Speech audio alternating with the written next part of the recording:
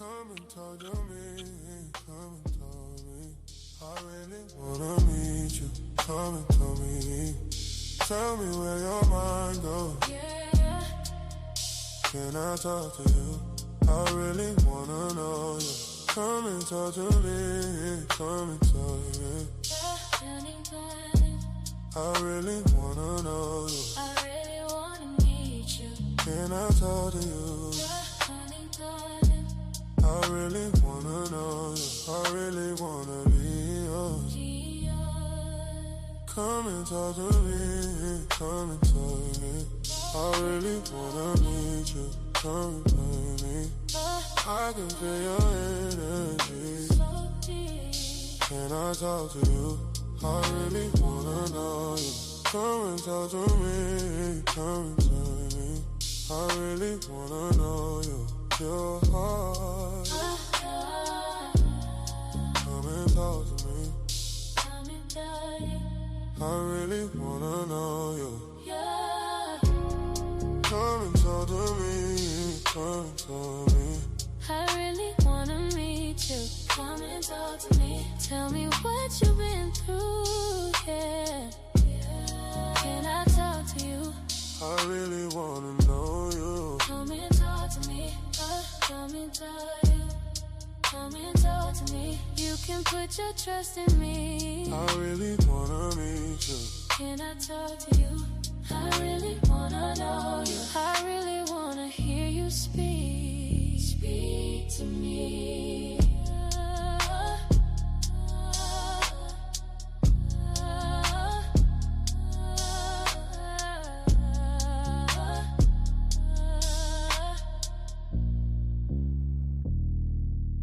Come and talk to me, come and talk to me. I really wanna meet you. Come and talk to me. I can feel your energy. So sweet. Can I talk to you? I really wanna know you. Come and talk to me, come and talk to me.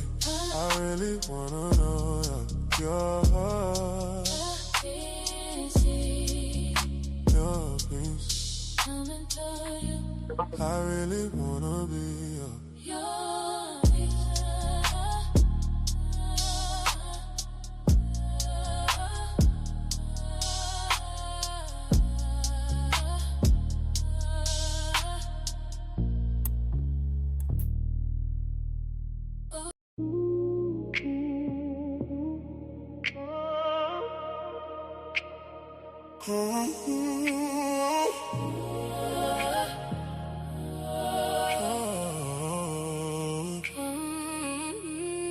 Come and talk to me. Come and talk to me.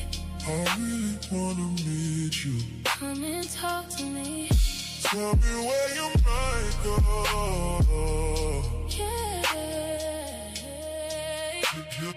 Can I talk to you? I really Wanna know you.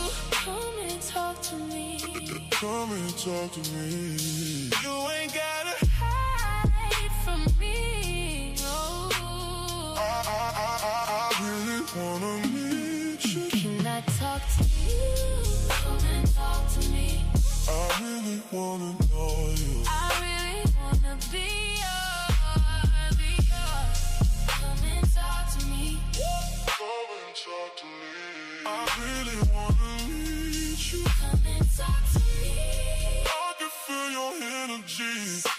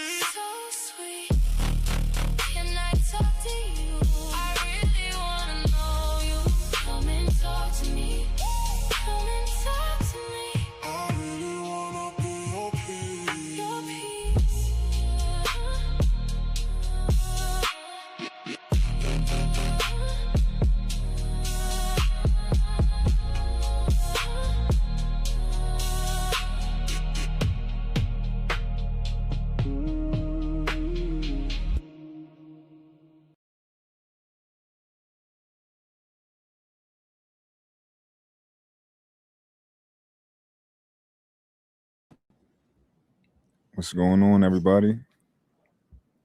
Hey, How y'all doing? Hey, hey, hey. What's good? How's everybody weekend? Yeah, it's Sunday. How y'all feeling? Everyone went to church? so Cool. far so good. Just came from church.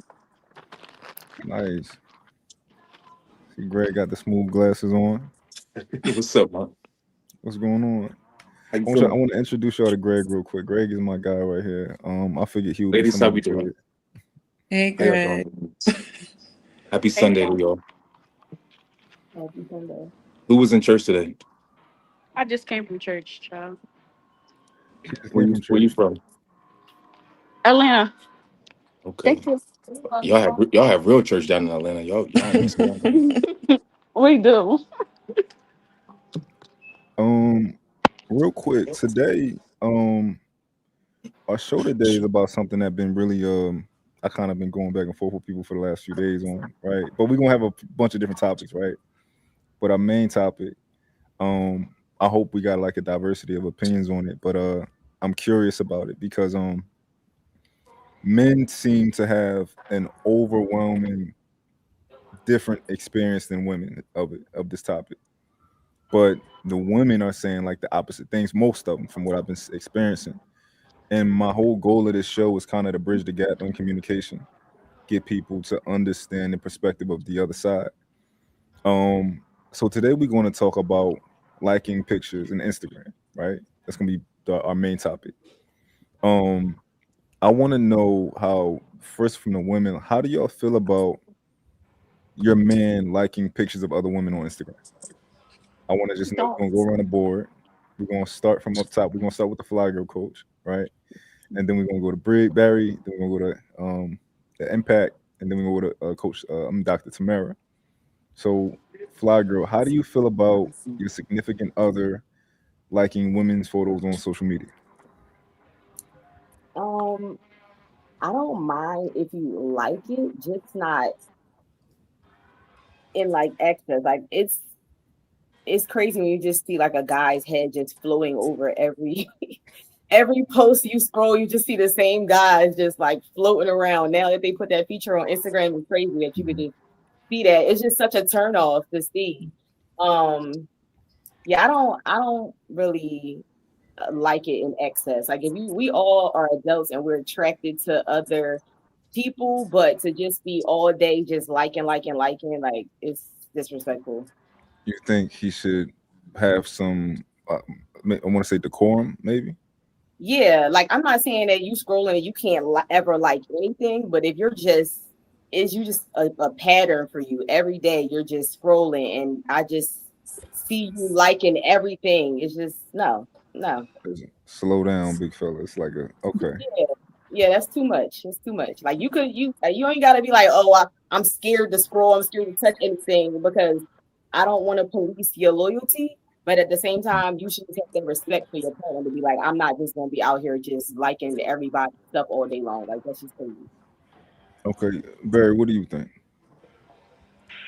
I Um, agree. Oh, I'm hold sorry. on. What you say, Bree? No, what happened? we going Barry. We going the women first, Greg. We going Okay. Barry. Then we going Impact. Then we going Tamara. Okay. Okay, so honestly, like when it comes to like casually just liking pictures, that's cool. But if it's like all her pictures, every time I scroll, I see his name first. Because you know, IG likes to snitch. So if his name is first every time I scroll, is like, all right, you might need to get off the phone real quick because you're embarrassing now.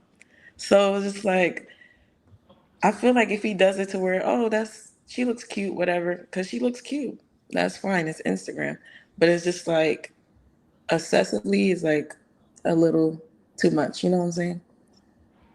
Okay. Yeah. We're gonna switch order because we it just switched the order up here, and Dr. Tamara went right next to Barry. So we're gonna go to Dr. Tamara. Okay, so let me be devil's advocate here. Mm. Um, I'm a very confident woman, extremely confident. So if my man is liking a picture, first of all, I want to know, like, I probably would like, what is the content? Because I might like it too, but I'm not. I don't know. I think that we are visual creatures. I Mm. think there are pictures, there are actions as well. Now, if he's doubling down on action and he's jumping in DMs, and that's a whole nother situation. But I'm not mad at him for liking a female's pictures. Now, if she up there twerking, that's every video he like, and I'm like, okay, what's good with you? But if he's liking some pictures, I'm not mad. Now, if he's liking some dudes pictures, that might be a problem for me. Let's really put it in put the show on the road. But no, I don't mind if he. I mean, he's a man. He's gonna look. I'm not gonna deny him access of looking at anything. Now, moving further on it, that's a problem. Okay, Rachel. I Hey so y'all. how you doing? So the Good. question is, how do you feel about your significant other liking other women's photos on social media? The current question. Oh, I'm fine with it. I used to be um not fine with it. I used to say, why would you like the picture? You can just scroll, blah blah blah blah. And then I learned that it's really the ones whose pictures they don't like that you have to worry about. So after that, I started liking pictures, and now my feed is very lit with very good looking men that have pictures I like all the time. Um, so now at the age I am now, I don't really mind at all. What I would look at more is maybe comments and things like that. But just like scrolling, you hitting like you're supporting, especially since I know about engagement and stuff now. Go ahead and hit that like and let them make their money or whatever. Um, Yeah. so yeah, it doesn't bother me as much as it used to way back in the day. Okay, impact. It's on you.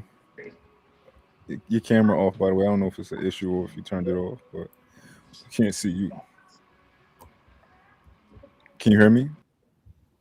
Ah, should we back? Um, Greg, what is your take so far? What do you think? I mean, listening to all the women, I mean, it sounds like it's definitely a turnoff for for the majority. It's not a good look at the end of the day. And you wonder, bikini like Jones with bikinis and twerking videos, like all that stuff it comes a time where you got to mature and just like it's and just not do it. If it's, I think we talked about it the other night. If it's an achievement, if it's something like a milestone in life, you having a baby, just got married, and that's different. But if it's just selfie photos and you under every one of them, it's not a good look. Okay. Impact, we got you back. What do you think so far? What's your opinion? To touch back on what she said, men are visual, and I feel like it's more about the disrespect. Like if you're commenting on a picture and you liking every single picture, it's like okay, you lack discipline now. But when we're talking about a like, I don't think I don't think I would trip off of a like. Just like as if we were outside and you would look at a woman, I don't think I would be crazy over that because shit, I might look too, you know. But just don't be overly with it, like breaking your neck, and But it's okay to like and it's okay to look a little, but just don't go, too far with it. Got you. So it sounds like everybody has a line, right? But it's like, where is each person's line? That's what it sounds like so far. Hmm. Um, I'll tell you how I feel about it.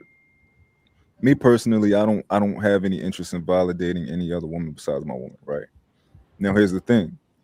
Obviously I'm a man and I'm not gay, right? If a woman is extremely attractive, I know it. I absolutely know if a woman is extremely attractive. However, it stops there. You know, when I like your photo, that is a form of communication, whether you want to admit it or not. I just communicate it to you. Now, people are saying, well, people they just want to support. Like a woman told me that earlier. She's like, well, guys they're just showing support. And I'm like, you think that the men on your Instagram, if you just saw this woman's pictures in her Instagram, right? She was very attractive. You think, and she showed skin too. You think Hmm. that the men of this world want to support you? That's my question. You think that men, we just like, yo, there's a woman over, let's support guys. Come, it's a woman over. Let's support her. You think that's how we? You think that's what we thinking when we like that picture? You think that's what men want from you? No, that's not what's happening with most of us. Of course, we got outliers. We got outliers, right? Most of us men, we see something we like, oh, we double tap. And I think my issue is that just be cognizant of everything that you do. That's all. Like the excuse of it's just Instagram. Instagram has etiquette like every other thing on earth. There's a way that you can maneuver on Instagram, like there's a way that you can maneuver in corporate America. There's a way that you can maneuver in the hood, right? I just think that when women are overwhelmingly telling you, like, cause my comments, at least 80% of the women are like, yeah, thank God you said something, because they ain't listen to me, right? Women are telling you that this is a soft spot for them, and you saying that it's insignificant. So my question is, why not just not do it? Because it's just Instagram. I'm just going. It's just Instagram. It don't mean nothing. Okay, don't do it then. Just like everything else, but those other photos. So what do y'all think now? And y'all can, whoever wants to go can go. Um, I honestly feel like it's the discipline and if he would, he could type of thing. So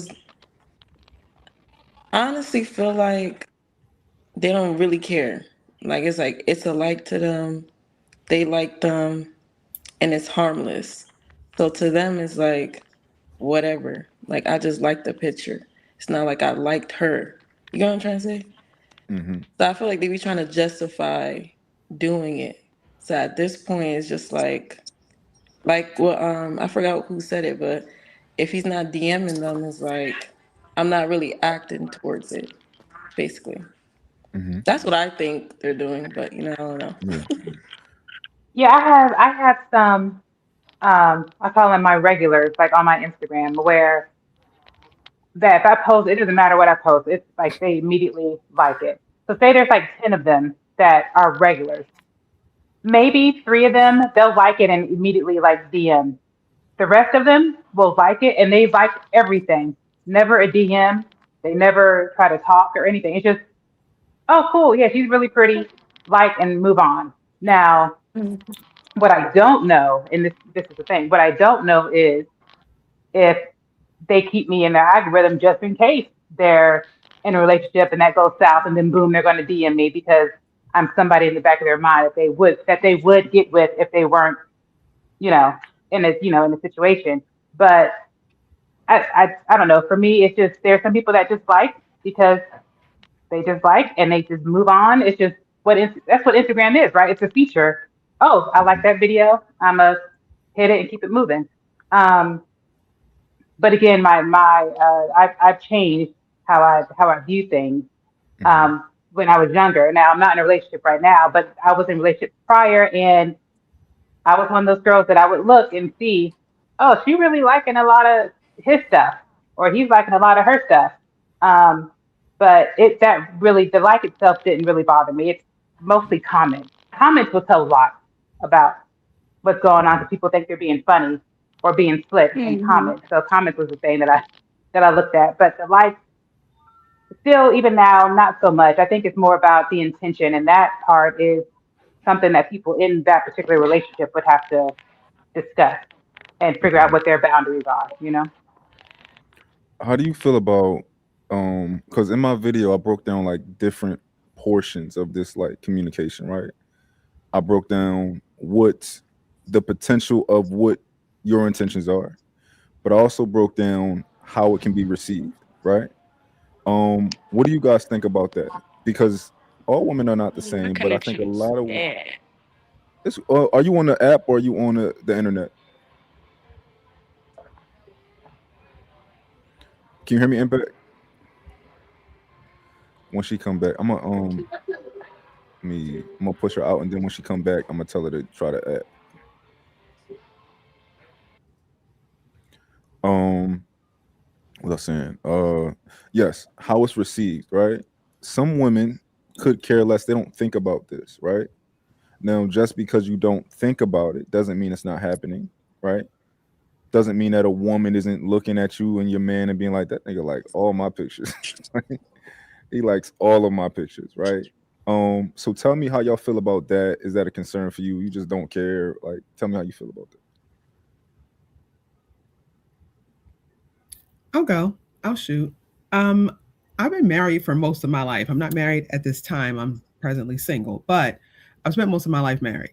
So I don't the way I felt about it in my relationships, which were serious, like I said, led to marriage or were marriage. We had bigger fish to fry. So there are bigger things I feel like that we had to worry about than whether he was liking somebody's pictures. I literally am a professional speaker by trade, so I get a lot of engagement from men. Um, some DMs, some other things. Sometimes they just want to talk, or they need my expertise. But I think that you have to know in your relationship what that person, what level that person is on. So for me, if my ex-husband was looking at somebody's pictures, or he was like again commenting or saying something that was I felt like offensive, then I would say something about that. But I'm not sensitive to those type of things, only because I get so much engagement too, that if he was to be upset about every man who likes my pictures, first of all, my audience, if I was to speak today, I would say it's probably going to be 60% men, 40% women. The men are probably just there to look at me. Okay. Overstood and overstood. But guess what? You still bought that ticket. So I'm not tripping. At the end of the day, the money is still coming home. Right. I just don't process it that way. You see what I'm saying? My ex-husband knew who I was coming home to. We knew where the money was coming to. It wasn't even like that. Now again, I'm not twerking on my videos either. But there are times where I've seen people online, guys are working out or they're running, they look great. And I'm like, oh yeah, I know, do that. You know what I mean? That's what I mean. I don't mean like, oh, I want to get with you. I want to jump in your DM or I will sleep with you. I'm like, yes, do that. So I think the like may mean different things for different people. And I think based on your life experiences or your thought process behind the like, you know what I mean? That's how I saw it. Like I said, I'm always going to support. So I like almost every video I watch. If it's a good one, I'm liking it because I know it's how we get paid. And for some of us, we get paid well. So I'm going to like that, help you get your little check, and I'm going to mosey on. I'm not looking at it like, oh yeah, I'm going to mess with you. If I'm going to mess with you though, if I'm going to mess with you, I'm going to mess with you. A video or a like online is nothing compared to what these men see every day and actually are privy to. So that's what we need to worry about. It's the women who are at his job or the ones who want to pass by him and be like, oh, yes, sir, you smell good. Those ones. That's the ones you need to worry about. Maybe online, they can't even touch that man. You know, whatever. But, that's just my thought process. But I'm 51 years young. So I've been here a minute. I realize the level of things you got to worry about. You can't worry about everything. You got to choose your battles. How about you, Fly Girl? I feel like a key component to this is how you're treated, like actually in a relationship too. That will like weigh heavily on it, because if your man is not complimenting you and vice versa, and like his eye just always wondering, and y'all just don't have like a strong bond anyway, like you don't feel like you're appreciated or like you're wanted and desired, those likes are going to mean so much more because you're not even feeling that in a relationship. So I feel like you got to look at that too, because you'll have a guy and he's dating like a dark skinned girl that like she's really not like voluptuous or something like that, and then all his pictures that he's liking is like a light skinned girl with a BBL. So like psychologically it's like, all right, what are we doing here? Because I'm supposedly your type, but you're liking everything that's not what I look like, and you don't compliment me either. So I look at it from that aspect too, like what is the relationship off the internet, that will play into how I would look at those likes too. Well, I'll tell you, he just answered you. If that's what he liking, there ain't no question. He done told you what he like. Like, if you want to stand there and know you ain't what he like, then that's a big deal. You can't say that Instagram is not a big deal. Like we live in a era where social media, that's why we have influencers. If it wasn't influential, there would be no influencers. So you can't just say it's just the internet. Like we're way past that, where we on the internet and on social media way more than we're actually on the phone with people. We have our phone in our hand, we're doing everything. So it means more than it's just Instagram, because it's not. It's subconsciously what you really like. You built your algorithm that way, and this is what you like. Yeah, I think there's definitely context to it. right? Like you were saying, you look a certain way, but he's liking stuff with people that look completely different from you.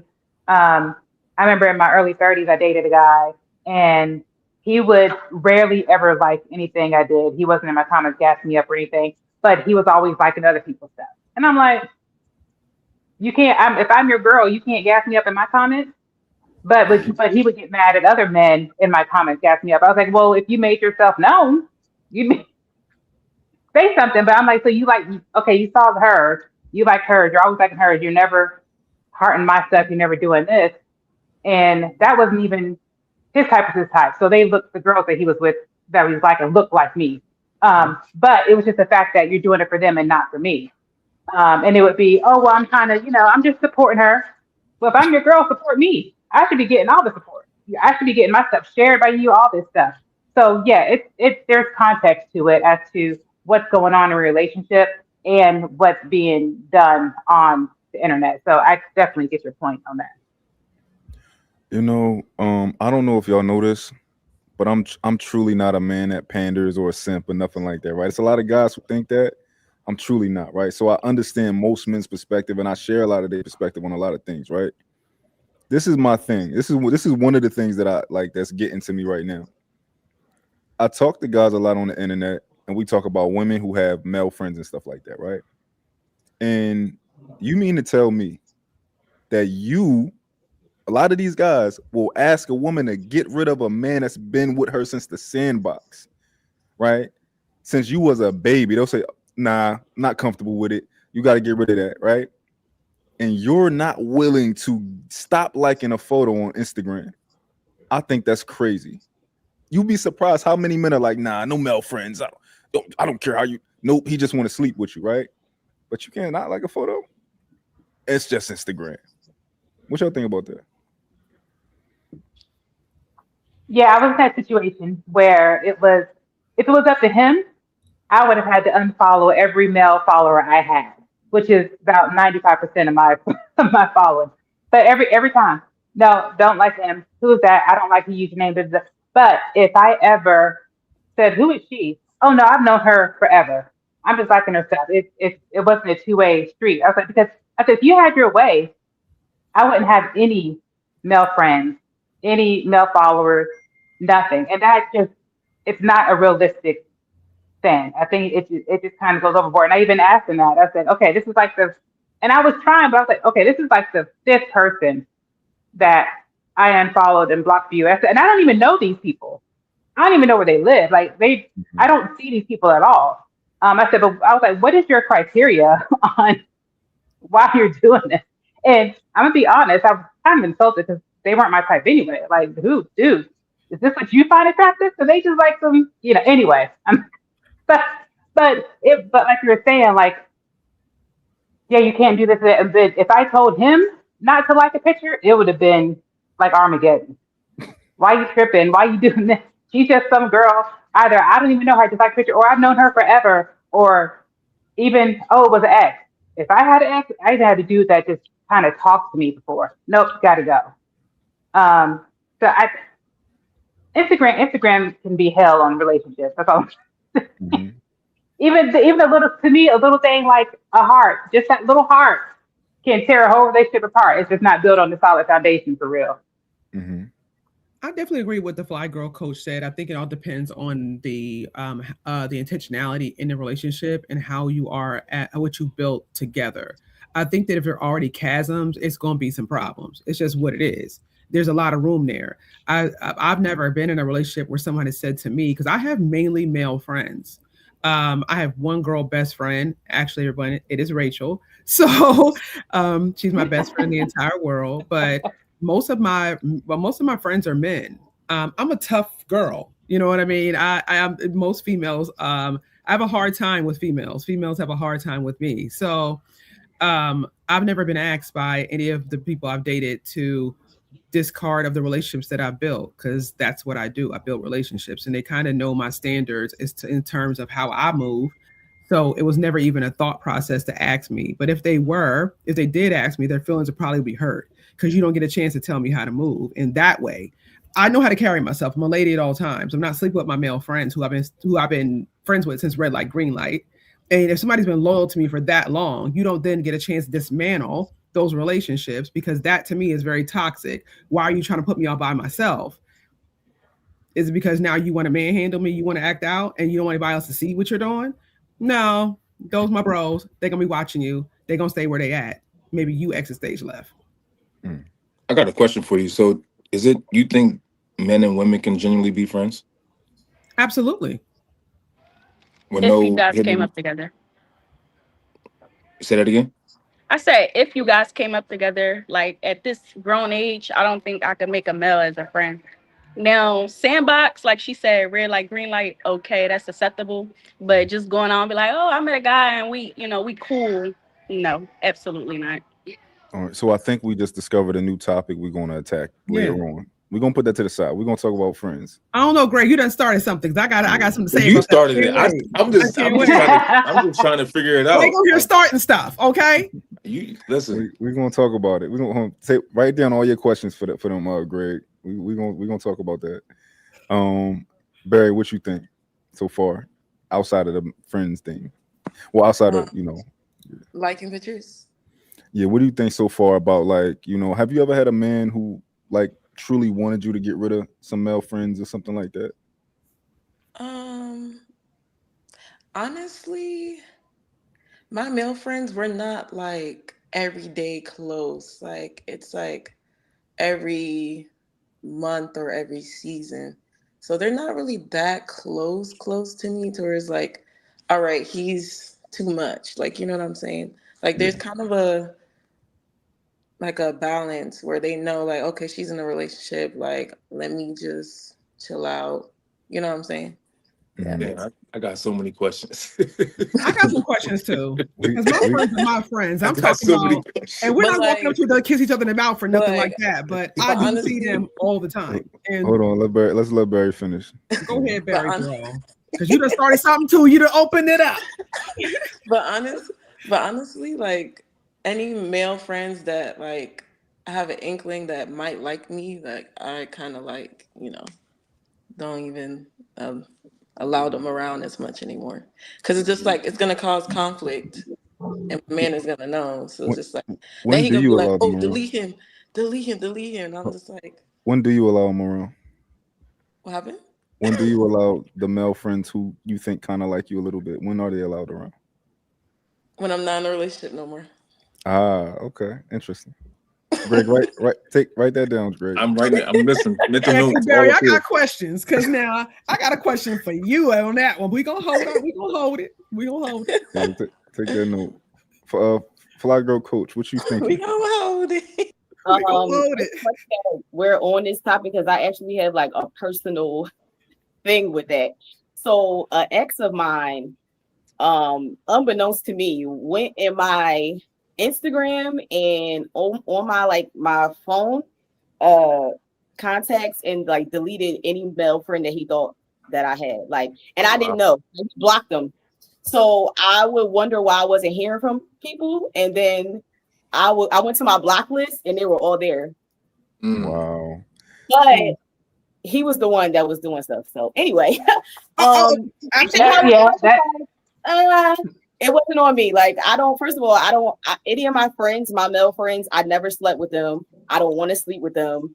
And like, she said they naturally fall back anyway. And I'm the same way. If any of my guy friends get into a relationship, I know we're not going to hang as much. I know I'm not going to be calling your phone any time of the night or whatever. Like, and I would like I'll meet their girlfriends. Like I know their girlfriends, I know their wife or whoever, and they just know like, okay, she's over here. I might come to like a game night or something, but it's strict boundaries. Like it's not no, oh, we chilling and he seen me naked and then nope, none of that. So but yeah, definitely got all my friends blocked and I did not know.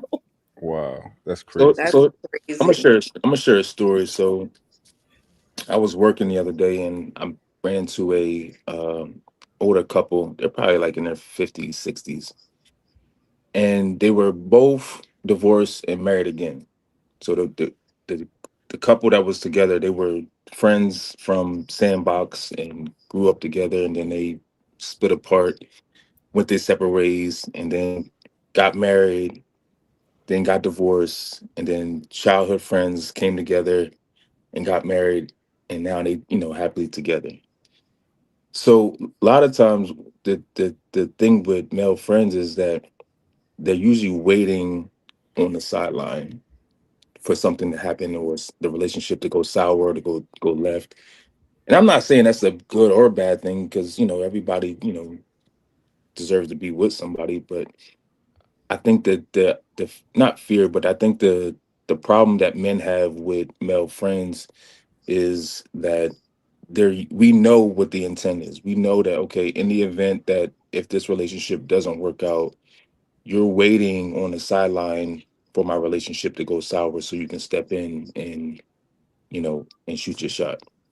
Not all the time though. That's not every Yeah, man. I'm like, ew, yuck. No. That's a exception. Like, It's now. I'm not gonna lie. So I've been let kind me of ask. quiet Let me. because I it's a know we're lot not of going. men. It's a I lot know of we're not. men. I know we're not going there. But let me ask this question: Is there anybody can answer this question? Is there any male friends that y'all have that if your relationship didn't work out, you would raise the eyebrow and say, you know what, I would consider this. No. Those are my bros. I'm not sleeping with my bros. They not sleeping with me. Like I'm like ill yuck. Like I can't even imagine. Like the first person I think of is my boy Marcus. My boy Marcus and me are real cool. We talk about everything. He asked me about female stuff. I asked him about dude stuff. Like literally, I mean, he had a situation with a female. And he was like, "Yo, she did this, did that, boom, boom, boom." I'm like, "Oh, really? She like that? Okay, well, this is probably why this is." Like we have those kind of conversations. So I ain't never upping up on Marcus, and Marcus never upping up on me. Like we be like, yo, son, yo, pump the brakes. Like we have those type of. I think there's, again, you're talking about habitual line steppers. You got some people who are habitual line steppers. They gonna step across that line if they can. My friends know we're friends. That's it. So I can if my tire is flat at 2 o'clock in the morning, their wife know if I get a phone call from me, she'll be like, oh snap, it's T, something wrong, because they know what it is. We're not calling at 2 o'clock in the morning and be like, oh, what you doing? What you wearing? Like, it ain't that type of game. Like, if they call me early in the morning, I know something had to happen. I'm going to answer that phone. So it's a mutual respect that we have, and that their spouses have with me as well, that they know Tamara ain't even on that type of time. There's too many men out here. I ain't got to sleep with my friends. Friends are harder to find than a man. Like, you can find a man any day of the week. Is your Friends, partner allowed to? Is your partner allowed to have a friend like you? Mike's husband did have a best friend who was a female. She was his female friend since they were probably 7 or 8 years old. And if she called him at 2 o'clock in the morning with a problem, you would be okay with it? If she was a call, she called me, and she'd be like, "Hey, yo, get bro, because I need XYZ." Like, she was there. Again, there's ways to be respectful about it. If I was to call my best friend, if I was to call Marcus right now, Marcus is single. But if he wasn't single, I'd call his wife and say, "Hey, girl, can you tap Marcus? My tire blew." I wouldn't call him directly because he's now with her. I would give her that respect to speak to the female. You know what I'm saying? If we had a good relationship. Now, if we didn't have a good relationship, that'd be different. I might text him or something and be like, "Oh yeah, my tire blew." Let her know it's not XYZ. But real quick, Tamara, I just want to let you know I have this note in my phone. It says you can find a man any day of the week. I just want to let you know I got that. We're gonna talk Oh about that my later. gosh. Any day of the week and twice on Sunday. Yeah, we're gonna talk about that later. Yo. 3 times yesterday. I mean, I'm just gonna keep it a bean. Like, they everywhere. I don't have to sleep with my friends. Like, yeah, you can find a man anywhere. Okay. A Y'all friend can is a continue. friend. I'm sorry. If Friend is you're a trying to friend. get out of that friend box, it's not gonna happen. I'm gonna put For you me. back in. Say that again. You said I'm once gonna you're in the remind friend. You said once you're in the friend zone. What? once you're in the friend box, Oh, box. Okay, yeah, not box. even a zone anymore. It's a box. Cause y'all be trying to Box. get out the zone and go in I, another zone. Full press. I, Y'all need to you stay know, compressed in the box. That ain't your friend. If so you if feel like I, you know, if I had a friend, right? So if I had somebody I thought was a friend, and they were in the friend zone, they try to get out. You're not my friend. You weren't my friend. I've had maybe, you're not my and friend. the thing is, and Greg, I know what you're talking about. I've had maybe 2 guy friends who were truly like just friends. That's all it was. I've had I've had Well, guys who I I thought got a were question. friends that were Let's start. married. Mm-hmm. Go No, ahead. go ahead. I got a question. So has it been tested though? So you say that, but has there been a situation where we had conversations. Opportunity. There was the We opportunity. had Y'all we was had drinking. Y'all was out, whatever. I've had And yeah, yeah, that's why I said that I had two true that's why I said it's two true Rachel, guy friends that I've had. Dang, Oh, he didn't. we lost But Greg. yeah, that's why I said there's two true guy friends that I've had where we have been drinking or talking with it, and that just didn't happen. Like we actually had the conversation, and I let them do most of the talking. So you can learn a lot about a dude if you just be quiet and let him spew. Um, but again, that's only been two, and I'm 43 years old. Anybody else, guys that I was like, oh, he's safe because he's married, so we can kiki ha ha. When I tell you, as soon as they got separated or divorced, straight into the inbox, say, "What you doing? Maybe I can take you out." No, that's not what this. That's not what this was. So yeah, unfortunately, a lot of guys will be your friend until they think they can get in there and worm their way in. And as soon as I find that out, you're not my friend anymore. You might be like an acquaintance, Acquaintance. uh, Yeah. but Mm-hmm. I will no longer consider you a friend. And unfortunately, that's been 99.9% of the men I've come across. I still have those two. I still have those two, and they've been in relationships and everything, and we're cool. But the rest of them, uh-uh. Okay, they're all just kind of waiting and I, lurking. I like that, Rachel. So you're saying that if somebody is actually, if you sense that this somebody actually wants you, that's not my friend, right? No, they're not my friend. Okay, so Mm-mm. Barry, how do you feel about that? She says if somebody actually wants her, they can't be her friend. Do you? How you feel about that? I think that's partially true because you can also like someone but have that boundary of not crossing it. You know what I'm saying? Like, but I feel like men are always gonna hint and try, but those hints, I'm gonna be like, listen, it's either this or that, because we're Mhm. not gonna be in no relationship. You're already my friend. Why do you wanna? Because if we end up trying and it doesn't work out, now we're not gonna be friends. You know what I'm saying? Like there's a Yeah. 50-50 Yeah, chance of not being friends no more. Why would you want to yeah. mess So up you know the the interesting relationship? part. You know the Huh? interesting part, right? You guys aren't friends. That's why I just said y'all was never Yeah, friends. you're No, not I We're friends. didn't. But not friends. I feel like you can be friends. Like, We have to be careful And about the term I'm friend a, too. Let's be very careful about what a friend truly is. And I think we give too many people who don't qualify titles they don't deserve. So mm-hmm. we got to be very, very careful and intentional. And I think I tell anybody, I said, if I've learned anything getting wiser, because I will never say, I always say 51 years young, because I still am very, very young. I still feel like I'm in my 20s. So I think your wisdom and your discernment gets better. It gets sharper and it comes to you faster. So you can recognize things and not put yourselves in situations that are not for you faster. That's it. Only because you've been there, done that so many times already. All getting older, as I tell people all the time, is just acquired lessons. It's acquired lessons over time. That's it. You can mess the same thing up over and over and over, but we already know what that means. If you're doing the same thing over and over, that is insanity. But if after over time you learn certain things about certain people, you see certain things. So I saw you, Barry, a little while ago. You said, "Oh, if it's somebody who I think likes me, I will move a certain way." And when you're in a relationship, if it's somebody who I think likes me, we're not communicating like that at all. I'm going to put you where you need to be because you're not even my friend. You're just sitting around waiting for the time that you're going to try to holler at me, and then I'm going to tell you no anyway. Now it's uncomfortable because now I peeped your game. Now I know what you. Because if you ever want to mess with me and you say you're my friend, you're not my friend. Now I can't communicate with you about certain things. Now how I move around you is going to be different. It's going to be weird for me, and I don't like weird. I don't do nothing Mm-hmm. weird. All my friends tell Exactly. they all know I say I don't do nothing weird. I don't do nothing weird. So if you moving funny around me, you cut. They'll Yeah, say it's like you got to keep your guard up, right, around those people. You can't okay, relax because you know kind of what they're trying to do, and Good. not to make it dark, but I've learned that some men they want something and it festers, and they keep thinking about it, and they want it, they want it. Sometimes they don't have self control, and you can end up in a situation you don't want to be in because you've been around this person who's been looking at you a certain way for a very long time, and you let your guard down, and something could happen. So I just don't entertain them at all. I missed it. What don't you entertain? No friends or just Men who she thinks might like her that are currently in the friend position. somebody who But wants more. how do you know though? How do you really know? Unless We it's know. tested. Talk You about know, another man. I We mean, know. either they say it or they hint. Talk about another man and see how his reaction is. You That's said like a Yeah.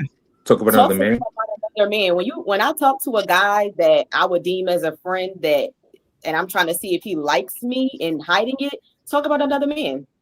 His Well, if he do it reaction. right, he gonna play it cool anyway. He ain't never gonna do They it don't. right. We know. Come on now. They don't Come know how on. to play Everything it everything cool. slick don't slide.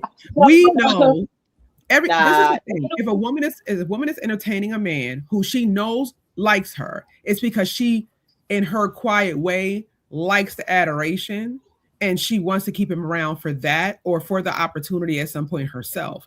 We know men ain't that slick. I don't know. It's not, I mean, really. I would know if somebody wants to sleep with me. I would know if somebody likes me. No matter how they say it or how they try to flip it. And now you're not my friend. You Do y'all, somebody, under, I'll still holler at you. I'll still be cool with you, but you're not my friend. do y'all understand why most men don't approve of male friends? No. I understand it, but what makes it funny to me is when that same male has a female friend and we say something about it. Well, not me, just other dudes. Oh, so you the one dude We're who not. ain't trying to sleep with, and if okay. yeah, We ain't talking about yes. double standards. We talking about like this is. I don't No, believe it's in. all together. It's all let me together. let me And see, get in there I real worked in quick. a male dominated industry too for a long time. So all my friends mainly were men because there were no women really around in my industry. So how do you, as a being the only woman, have women friends where there are not women in around you? Like it just didn't make any sense to me. So a man would have to be confident enough in himself and in our relationship and what we've built to be okay with me telling you out of my mouth that this is all this is. If you're not, you might be the wrong one for me.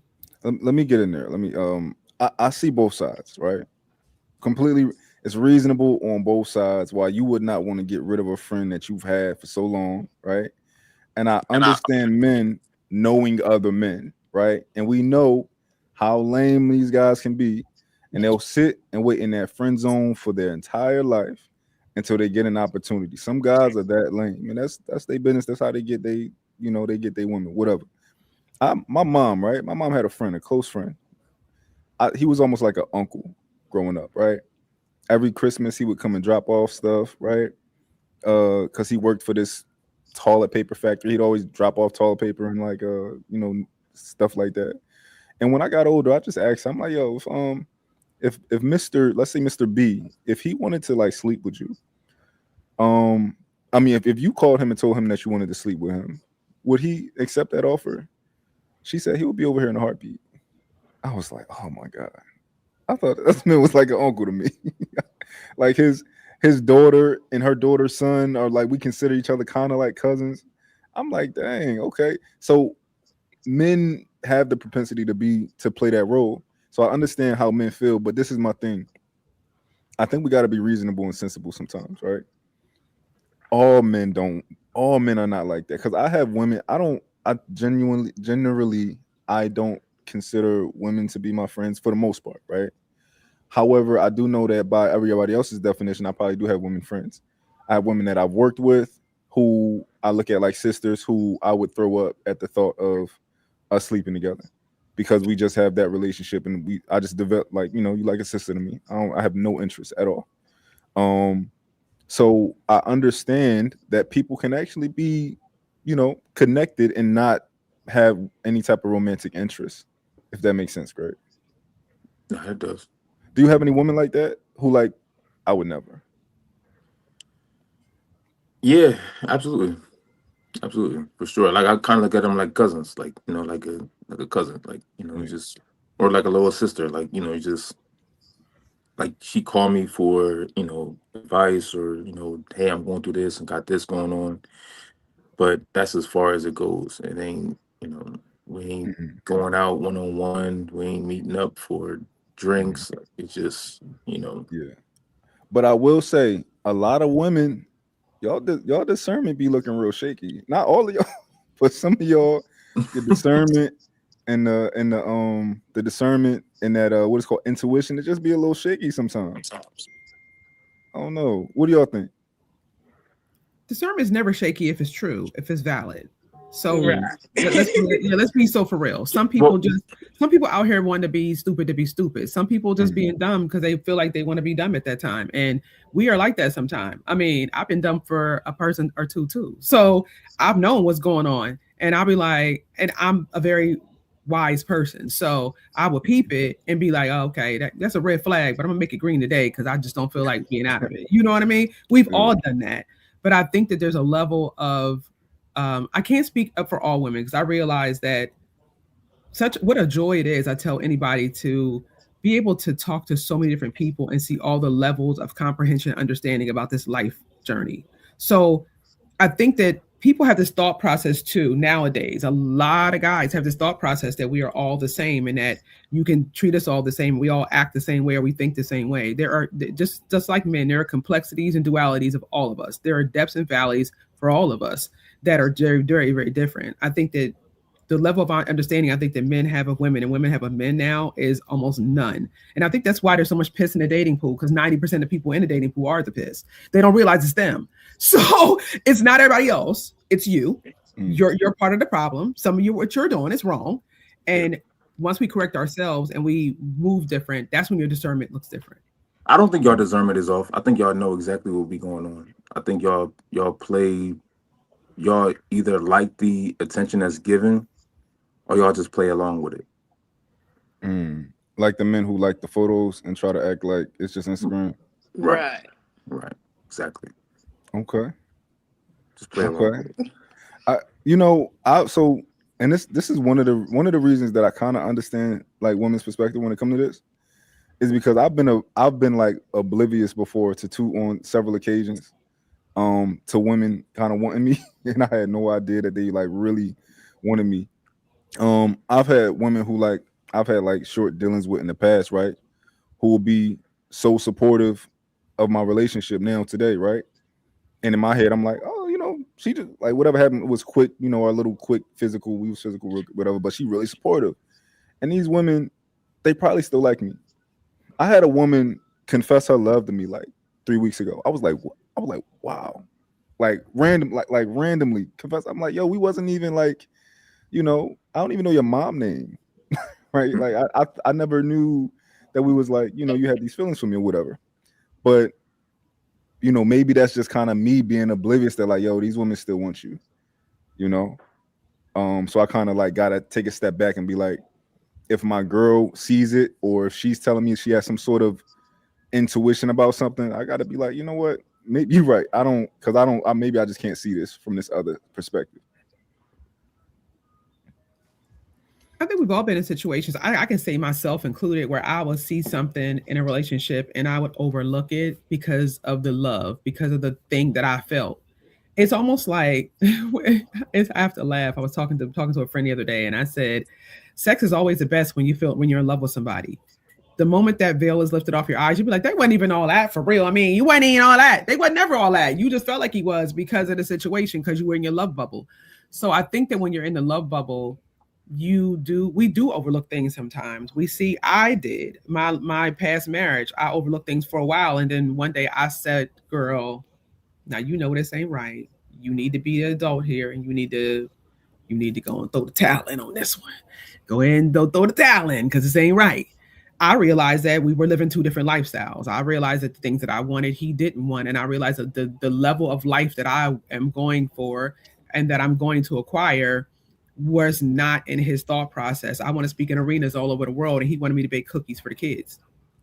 We have two different aspirations, and it didn't matter what I said. He wanted me to make them doggone cookies, and he wanted me to be home for him and cook his dinner every day. Now, dinner was always cooked because I'm that type of woman, but he wanted me to throw those arenas out the door and be with him. And I told him, I said, it would take a lot for me to throw everything away. I don't know who you got to be, but you got to be something amazing for me to not chase that thing that I feel like has been placed inside of me as Sunday. So that thing God has put inside of me, for me to throw that completely away for somebody, I don't know what that would take, but it ain't you. So we're going to go ahead and throw that in. And that was after 17 years.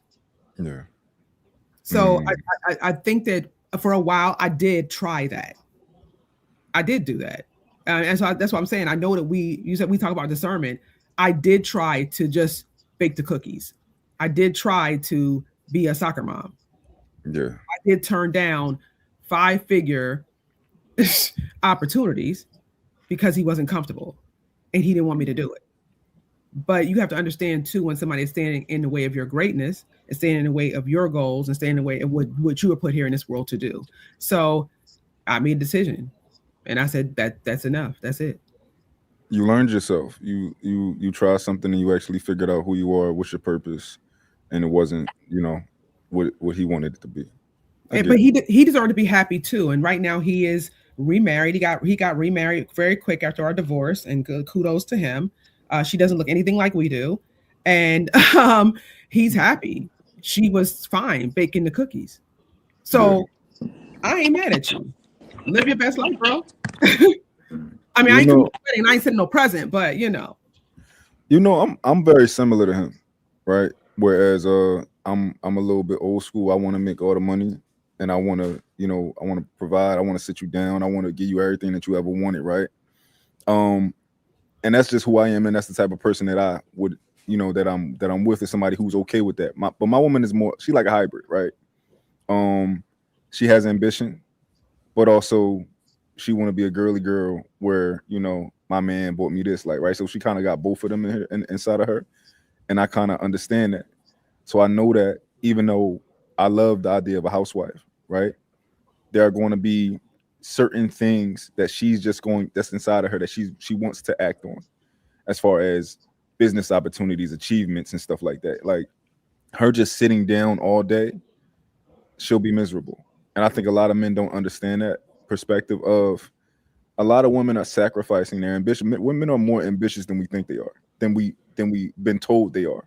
And it's things inside of y'all that's like, yo, I want to be known for something. Like, I want to make my name known. I have ideas and I want to create things and stuff like that. So yeah, my girl, she's a nurse practitioner. It's gonna be hard to sit her down. She loves what she do.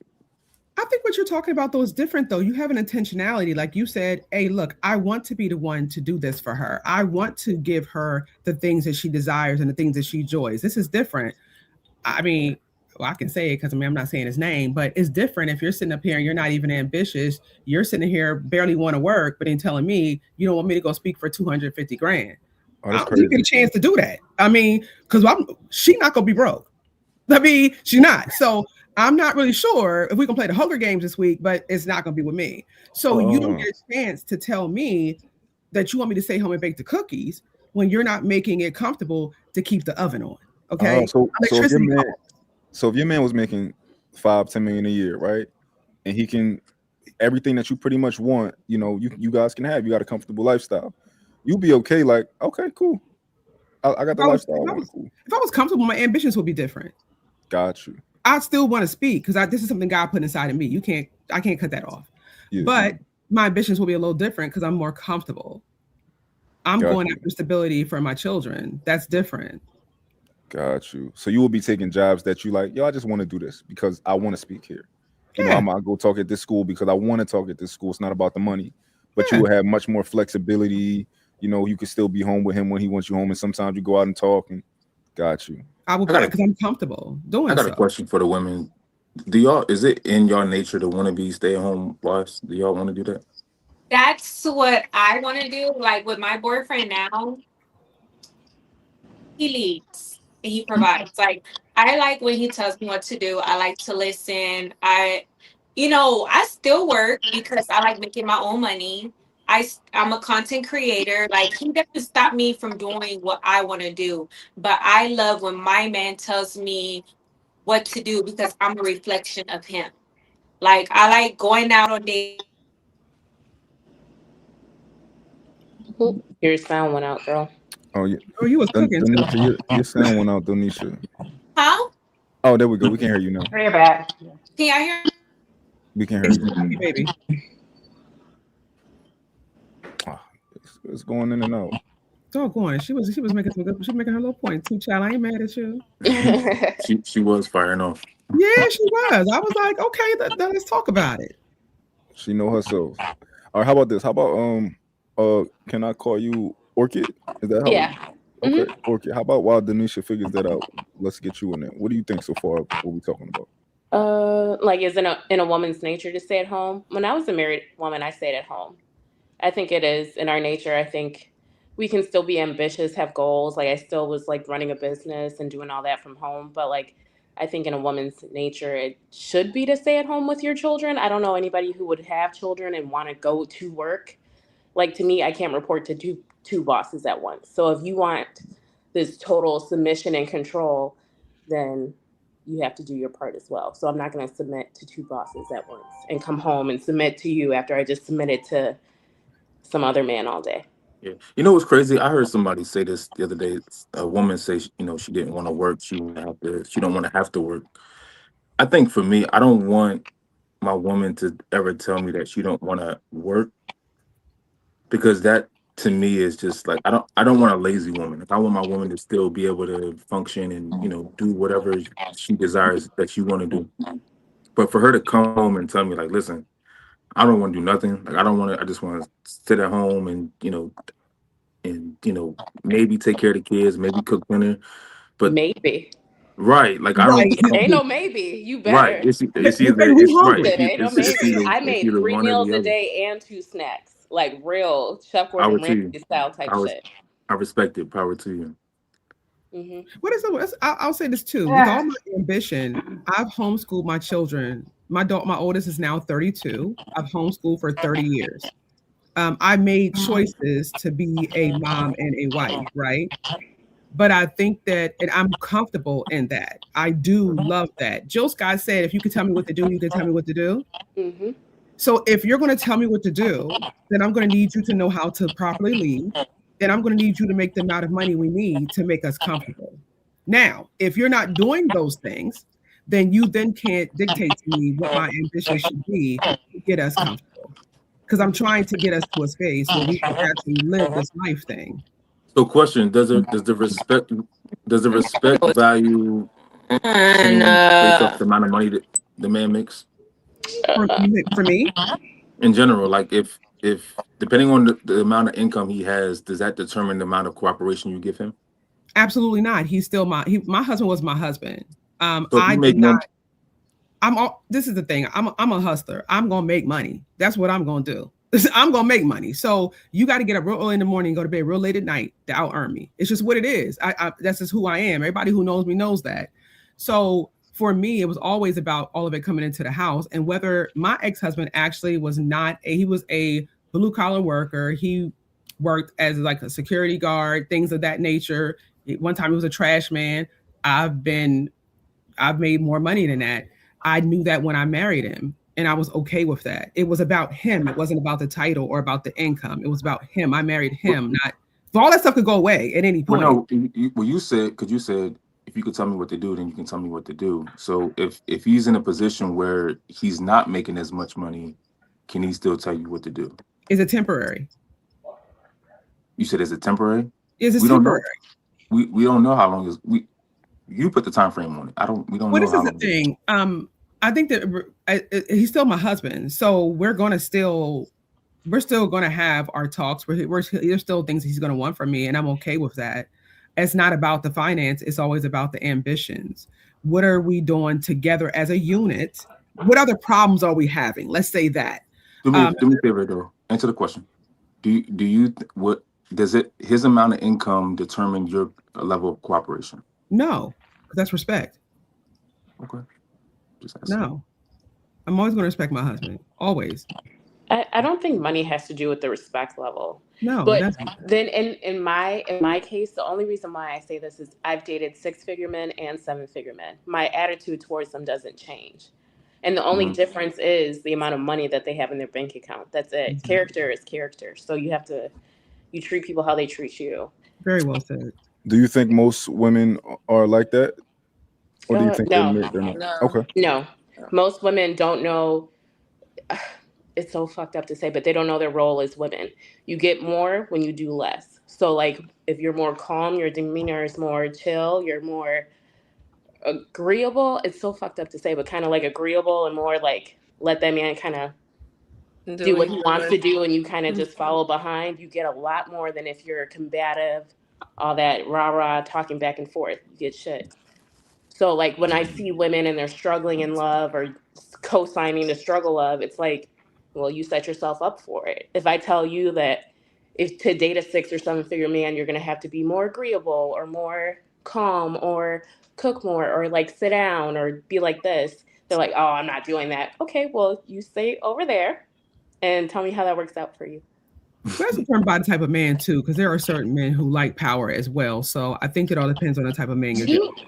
It depends, but a lot of these high earner men, sometimes they have so much power in their field that they already want you to come with a brain and have something already laid out for them when they come home. So they don't either, it's going to be either one or two things. Either they're going to have so much power, they're going to come back home and trip it on you, or they're going to have so much power that when they come home, they want to be more relaxed and have you make more of the at home type of decisions. Okay, Interesting. so high earner, y'all have a housemaid, y'all have a cook, a chef, whatever. So all that's already taken care of. Hmm. What is your role in a relationship outside of cooking, cleaning, to a high earner? To have intellectually stimulating conversations. He has a therapist, then what? Well, then, They didn't say intellectually therapist. conversation. A They therapist is not, don't. They it's not the don't It's really same. not the same require much. thing. I think It's not that. the same thing. I think that people have this like I, misconception that I like high disagree. earner men are just so off the wall different. No, they're like men at the end of the day, and they really do some of the same shit that like regular, what do you call them, 5 figure earners do. They eat kind of from the same places. Usually, health and all that is at the center, but like there's really nothing different to them. You have to be an intellectual if you're going to be around somebody who's making 6 or 7 figures. Like you're going to learn something from them, but they also want to learn something from you. They don't want to be with Right. somebody who's just like a dumbass just coasting through life. Mm. Um, And I having don't a know if I therapist can. is going to be different. You can't talk to your therapist like you can talk to your mate. It's just not. No. So yeah, yeah, Greg, we got to get you on that. You know, a therapist is they got a different role than your woman you are going to be around. Let's say 24/7. You're gonna be around this woman 24/7. It's almost nothing. Nobody. She's your best friend, right? She's your best friend. All of my ideas that I have, everything that I want to do. I wake up in the middle of the night. I'm like, yo, Eureka, right? I want to be able to turn around and talk to somebody, and I want her to be able to like tell me some stuff and like be like, you know what, that's a good idea, right? You Mhm, want to be able to trust that person to be as competent as you. Like when mhm. I'm not, I want you to be in business. I want you to run my businesses with me. You know, I want my woman, right? When I'm ready to like start restaurants and stuff like that, I want to send her to work inside of restaurants and tell me everything. And then 6 months later, we start our restaurant. But I want to trust her to be me, like have my brain. I want a second set of eyes. Mhm. So I think from that perspective, I think it's very valuable. Now I wouldn't say just have intellectually stimulating conversations is a little bit broad, right? But I Mhm. think within that context that I laid out, that's valuable to me. I mean, I agree.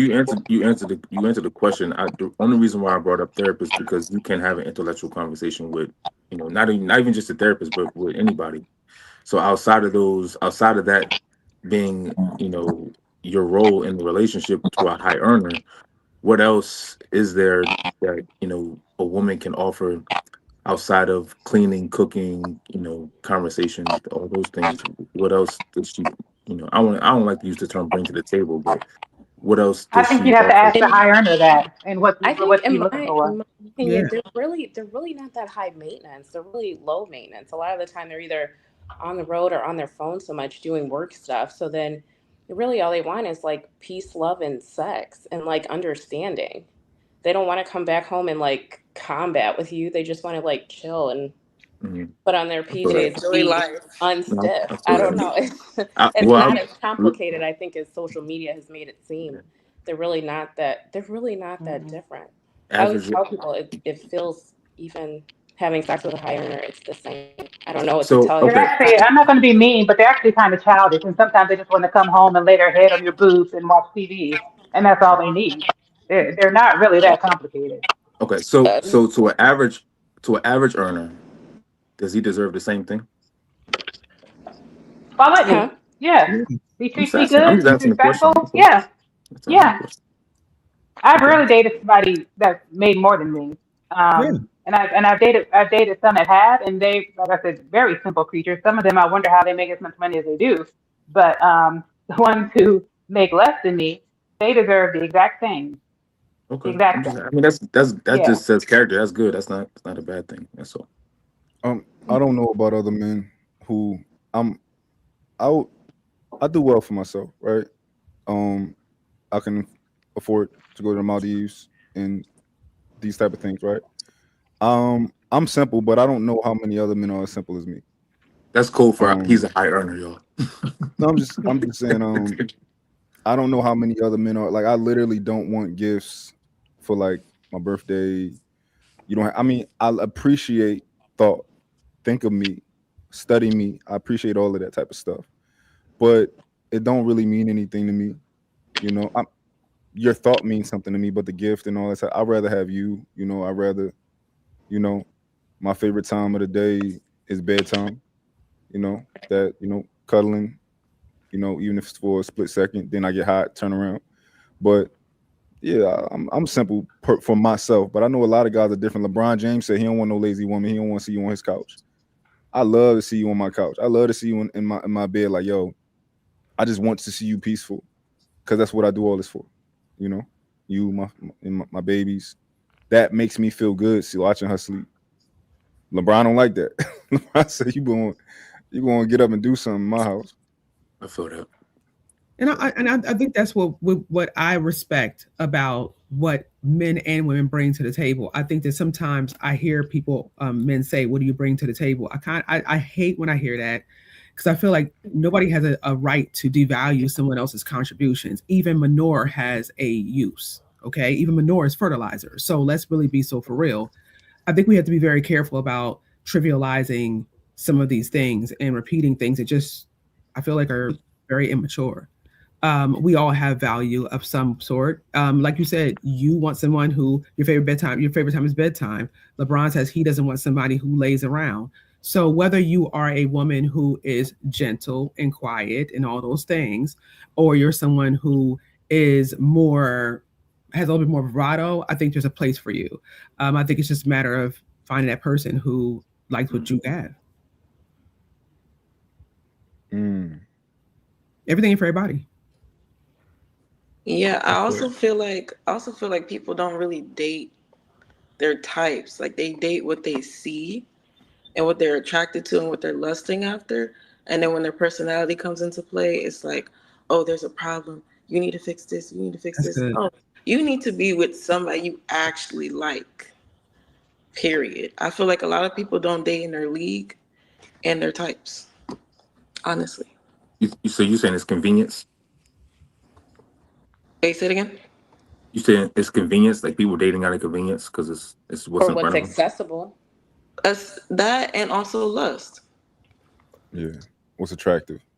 Right. What I they feel that. yeah, what they attracted to. And what they homeboy feel like is attractive too. That's an Mm. she gave an excellent point. I do think Yeah. that people don't date at their caliber sometimes. I think that sometimes we lack patience and we don't position ourselves to or just or position ourselves to get the things we really want. And so people will get with you and then they want to change you into what they want you to be. There are two people in a relationship. Both people have feelings and both people should be considered. Hmm. I It's feel not that. just what the man wants. He's a leader, understood, but women have feelings too and should be if the man loves her like he does think about her and think about what she feels about something and he wouldn't want to change her or she change him into what she doesn't want to be. Hmm. Again, like I said for my ex-husband, I knew he'd be happier. I felt like it was stressful for him to be married to me. I felt like it was wrong of me to demand things of him that were beyond where he was, beyond his reach. That doesn't mean he doesn't have value or that he's not a good person. That just means what I was aspiring for, what I am doing in my lifetime was too much for this amazing person. He's now happily married. So obviously I had a point. You know what I mean? Hmm. I'm happy he's happy. He deserves to be happy, even if it's not with me. That's a level of love I tell people that a lot of people don't understand. if you love somebody, you'll never put them in a situation to be unhappy, even if it's with you. I agree. So then, do you think that you dating somebody who made less than you was like a road bump? Like as a woman, you can't really do that. It was, but I came from housing projects and I'm learning. I learned as I grow. You know what I mean? I was dating who was accessible to me as I was, I didn't think that I would be who I am today. As I've grown and I've learned, my criteria is different. I'm different. But I dated the people that I was used to seeing. So, and I dated what I loved at the time. And I'll still say he's exceptional. He's an exceptional human being, but he's exceptional for her. He was not exceptional for me. So then it's kind of like when you do level up, you kind of do want a man to make that or more. So you can feel, and I don't even think it's like a bad thing. I think sometimes people are shunned for like saying things like that, but it's just like the truth. If you're saying you can make so much money that you can go on all these trips and do all these holidays, you would want a man to pay for you. You wouldn't want to be the one dropping your credit card every time for flights and hotels and all this. So I don't understand why that's such a bad thing to say, that if you're saying you want somebody who's financially compatible, like even if you were someone in the hood still and on projects in Section 8, you might want to stick with somebody in that realm. Because if somebody's trying to introduce you to all these new things and you're like, oh, I don't need all that, I want a 10-piece with mild sauce, it's like the conversations are just going to be totally different. I like the way you said that. You said financially compatible. I think that is it, and there's nothing wrong with that. I think when you achieve certain things, when you're in the wrong company, they're going to make you feel bad for being ambitious or wanting more things. That's when you know you're in the wrong company. I think it's okay I agree with you. I'm 100%. I think that as I've grown, as I've seen more of the world, I realized that my criteria was flawed, and that's okay. We fail forward in love and in life, and I'm not going to beat myself up for that. But now I make better decisions. So now you wouldn't date a man that makes less than you?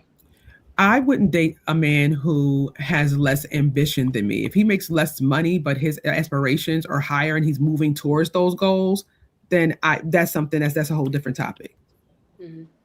We're Black in America. Sometimes our roles are not. What's your grace period on that though? Is he working on it now, or is it a thought process? Do you know what I mean? That's what I'm saying. If he's working for something. What was that movie? I can't remember that movie. There was a movie with That's a good question, Greg. I can't think of that movie. But anyway, there was a woman. The man was waiting to let off one of his inventions, whatever. And he was going at it for years. I know what you're talking about. What's that movie the name of it? Yeah. I can't think of that movie. And then he finally made it big. Pursuit of Happiness. Right. What? That's what you say, Mark? Wasn't it? Pursuit of Happiness. Yeah. No. Not Pursuit of Happiness. Acrimony, wasn't it? Acrimony. Yeah. Who's in it? Taraji. Yeah, right. Exactly, that movie. So it took him, I forget, in the movie, I think it was like maybe 10 years, and she was through. She was with it. She was like, listen, I'm done. I didn't went through this with you and did that with you. And as soon as she left him, his whole career took off. And then obviously, she come running back, trying to get back in the picture. So what is the realistic time? Is there a time frame? Is there a time frame where a guy has to make more money than you, or even, be as ambitious as you are, or more? Is there a time frame? If he's getting up every day and he's going after it, I know I didn't get here overnight. I'm not even where I need to be yet. I'm still trying to get there. So I think it's about, again, what are you doing every day to get there? It's almost like if you're an NBA player and if you're an NBA player and you're not ever going to practice, that's a problem. You know what I mean? I need you to get up and go. I need you to be shooting in the gym. You never going to hit them threes unless you're practicing. So is he practicing every day? Is he getting there? Is there a plan? And that's if there's a plan, I'm here for it. I'm going to be supportive. So regardless of a time frame, as long as there's a plan, you could. Yeah. Okay. Are we going? Because it could take 5 years, 10 years. It could take 15 years, however long it takes to get there. Or he might never get there. You know what I say? I'll be the unpopular opinion. I like my men to come finished. I'm not even gonna lie to you. I like them to be Wait, where I'm sorry. Who said that? Yeah. orchid. Orchid, your camera is. We can't see you, but I ain't just never I met guess a finished man, but I You don't know can't if you see where they can, me. cooking at. Where they no. cooking at? Because I ain't never met none of them. I, You go, They're you know, there. I feel like everybody's definition of finished is different. Because I feel like in this conversation Orchid, right now, I'm refresh an for me. outlier. Okay. I feel like I'm an outlier right now because yeah, money is important, but that's not the most important thing to me in a relationship. As long as I know that you make enough money to pay your own bills, and I have enough money to pay my own bills, and we come together, we're good. Like for instance, one of the things that I really like are teachers. Teachers get paid no money in North Carolina at all, but I think male teachers are very sexy. It's just because they have a passion. They want to teach children. Like you don't become a teacher for the money. You become a teacher because of something that you like. And I find passion like that very sexy. So I already know if I date a teacher, he is not going to make near what I make in my corporate America job. But that's not something that is that important to me. And he might never make it. It could be years. Maybe one day he might get a PhD, become a professor, become tenured or something, or maybe not. Maybe he wants to teach elementary school for the rest of his life. That's perfectly fine with me. So for me personally, I don't need a man to feel like eventually he needs to make more than me or anything like that because that's not the main focus of what I'm looking for in a relationship. It is for some women, but just not me. I'm not one of those guys that I think that I accept the nature of the women that in my society that I was born into, and I think that when men with money are attractive, that's an attractive trait for a woman for whatever reason. Um, and outside of that, I'm not upset at a woman for wanting a man who can take care of her because that's been the status quo. At least we were led to believe that. So I'm You were personally, conditioned to believe that. yeah, yeah, we were we're conditioned to believe conditioned to that. believe that. Yeah, we were conditioned to believe that, and I'm not mad at them for coming in. Maybe I don't know what conditioned me to want to make money, but I enjoy it. And just like Tamara, you can't sit me down. This is what I want to do. So I'm not mad at a woman who she sees a man and he got stability or whatever you would consider that to be, and that she's attracted to that. Yeah, I see that. We turn down Orchid. Yeah, I'll never judge another woman for what she wants for herself, but that doesn't mean we all want it, right? We all Right. don't have to want it. For me, when I see how I work around high income earners, and actually they kind of scare me just a little bit. I don't know any that are necessarily not weird in some way or another. So I just want to be a regular guy who I want a regular guy who loves my ambition and I love his ambition, and we lock and we just go and do this thing that we do. We create our own rhythm, right? I'm not like everybody else, of course. And my So, thing is, Rachel says she was okay. She's okay with the school teacher. I think it's also too about your level of ambition. If he is a garbage man and I'm making the money I'm making, and now we know the aspiration is for him to start his own business, for me to go to arenas, it's going to be harder because one of us got to be working two jobs or doing something bigger to get to that next place that we really want to be at. I'm not going to be in a struggle bus with anybody. I'm not doing that part. so But question: What does the finish? Who said? I'll forget who said. I that think was it was Orchid Orchid. Baby because I ain't never met no man who was finished. So that's her. Right. I said nobody's finished. Like Nobody's that's finished. it's an Mm. ongoing process to be not even just financially sound, but just be a sound person. Like, Go ahead, Greg. it's an ongoing thing. Like you just keep growing. So the person you find me somebody that's finished. Can I Right. attempt to? I'm gonna just say what I think Orchid meant, and of course she's not here, so we don't know what she meant. When she said finished, I think she said that she just didn't want no struggle love. She wanted a man who came with some security and stuff like that. I think I'm gonna assume that's what she was saying. A man that's not necessarily you making good money, but even most of us are still striving to reach something. But you ain't got to worry about we ain't got to worry about keeping the lights on and stuff like that. I think that's what she was saying. I don't know. Okay. Yeah, Okay. that's what I think. Yeah, that finished part. That's I mean, I I think want to that's hear more one about that. Yeah. that's one aspect of it. I don't think that's I don't think that's finished though. Life is never finished. If you're Because blessed enough. I can keep the lights on and be an asshole. Right. Go Yeah, on, Greg. Now you day. Hey. that's facts. They don't want that. So is it too much to ask that you make enough money and you don't be an asshole? Well, in my experience, yeah. But Yeah. not for Damn. all men. But when I say yeah, it's what I've gone through, yes. So I'm actually I'm traumatized with men who make a whole bunch of money because they have been the biggest assholes I've ever seen. And so I'm Okay. like, I don't want to talk to you. Yeah, No, but my I'm sure all of them aren't like that. Just it's just been my experience and what I've come across, where they feel like they can treat you a certain way because they make a certain amount of money. And I'm like, no, I will leave. There's a Mm. couple right now who are like, what do you mean? I'm not dealing with that. Yeah, but I don't care. But you're an asshole though. But there are someone who will deal with assholes because they make a lot of money. I'm just not one of them. But yeah, mm-mm.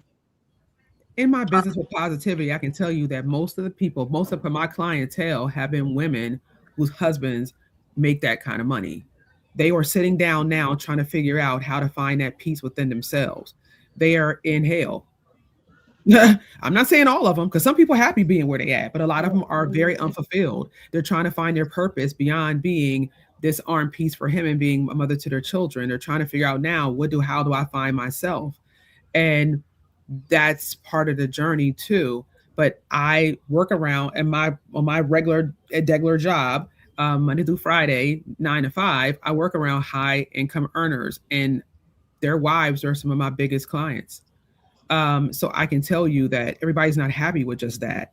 They'll act like they are. They're all at the country club smiling, but literally, I know 3 right now who are cutters, and one is Mm. addicted to coke because of the fact that she has chosen this life and she is miserable.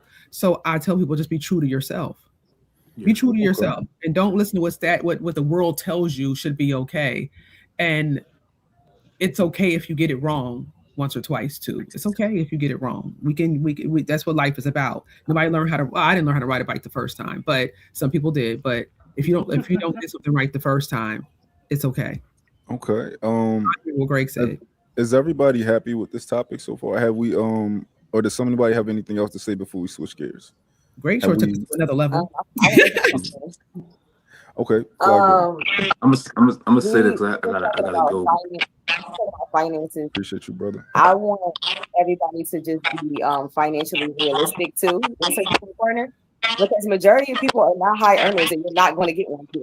Like Instagram has people thinking that you're going to get somebody that has high six figures. You're not. Like everybody Right. for the most part has a regular 9 to 5 regular job, and that's who you're going to end up with. So all this, oh, I might get this rich man. No, you're not. You're not. You're probably not. That's okay. That's It's a okay. big Yeah. gap being made between the extremely like poor man and the extremely rich man. There's a whole gap of men in between that's being skipped. I don't like that. Especially in our demographic. Let's be so for real. Um, Yes, there's not that many high earners, and we Could I outnumber ask a men. little? You're just not going to get one, Do you and think that's there's other okay. Do you think there's other factors that contribute that to that though? Almost like whatever you Oh, for believe you're sure, worth education, or your like location. Yeah, that's Real, what I was gonna say. real quick, just in case anybody is under the impression that women outnumber men by this drastic number, I last time I checked, I think that was actually a myth. That is Um, true. Mm-hmm. I don't know if somebody can fact Yep. check that for us, no, but you're right. okay, okay, cool. Yep. You're right. That But got most, yep. That myth got busted not too long ago. Yep. I'm gonna say this for so. Fly Girl, Doctor Bree, or is it Orchid Orchid. Orchid. Mm-hmm. and Rochelle? Did I say that right? Rachel. Rachel, I'm sorry, Rachel. It was a pleasure speaking with y'all. I gotta go be a boyfriend. I appreciate y'all. I There you appreciate go. you. Be a good one. Nice to I'll let meet you, y'all. ladies, Greg. five. Thank you Likewise. so much. Hopefully we can do this again soon. Mm-hmm. We enjoyed you. Enjoy your day. Likewise. Likewise. All right. Who was just speaking? Was that Orchid? Who was just talking Mm-hmm. before Greg? Okay, you finish your point. Yeah, I was just saying, like, I think it has to do a lot with what you believe you're worth. I think I've had this mindset that I think I've had this mindset for like forever. I don't think I've ever dated. No, even like a man that I dated and he was like at 90K. He bumped himself up to six figures like while dating me. I I don't know if it has to do with like location or if it has to do with like what you want for yourself or what you believe for yourself. Like me, I will never subscribe to struggle love. That's just me. I will never do it. You can't convince me to do it. You can't make me think that that's the only man that's out there. Like I'd rather do 100% myself than go 50-50 with a guy.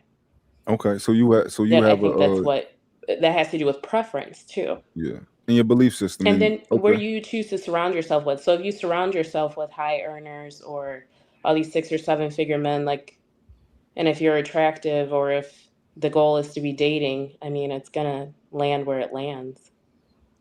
Yes, I think it all depends on the person, right? Because I will never be a stay-at-home mother. I didn't think about doing that when I was a child. It's not something I've ever wanted to do. I dated a guy who wanted to marry someone who wanted to be at home, and I said, well, I'm not that person. He didn't want, no, you can't have a job. Then I'm not for you. Because I don't, however much money you make, I'm going to be doing something. I will not be sitting at home all day. I will be doing something. I have absolutely no qualms about contributing to the household monetarily. So I think it's all different. Everybody, wherever you put your worth at, my worth isn't tied to how much money my man makes. Like I said, if he can pay when we meet and he has a place to live and he can pay his bills, he has a little bit of money left over, and I can do the same thing, us coming together, we're going to be Gucci. We're going to be great. There will be no struggle love just because I might make a little bit more than he does. I don't need a man to make the high 6 or 7 figures. If I meet a man that does that, cool. But that's not part of my criteria. There's so much more to a relationship than making tons of money. As long as you can make like what you need to make and you're not struggling on your own, then we're good. I'm more about I want some self-respect. I want you to be a leader. I want to be able to come to you and talk through problems. I want to be a partnership. Like there's so much more to it than he needs to make 7 figures for me and I want to just be at home. But again, everybody's different. But that's me. That's not even like my top criteria when I'm thinking about getting with somebody. I agree with you. I need a troubleshooter. Go ahead, sister. No, I was just saying I need somebody that's a good troubleshooter because you can have a bunch of money and don't know how to solve no problems. Don't you think like the attitudes of like a man who makes less? Don't you think he's a little bit everything more like grumpy or a little more test? Hold on, Orchid. I think you probably got a delay. You can't hear us when we're talking. Can you hear me, or do you think you got a delay? I'm about to unmute you. Can you hear me? Oh, there it goes. Can you hear me? Oh, did you guys hear me or no? I didn't Can you hear me? Oh, like the attitude of a man who like makes less or he's like struggling a little bit financially. Don't you think he's a little more like harsh and just? Let me see. I think she got. Yes, there are certain types of men that are like that. But that's not on us. That's them not being satisfied within themselves. Right. There are some men who don't make a lot of money, but they, like I was saying, like a school teacher, that they are doing something that they're passionate about. Their life feels fulfilled, and it's not about that money. Then they're great. They have great attitudes, so they know what they want to do in life. Those men who aren't making enough money, but they don't know what they want to do, they don't have any ambition, they are lost. Oh, they will take that out on you every second they can. I dated one of those too, and no matter what the argument was, it came up almost like that, Monique. Well, since you got your degree and everything, I'm like, I didn't even say anything about my degree. I'm asking why you didn't take the trash out. What does me having a degree got to do with that? Yeah. Where'd that come from?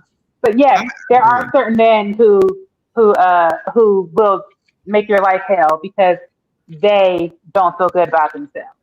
But that's not all. Some, like I said, some are low owners, but they have a passion about what they're doing, and so they're still feeling fulfilled, regardless of whether they're making more than you or not. And I think your passions are your passions, right? Everybody doesn't have the same thing. We all aspire for different levels of life. So for some people, struggles what they know, and that's what they're happy in. And if that's for them, that's for them. I mean, it's not for us. I think the Fly Girl coach actually made a fantastic point. I think that in all honesty, this life thing, we have to remember that our opinions are not the only ones too. And I think a lot of women are straight delusional, to be honest, in terms of what they feel like they're supposed to have and what they feel like they deserve. I'm not saying we shouldn't think high, but at the same time, Orchid, you said something about it's about sometimes about who people are around. I come from housing projects, but I went to some of the best schools in the world. I went to Penn State first, went to Drexel second, went to Vandy third. I was first in my class in all three. I was Are you from around Philly? trust fund babies. Are I you have from two Philly? PhDs. Are you from Philly? Sorry. Are you from Philly? Yeah. What Me part? too. North What part? Philly, the North real Philly? the real one. What you for, girl? The North. Uptown. Uptown. I'm an uptown girl, a girl's high girl. Well, let me Girls high. tell you, it's all 215, okay? So it's all Yeah. good with me. But Okay. I tell people coming from the housing projects and getting to I tell one of my signature speeches is projects of PhDs because I tell people all about that journey and the mindset. I have the same value system. I have the same aspirations I had when I was sitting in the projects. I'm no different now. I just achieved more. I always knew that I was smart. I always knew that I was meant to be impactful, not important. Impactful. I knew that I wanted to be impactful in this world. And there was something I know was put in me that was a little bit different. I knew that in the projects. Only thing now I have a few extra letters and a few more degrees in front of my name. Going to those Fortune 5 schools taught me a lot too. It taught me about how people with money actually act. I've been to Martha's Vineyard. I've been to the private compounds and all that wonderful things. And I'm gonna tell you right now, I would probably go back to Philly and go to one of the block parties where I go back to that because half that mess was weird. Okay, it was weird, and it wasn't weird on some I didn't fit in because I fit in where I'm at. It was weird because it was weird. It was on some weird stuff. So I'm very comfortable in 6-figure, 7-figure, whatever. I've been on private jets and all these wonderful things, private islands, people owning all this stuff. I know the owner of the Jets and know the owner of the LA Rams. Like I know people who got money. But I will tell you at the same time, I think it's about who you are. When I was in those projects, I was no different than I am today. My income was just different. My range was just different. My possibilities were a little bit different. I didn't know how I was going to get here because it was all a skill set that I had to build on. So I think that we have to, like I said, Rachel made a good point too, that whether there's some women on here that might be like, okay, I'll date a school teacher and be happy. I want somebody who's ambitious and I want somebody who will be happy with the fact that I am knowledgeable enough that if he fails, say for instance, my husband got sick. I was married. My husband got sick. He has a business. I don't care if it's a lawn care business or he has a Fortune 5 business. I want him to know he can tap me, that I have the brain power and I have the willpower that if he falls, he can get well and his wife can jump in and do everything that he would do. If I was just sitting home baking cookies, that cookie recipe ain't gonna do that. So I know who I'm for. So hopefully that man will find me and we're gonna go ahead and do our thug thizzle. But the fact remains is that I know who I'm for. You know what I mean? And so if somebody wants to stay home and bake cookies and be consolation for somebody and be his quote unquote peace, which I think is crazy too. We all should have our own peace, but don't get me on that. Yeah. But the whole thing is you can't be peace for somebody else who's chaos. That's a whole nother topic. We'll do that another time. Whole nother topic. Yeah. Don't get me started on that because I think that's corny. So the whole thing is I know I'm for who I'm supposed to be for. That man who wants a woman who's ready to be, I'm happy being home and baking cookies and going out. If he was making the money to take care of the household, if I can go out and I can speak at nonprofits, I can go to schools, I'm still being impactful. Notice I said I didn't want to be important. I want to be impactful. I'm making my impact. But the fact remains is that I know based on where I was, I would need to be in arenas or further to get to push my family where we really need to be. The goal was always for my family to be financially stable, whether it was him or whether it was me. I want my family to be financially stable. I want my children to not have to ask people for anything or beg anybody for nothing once I'm gone. That's all. That's the goal. So, and I wanted my husband, whoever it is, to know that if he was sick or something happened to him, he has a capable woman who he can say, baby, I need you to run this show until I get back on my feet. And I'll be like, enough said. I ain't letting what he built drop because I've been sitting home while he went off and went to work. It ain't what I'm going to do. I'm going to always take care of him. And that's part of loving him too, is loving him 360 degrees and studying him and knowing what he does on a daily basis. And if he need me to be able to jump in and do the exact same thing, he may never need me to do it. But if he does, I want to be able to tap in. To me, that's a woman. Okay. how does everybody feel so far about the topic? Do y'all feel like everybody said what they had to say? I think these ladies are amazing. Each of them have their own level of dopeness, and it's just Nice. amazing to kind of learn about them. I gotta follow you all on IG. I'm gonna be able to open you up and just pressing the like button. Ooh, Yeah, okay. Like.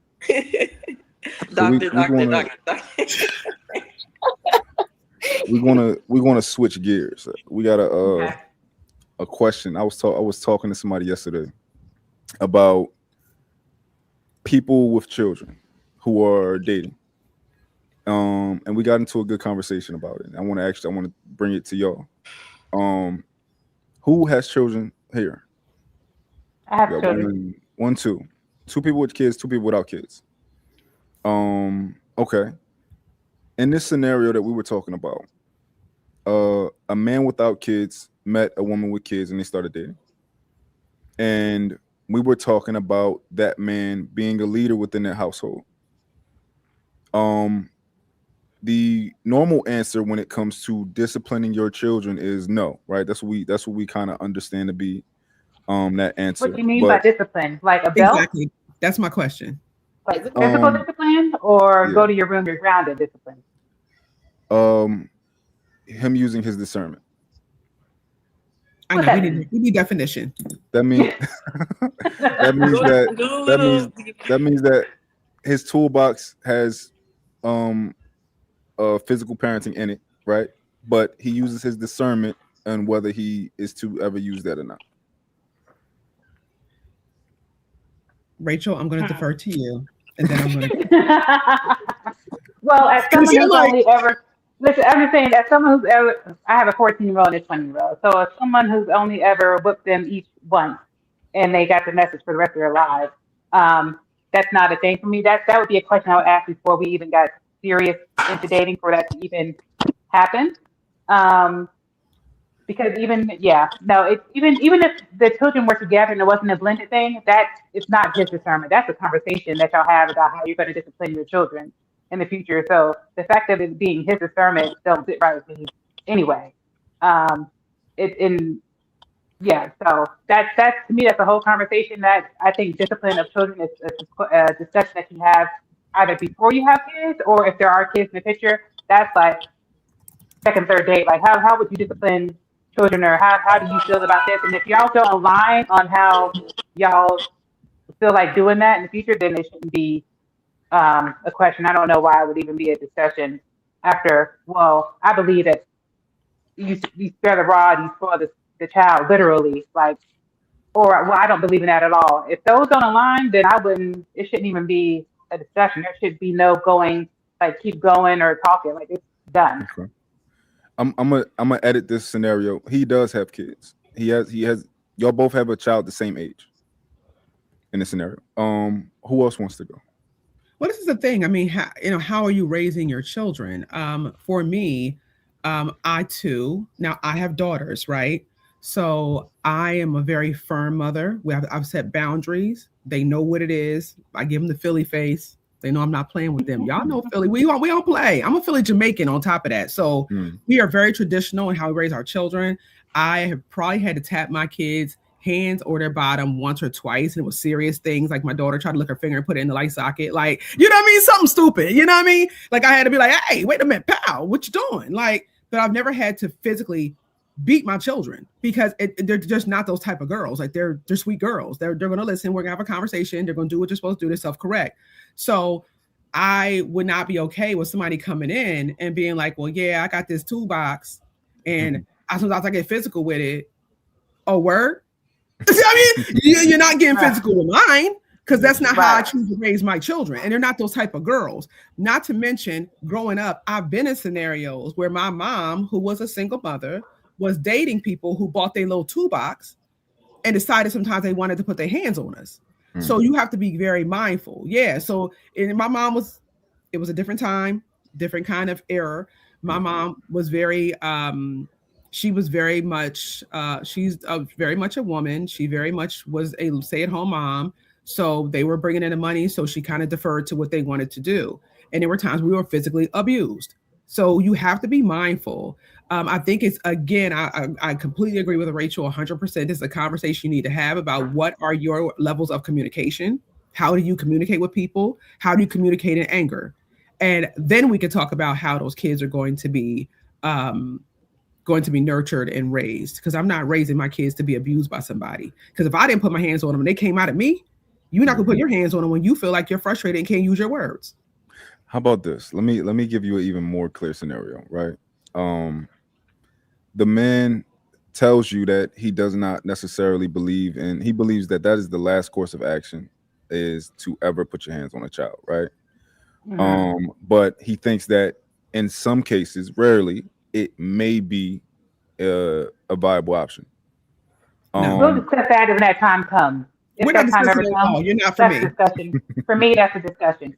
It's not a Because discussion. like I said, for me, both of my sons, when they were younger, I've got the belt put both of them once. Never had to again, ever. But they're also 14 and 20. So if I was dating a dude now, I don't need to do that. They're 14 and 20. I can take the car away, take the PlayStation away. There's so many other things you could do besides putting a belt to somebody.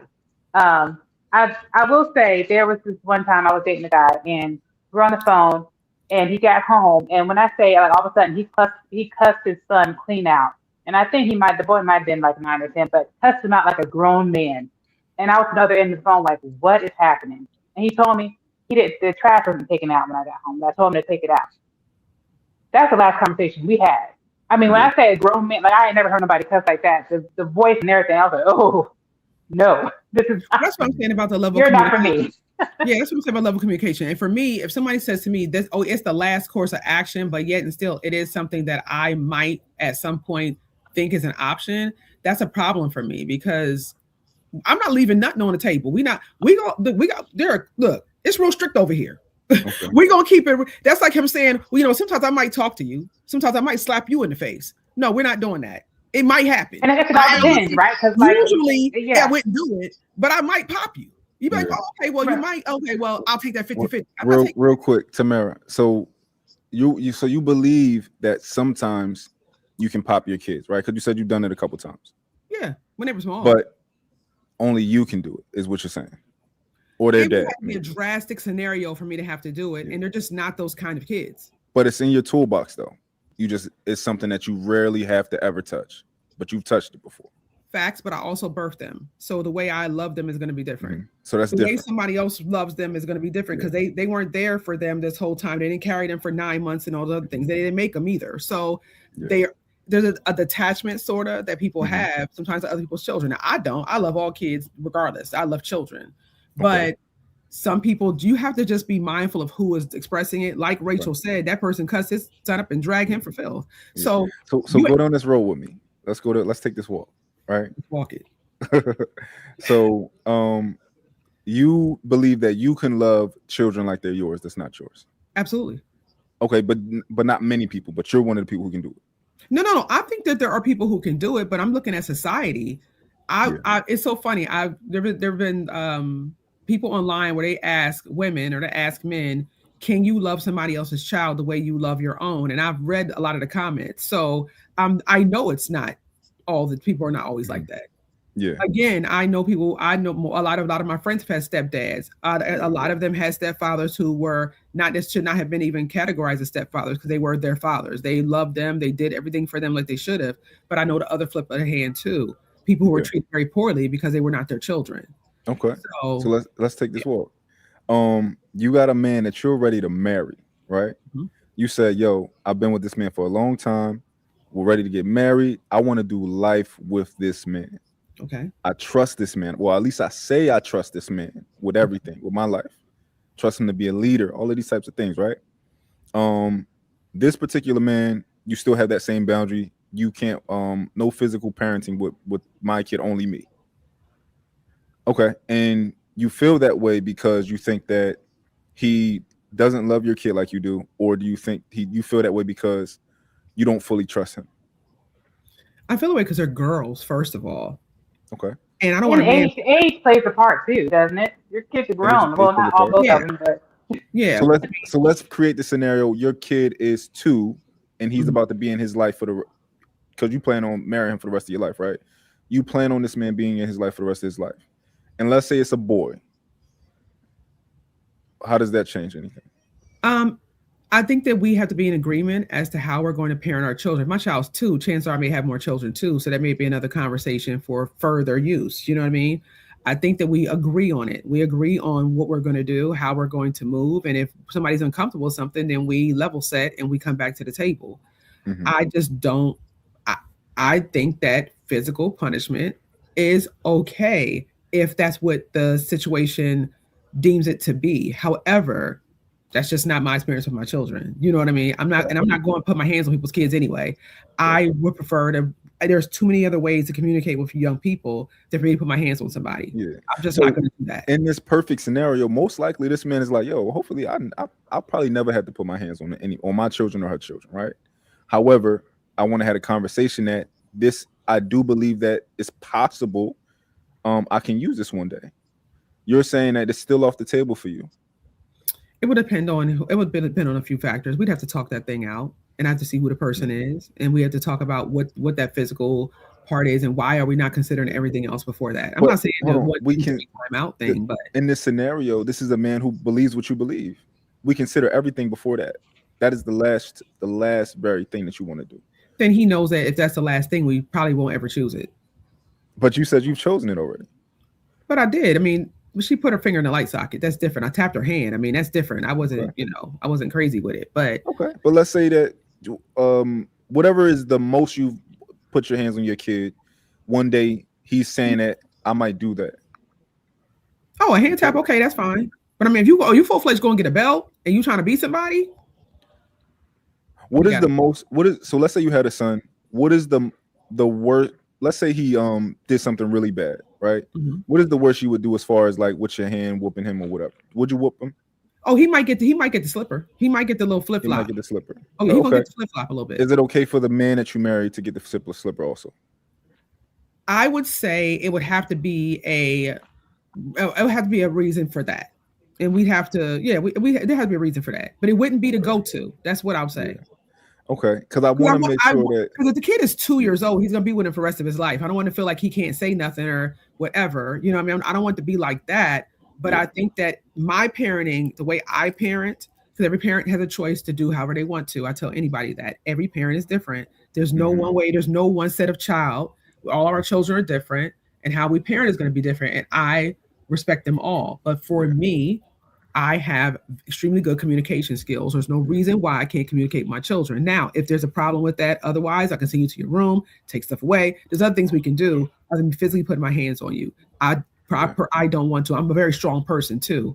So I don't want to put my hands on you if I don't have to. You. No, that makes perfect sense. What I'm trying to do is I'm trying to really understand how you think, right? Because let's say my disposition right now, what I think right now is that I think somewhere inside of you, you might not trust him with that, right? And I think that's common, and I think it's reasonable for you to, because that's a big thing, like especially somebody who's came from that, possibly getting abused to a degree, right? It's a big thing for somebody that's not your parent to put their hands on you. I think the biggest factor to me is love. If you don't love my kid, you can never put your hands on my kid. Personally, for me, love my kid, and I'm the type of person that I've never dated a girl with kids. If I did, if I was to seriously want to marry her and stuff like that, that's my kid. That's my child. I don't believe in we married, but them her kids. You figure no, that's not your kids. This is our children. You are my woman. I'm the leader of the house. This is mine, right? Let me sign some papers. Let me adopt the babies because I'm not, and I believe that you should love that kid like it's yours. But I also do believe that I want my woman to fully trust me. And if you don't trust that in that scenario, that you think that your judgment would be better than mine of all right, let me micromanage every time that I feel like maybe you got to discipline the kid, right? I think that is a pain point. No, I think that's wonderful. I think it's wonderfully articulated, and I also understand that the way you just validated your point is not something that's shared by the greater society all the time. So you're saying if I'm with a woman who has a child that is now my child, I will I will go down to the courts and I'll make that my child. I'm assuming responsibility. That is not something every man is saying. I would like to say probably I would almost say you're in a minority. They'll say that, but that was your kids. And there's only so many things they're going to do. Do you see what I'm saying? It is what it is. I mean, society in our community, we have many challenges. We have some things that we got to work on. And I just don't think that there are a lot of men who feel like that. I commend you for that. I think that shows your heart though and who you are as a person. But I think that there are men out here who don't think like that. So as their mother, it's my job to protect them. I'm their mother. My job is to protect them from things seen and unseen. So, and let me just give a caveat. I was in law enforcement for 22 years. Okay. So I've seen things that people can only imagine you would see. So it comes from my background a little bit, but also from 22 years of seeing things that are horrific that have happened to children. From somebody who said, "Oh, it's going to be one tap." Well, that one tap was a blow to their face, and now your child's down at the morgue. I've seen it more often than not. So I'm very, very cognizant of how people move. Yeah. That's right. Would you think there should be like some healing there? Because I think that is true. When you like see gruesome things, it changes your view and your lens. But don't you think that could like hold you back in some sort of way? Baby, let me tell you this. I come from the North Philly projects. That's as grueling as it could be. Anybody who ever been in Philly, around Philly, we grew up around. Traumatic, okay? Some of it could be deemed traumatic. I feel like I'm a tough cookie for it. I was SWAT for 22 years. The healing comes from being, again, impactful and positive in the things that I do. Right now, I know things that you all don't know. I can walk around here in Charlotte. I can walk around Charlotte. And I can tell you all the things that most people they walk around so oblivious, but I know what's out here. I find that I'm a little bit more knowledgeable. I talk to my friends all the time about the things that about the things I've seen or whatever. I don't live my life like that. Life has been good for me. We do have to go through counseling and things of that nature after you go through experiences. So it is what it is and it ain't what it ain't. And we all got some kind of trauma. Everybody do. You ain't black and traumaless. I mean, you just ain't. Whether it's what you see on TV, what we just went through with Nolan, that's trauma. We were all going through something. Everybody got PTSD from something. My PTSD might be a little bit different, but what I do now is I talk about positivity. I help people to navigate these terrains that I find, the peaks and the valleys that I found myself in. So I think that's the healing in that. I want to make sure we get Barry also and Fly Girl and Rachel in there too. But Orchid, where were you trying to? You can finish your turn. I don't know. It just kind of seems like sometimes your lens can be jaded by your own life experiences, and my take on it is sometimes does that hold you back from finding different people? Because if you're with someone, you should be able to trust their entire judgment. And if you feel like you have like kids, like as a mother, it's your job to protect your kids, yes, but like you also know your kids. So if you're trusting your kids to stay with a man that you're like married to, I don't feel like you should do it in common dating so much.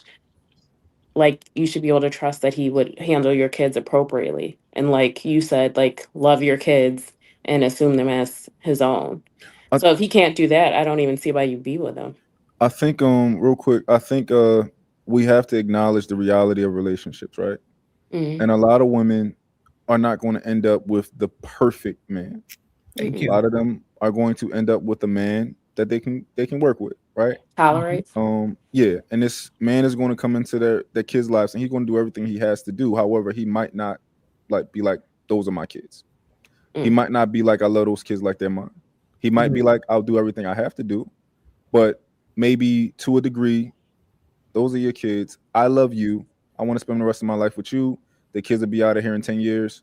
Like maybe he just doing his bit. I think a lot of people, most people, the majority. Like that. Yeah, I would say the majority of people are like that, and that's not the perfect situation. I don't know. I don't compare myself to the majority, so I think my view is just different in that aspect.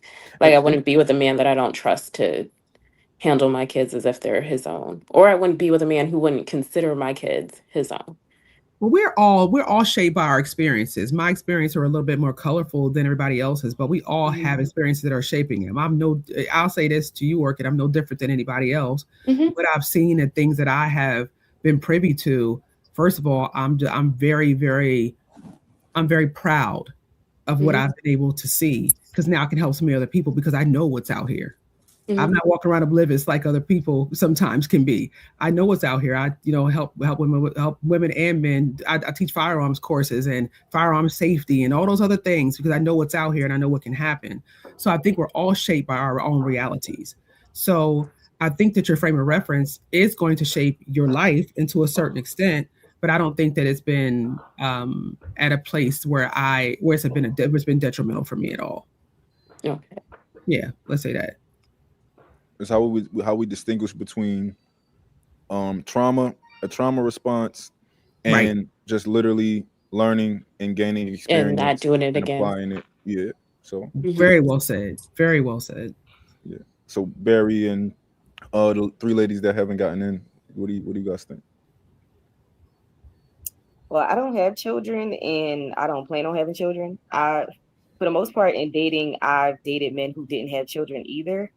But if I were to, you know, get that far with a man and we're going to get married, I personally don't want to put hands on anybody's kids. Like, I believe that disciplinary, like we discussed what you've been doing, but putting hands on a child or anybody for that matter is never my first go-to anyway. And just out of respect for me not being their mother, I'm just not going there. Yeah, I just wouldn't take it there. So Yeah. My boys, I have two boys, they're 14 and 20. Um, it's not really that much of a conversation. Not knowing my boys is Tamara knows my boys, but um, it a guy I'm dating, it'd be lucky if my sons want to have a conversation with him anyway. They're not really. They're like, just make my mom happy, make her smile. If you make her cry, then we're gonna have a problem. So it's more him being afraid of my boys and them ever thinking about anything disciplining with them. But they're older and they kind of have their own life that they do. So and they're real chill. So it's not really a discipline type of thing. If anything, a guy I'm dating, they might end up being friends. They really wouldn't see him as kind of like a father figure. They're too much older for that. Would I expect him to fall in love with them as if they were taller, me help raise them? No. It'd be more of like a friendship type thing, maybe just a male bonding type thing. It's a male role model that they could look up to more so than a father. So I guess my perspective is a little different. But if we were going to maybe he was 1 year old or 2 years old, and I met this man, then I would expect that man to raise my son as if that's his son. Right. And with any kids that come after that, then that would be more of a discussion about, as I said, like way earlier, about discipline and all that stuff. So like I said, I think it's a big difference between age groups as well. Like for me, I wouldn't date a guy, I'm not gonna say I would never, but I prefer not to date a man who has children that are younger than my children. I dating a guy because I'm just afraid of dating a guy with a young child who's a brat, and I can't take brat, I can't take brat children. Can't do it. I can't do it. And then so that'd be on my side. If she's at our house and you're not here, and she's being a little, almost said the wrong brat. I was about to say the wrong word. Can I discipline her, or do I have to say, you just wait till your father gets here and go lock her in the closet till he gets here, so I don't? but we talked about the men's side of it, but there's also women. Like when it comes to us having to discipline a man's kid, that's a whole other thing. Because that's so we didn't have that discussion really about what how that would happen because it could if that's his child, she's going to be in y'all's household. Well, she better be. There better be some visitation going on. That's his kid. Right. So you should be seeing her quite a bit. Hmm. If you're not, there's something wrong with that man. But that's another discussion. Yeah. But yeah, so for me, the whole discipline thing doesn't really fit because my kids are older and kind of doing their own thing right now. So Yeah. it's at this point in time, it's not really a big discussion for me. That's fair. What you think, Barry? So I don't have any kids. I do want kids eventually. I do want a family eventually. But I would just say if we didn't have the same kids and he had kids and I had kids, I don't like touching other people's kids because I don't want to be responsible for anything.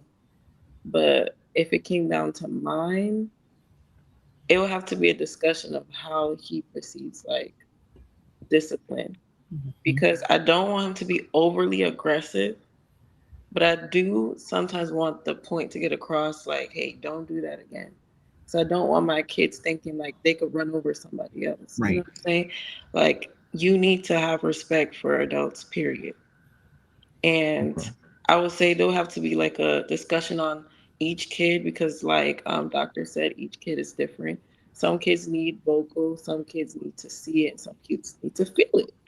So I would just say I'll have to be with a very mature man and emotionally stable Hey, man. Christopher.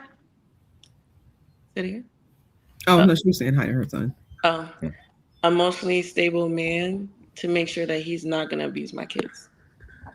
That was beautifully said. That's kind of where I was going. Like we have to know like what your level is. You know what I mean? Like what if how were you raised?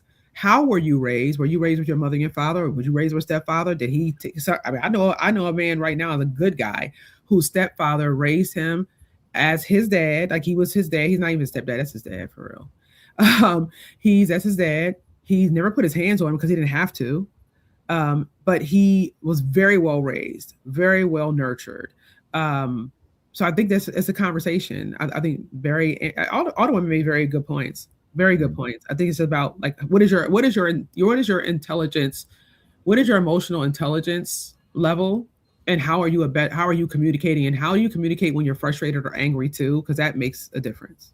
Yeah. And I think a big portion of it is like if I'm your man, right?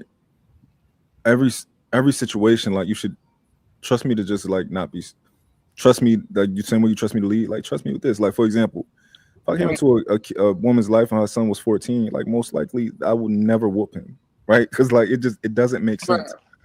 It Mhm. doesn't make any sense to try to whoop a 14-year-old.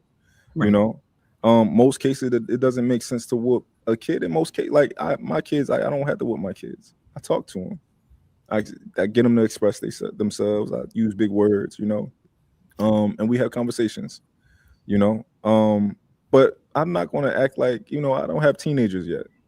I don't know where the world is going to take me. So I'm not going to limit myself when it comes to what I deem necessary if it has to be necessary, you know. I got two girls and I got a boy.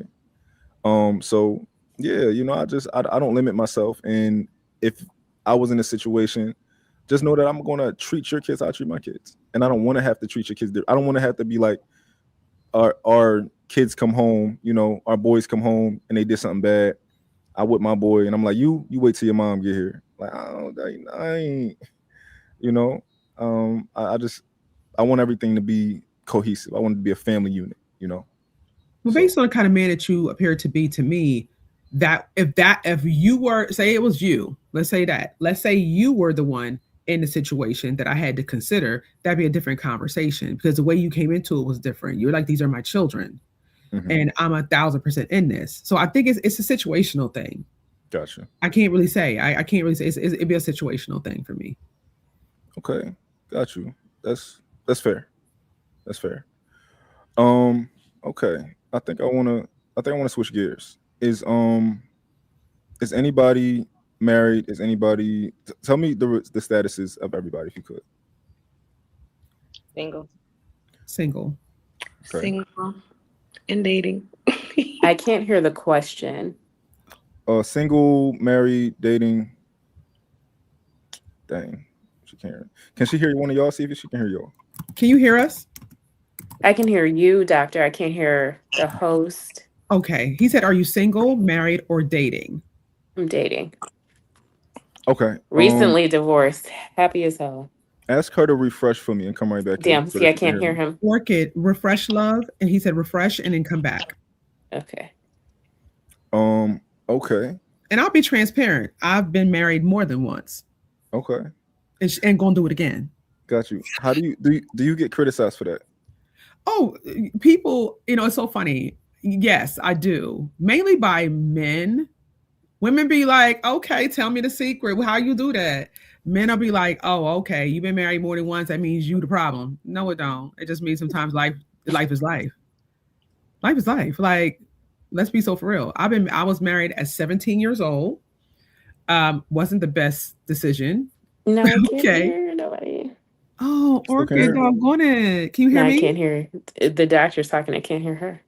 All right. Let's refresh again. I'm gonna get. Just not like me today. We're gonna do it. We're gonna refresh again. Maybe she has to go on the app. Yeah. Maybe. Let's try to get her to go on the app when she get back.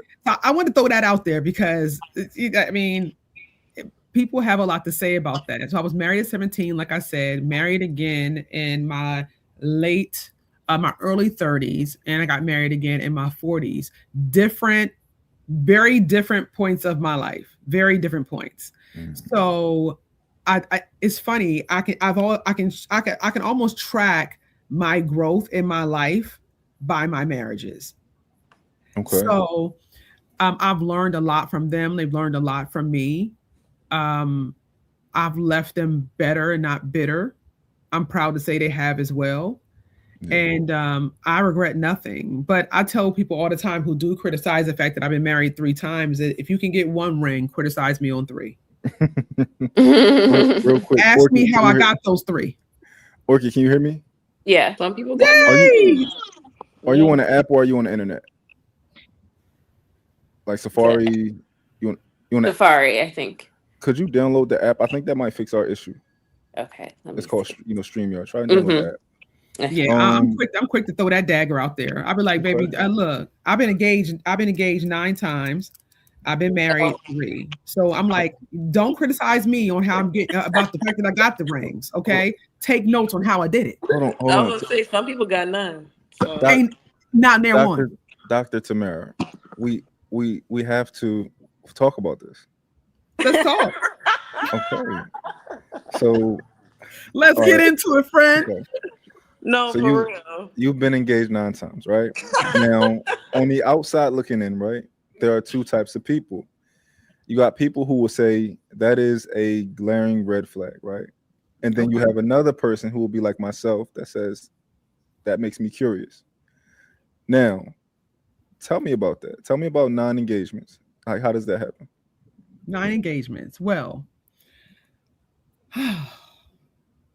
I'm a lover girl. I'm about to say she a lover girl. I am. I'm a lover girl.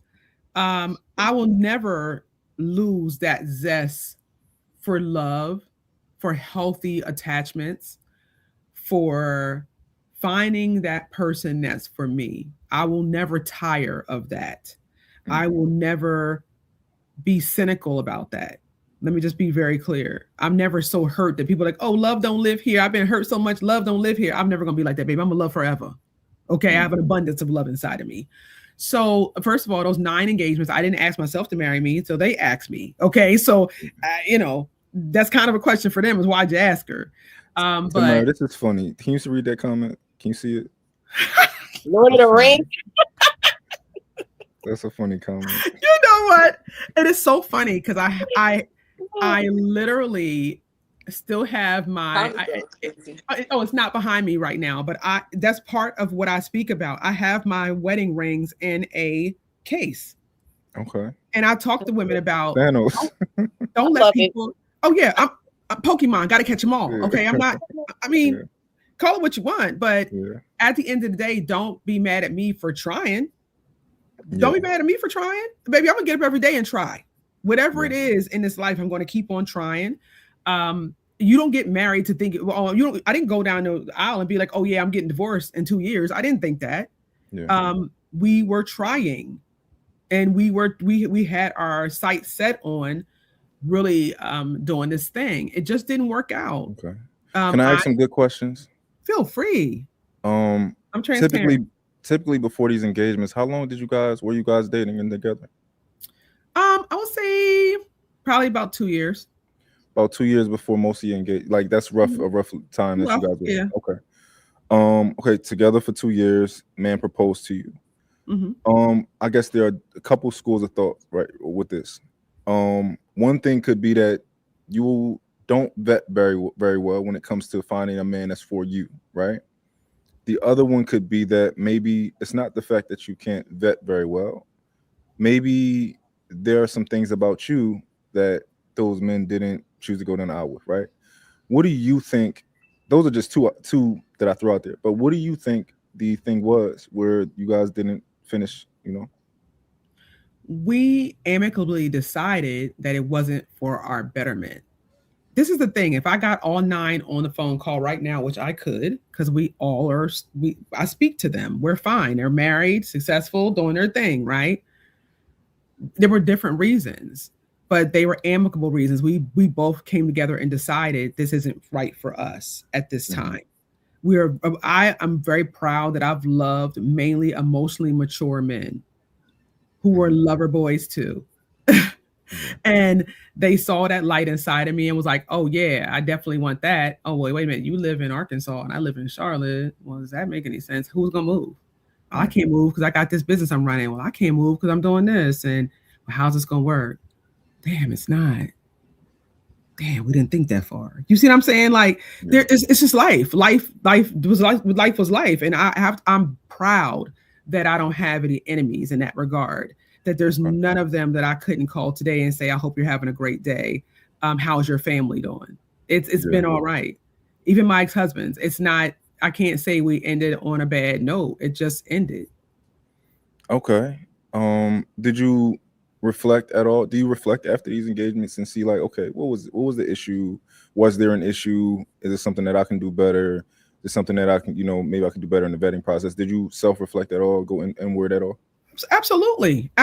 I mean, I tell people you don't get this far without sitting down at the end of each day or at the end of each week or end of each month and saying, okay, what could I do better than I've done before? I've even asked them, I'm like, Dag, what could we have done better? And I would say for 4 of them, they were just like, life was just life, kid. Man, life was just life. And we're choosing now what's better. I'm glad that I've chosen. Lately, it's been people have been more ambitious. And we were like, okay, does this make any sense for us? Does marriage right now make any sense for us? And it just didn't.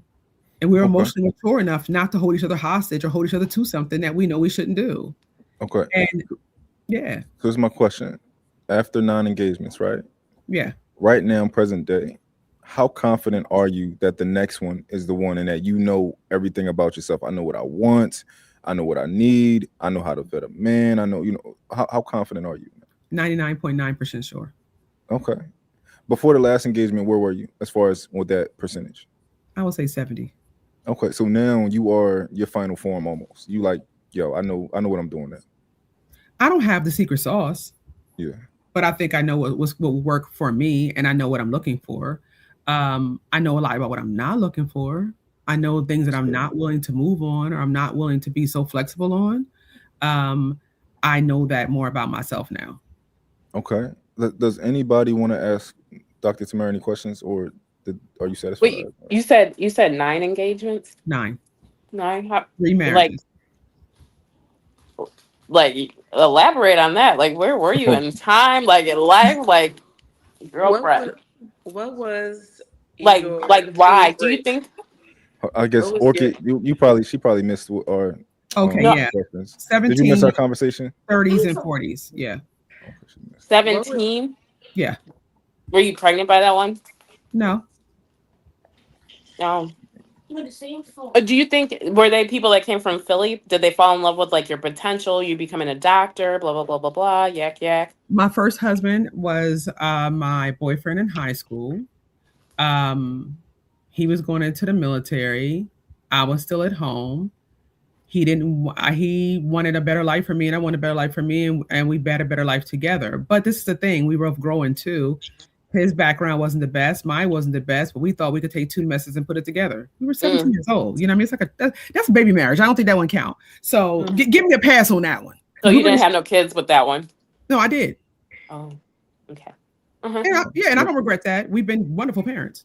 We've been fantastic parents. We just weren't good for each other. You know what I mean? Like, that's okay. Let's get Barry in there real quick. Do you think you have attachment issues or? Hold on. We going to get Orchid issues. Hold on, we're gonna go back to Orchid. Barry dying to ask her question real quick. What I was gonna say. Oh yeah. So what was your favorite proposal? That's a good question. Like, what do you do? Like, I want to, like, My favorite proposal was, I tea. think, the simplest. We were on some paddle boats, and there were some ducks, like some geese in the water. And I'm scared of everything that's wildlife because I'm a city chick. And he was like, "Oh, look at those geese." And I'm like, "Oh my God, this one's coming over to us." I didn't know they were trained geese that they put in the water. Oh, And the okay. geese had my ring on him. What? And he was like, "I dare you to pet the geese." And I'm like, "You want me to pet that goose? I'm not petting that goose." Like, no. I said, "I'm gonna get goose rabies or something." I don't know what comes with goose. I don't think he's gonna peck me. And I looked down this little box on the goose, and he has, "Will you marry me?" on it. And I'm thinking, that's pretty dope. That's so sweet. That's pretty dope. But it was very simple, very loving. That's different. This is my thing. This is what I'll say to people. There were 9 men who went to Jared or wherever they went, and they threw their hand in for love. How amazing is that? I can't say any of them are terrible. They're not. We made decisions that it was or wasn't for us. 3 I went through with, and I don't regret those at all. I have fabulous weddings. Oh my gosh, I'll show you the pictures. They're amazing. And the people are amazing. But we grew and we figured it out that this wasn't the right thing. And I think we loved each other enough to know that this isn't right. Us being together isn't the right thing. We'd rather free each other than stay each other and make each other miserable. So if we asked them, do you think they'd say the same thing? Like, I do. Like you just grew apart? I do. I mean, there's other outliers. I mean, not to air out all of our business, but I don't think that it's nothing that I would say will be glaring or they'd be like, "Oh my gosh, you were a terrible person. I was a terrible person." We weren't perfect. None of us are. But I can say, yeah, that's pretty much what it was. Did you leave every time? I left the last 2. The first one we agreed. What about the other 7? The other 7, we sat down and we just kind of had conversations and we decided this is what it was. I mean, I'm a communicator, big communicator. The bus they were too. And we decided that it wasn't in our betterment. I know that probably sounds crazy because most people are expecting drama and chaos, but there's no drama, no chaos. Like I said, they've gone on, got married. They're amazing people. Life has So they've gotten married and stayed married? Yeah, they got married, stayed married. My job was not to be in the way and not to hold them to a ring that I know that we both knew it wasn't the right thing to do. That's maturity. I tell people we sometimes people get into situations and think because they're in it, they are stuck in it. You're not. I think about they thought about me. I thought about them. They thought about me. To me, that is a love story. It didn't end like everybody else's. It's not a fairy tale like everybody else's. Okay, that's fine. That's why it's mine. I'm actually writing a book about it, and I'm calling it all the ways, about all the ways that I've been loved, and I am happy and whole today because of those people. They've all taught me something, and I'm gonna go forward. And I mean, hey, y'all, you think you're gonna have something to talk about? Wait, there's gonna be a wedding number 4. I'm 99.9% sure that this one will be the one that sticks. But you'll hear about it. I'm not done. What advice would you give on marriage? Like, what's your number one that you will always say? There's a few things I have to say. Number one, be so for real. That's the first thing I say. Be so for real, because the wedding is really cute. You're gonna have all this cake and all these presents and blah blah blah, all this hoopla hoop. But at the end of the day, the work begins after the wedding. The work begins with the 2 of you. Think about him, and he should be thinking about you. Be so for real about what it is you're going into. It might be, I don't know, but just be so for real, and don't settle. Never settle. Don't settle for what you think don't settle for somebody who you think you could get, or they think they could just get you, or you think that this would be okay. Like, be sure before you do it. It's okay to love and love again. It's okay. It's so funny, the criticism I get as much praise as I do criticism. It's funny. Liz Taylor got married more than I did, but everybody praised her because she was a white woman. You feel like Dr. Cheyenne Bryant you with your marriages and all that? Yeah, but I think she cared more than I do. I don't care. This is my life. You know what I mean? They didn't get the rings. I did. They didn't give them back. I did. They didn't go down the aisle. I did. So if I'm not hurt by it, I'm not shamed by it. I don't care who else is. And You know, okay. there is something impressive we have to admit about having our rings. There is something impressive about that. Mm-hmm. You know, I think that's interesting. What do you say to people who criticize you and say you can't give somebody advice on marriage? What do you say to that person who says that? There is no better person to give you advice on marriage than someone who has lost it. Lost or lessons twisted out of shape. I say that all the time when I'm speaking. See, I'm never losing if I'm learning. I've taken the lessons from, and I've taken the knocks. I look at myself and say, okay, Tamara, this is something that you might have did wrong, or this is something that you've done right, and keep that. Delete this part. So at the end of the day, yeah, you can criticize me all you want to, but I tell people all the time. I had to say this to a woman on another podcast. I said to her, I said, baby, you can criticize me for 3, but how many have you had? She's like, well, I've never been engaged before. Okay. So I can sit here and say that nobody cared about you enough to ask you. I've had 9 men who loved me enough to ask me for right, wrong, or indifferent. All the extra speculation, all that stuff, take that all out the window. There are 9 Black men who thought enough. On average, how long did they last? The engagements? Or the relationships, engagements. Oh, yeah, you missed that part, but you're gone. Like, yeah.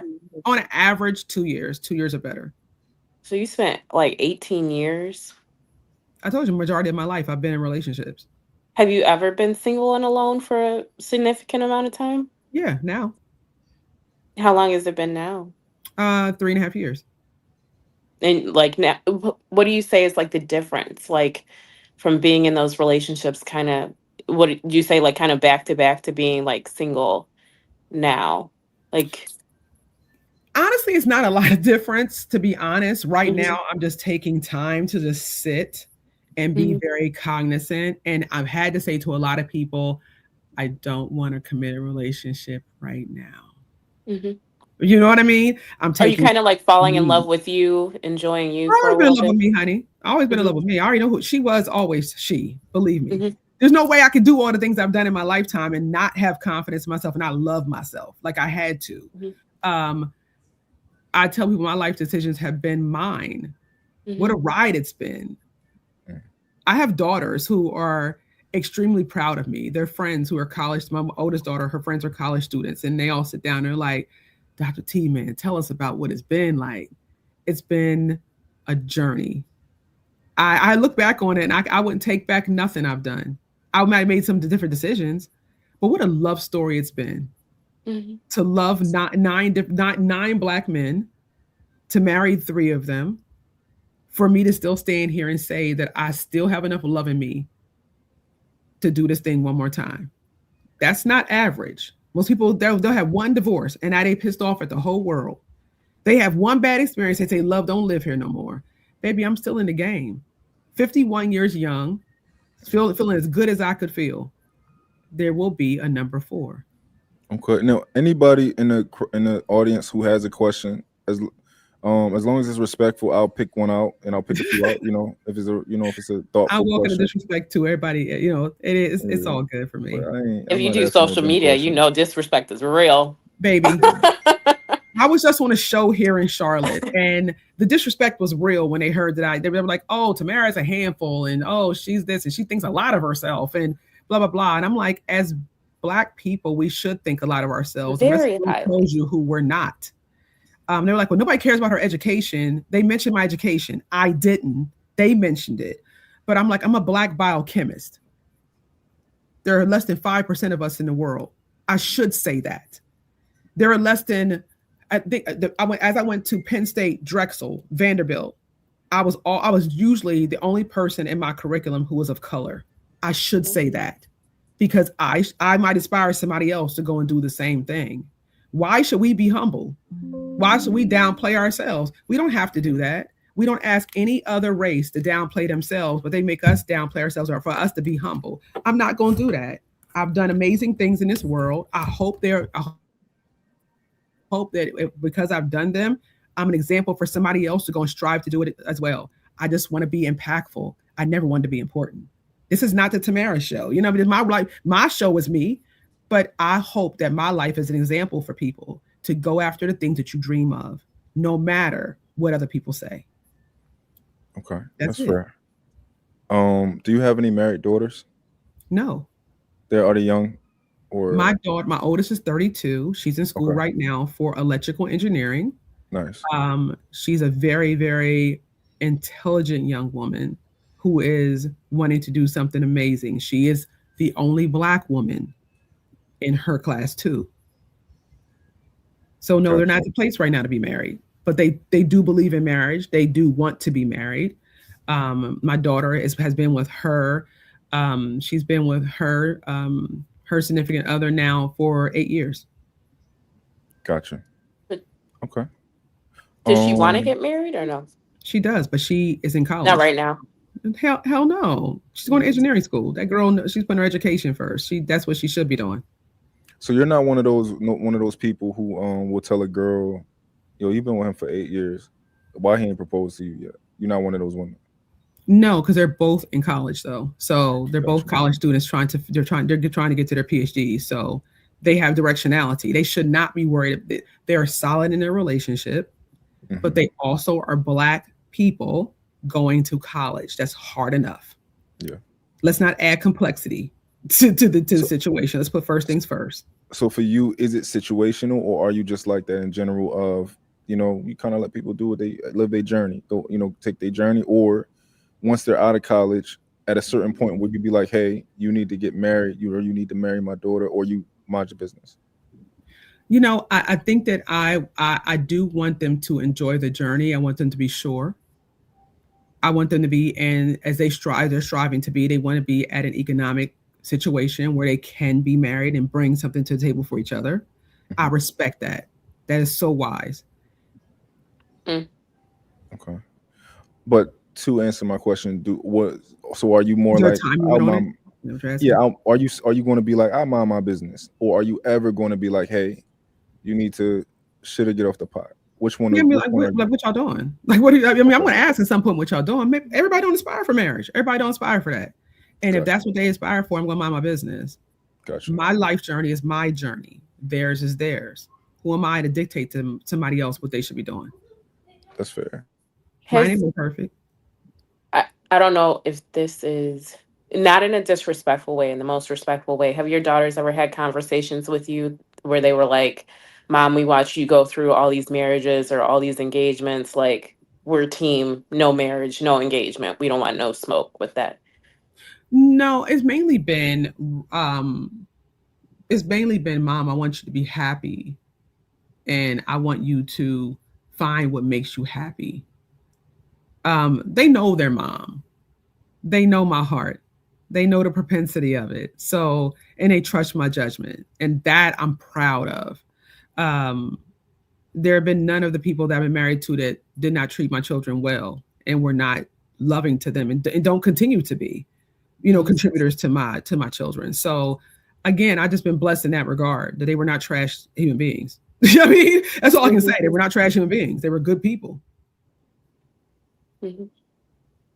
We have our little community, I guess you could say. We've Okay. been I, all right. I think y'all done put Tamara in the hot seat long enough, right? Okay. Let's talk about everybody else. Can tell me your statuses as far as married, single, these type of things. For me, I'm dating, but like dating's not my first priority. I think becoming a millionaire is my first priority. Okay. So, um, men wherever they fit in. So whether it's dating here and there when I feel like it, or little special friend, all that, that's cool. But as far as me putting somebody forefront in my life, no, you're not going to come before my goals. I think I really hit it off when it comes to men enter the chat. This has been a great thing for me that I just started and it's taken off and it's doing very well. So I want to just continue to see the money that I make off of that and just focus on being a content creator and doing TikTok shop. So I don't think that men come first in my life. And school for me. So I'm in school to become a doctor of psychology. So that's more my thing. Getting to Awesome. be a And doctor. yeah, Congratulations. if you don't mind, what's your age range? I don't know if you care about telling your age, but what's the range? I guess you could, if you don't like, want to tell your age, Like the age ballpark range that I date. that you're in, and that too. Oh, I'm 32. I have no problem saying that, but I usually Okay. date men that are older. I like older men. I do. Like 40, 45, Mm-mm. You gotta go Like up. 60. 60? I like men in their 60s. I'm not gonna lie. That's been my soft spot. Wow. My ex is 62. Me and him are still pretty cool, pretty good people. I like older men. There is nothing that a young man can come to me and sweep me off my feet. I like older men. They are a different level. Their emotional maturity, like their maturity overall. I like me an older man. Y'all are some interesting people today. You I know, Hmm did. I liked older men when I was younger. yeah. But 60 is that's double your It's age. like So double my age. So me and my so ex were legitimately like my age times two apart.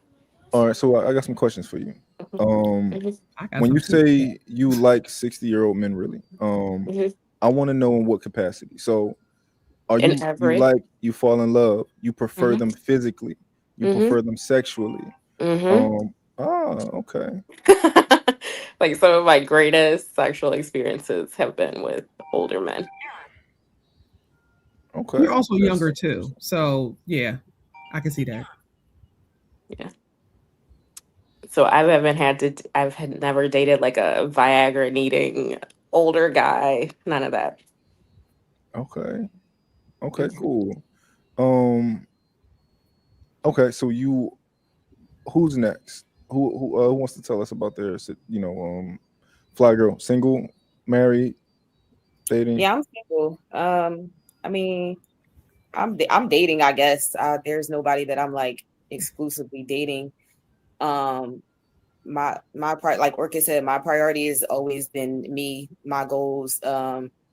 I just always make sure that whenever I do get into a relationship, that I'm coming as a whole person and not depending on my partner. So that's just basically, while I'm single, I just continue to live my life, be happy, and if a man comes into my life, that's fine.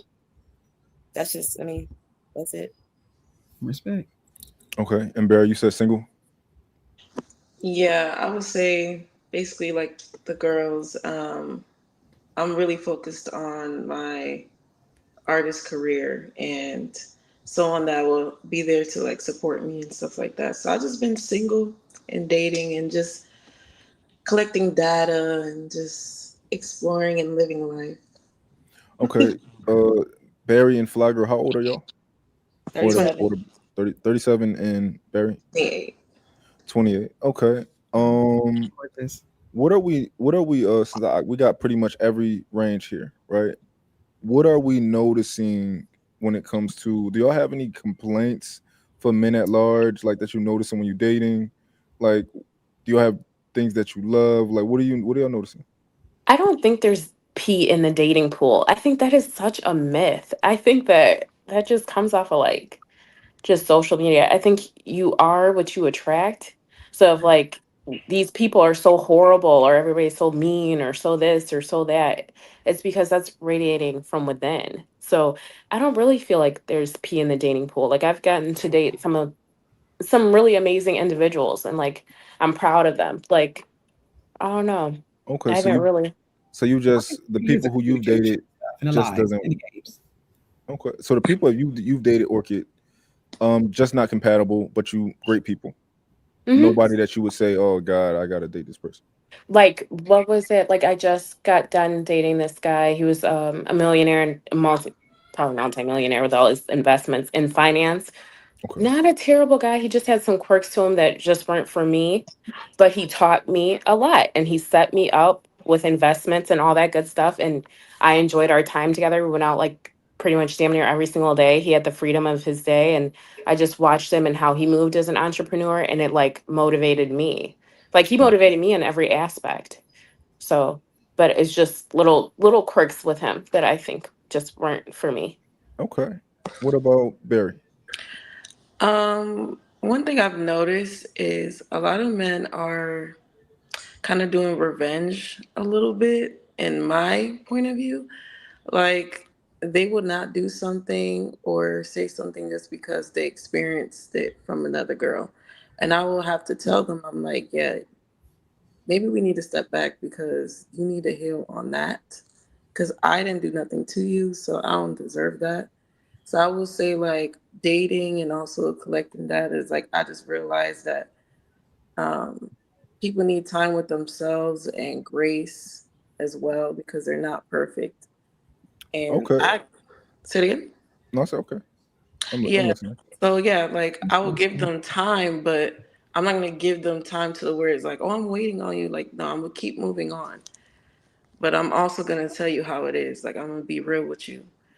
But I would say Okay. I've been say it again. So this is my question for you. I need an example of one of these things. Okay. Yeah. What's one of these things that men are making you pay for? I would just say like um for instance, like I tell them man like, oh, I like gifts and I like to travel and then, oh well, I'm not gonna do that for you because when I did that for somebody, they didn't appreciate it. I'm like, how are you dating? Like how is this a thing? Like you need to go back to the drawing board and just chill out for a second. Okay. Do you say And adios yeah, immediately when they say yeah. that? Oh, I'd be okay. like, all right, you enjoy that. Even But when it comes to that, like to touch on that, like even when men be like, I don't like to do gifts, I don't like to do trips, I don't like to, is it you don't like to do it or is it you can't afford to do it? Because there's a Mhm. difference. Like, men, I don't know, men are natural protectors and providers. So to me, like, I'm with like I like the way that Yada speaks about like providing for his women. Like oh it's yeah. like all praises. Like I got paid all praises. Like I provide, go do that for my woman. Like I've never had a man be like, "Oh, you fucking lazy bitch! Like you don't pay for anything or that." Right. I'm the type of chick. I leave my purse. My purse can be at home if I'm going out with a man. So you could try and pull it if you want to. Like if I ever paid for something or reached down in my purse while I'm with a man, like he would never see me again.